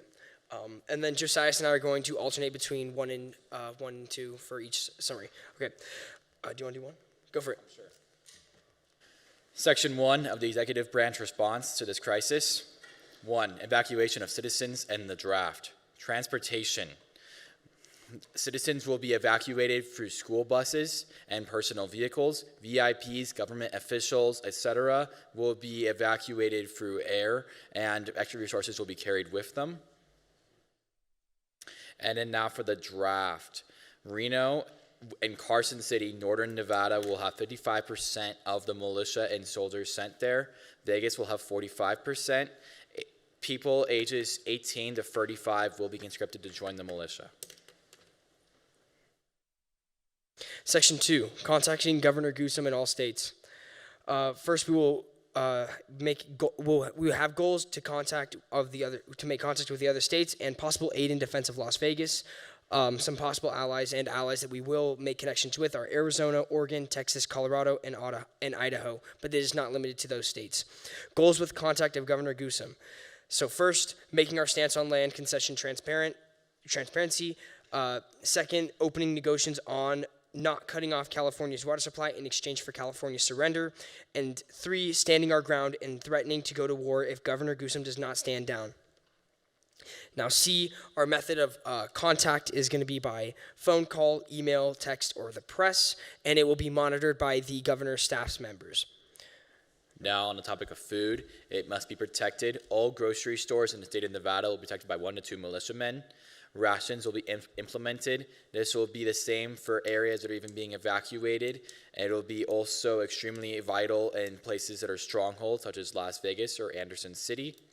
Ration books will be introduced. Every person receives a book of tickets which they can redeem to purchase items. This encourages people to ration and not buy all at once, helping small businesses and grocery stores survive as well as the food supplies. As said before, this will be issued in strongholds, Vegas, Reno, and Carson City. Now, Section 4, Defense Strategy, Operation Bighorn Shield. First, we will organize an enlisted militia of people ages 18 to 35 years old. They are not married and have no children, and they aren't guardians or capable of taking care of children. And we will also implement martial law and or state of emergency. And then third, we will get military defense along the borders as well as in the main cities. And fourth, we will open negotiations with Deseret on a ceasefire until the conflict with California is over. Section 5, the offensive strategy, Operation Silver Blood. This will be the capturing and securing of military bases. This is not limited to Nellis Air Force Base, the Nevada National Security Site. This has Nevada's biggest stockpile of weapons and the research facilities, and the Sierra Army Depot. And any soldiers captured or who surrender to Nevadan forces are guaranteed to not be court-martialed. Section 6 is the economic recovery from the lithium mine loss, tourism, and destroyed infrastructure, etc. First, we will reclaim the mines once the military is strong enough, as in the militia and the members that we have gained through the Army and Air National Guard, as well as the people drafted. 2, the war economy will focus on manufacturing arms for the revolution, and that will in turn also help us boost our state economy. And 3, we will take imports from other states and other support that we can get. Now on section 7 for terrorist offense, we will apprehend Skix Not. We will do a background check on all state government workers. We will form a new intelligence agency, the AIA, American Intelligence Agency, to investigate and oversee all possible corruption within the state government. The AII will help foster Pan-Americanism, as this conflict will shortly turn not just into a Nevadan one, but a truly American one. And then section 8, this is the last section in the plan.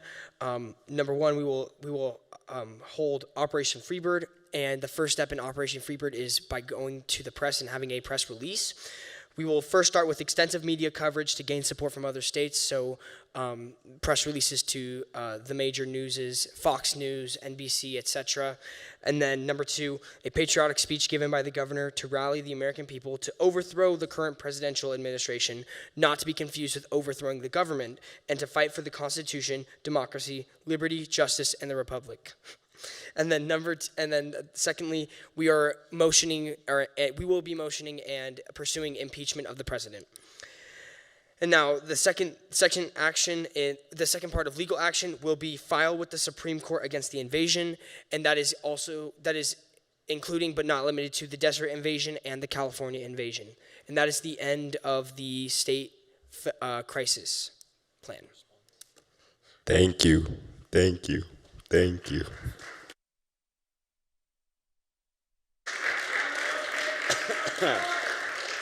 Peter, go ahead. I'd like to make a motion to adjourn. All right. All in favor of adjourning the meeting, please say aye. Aye. Anybody not in favor, please say nay.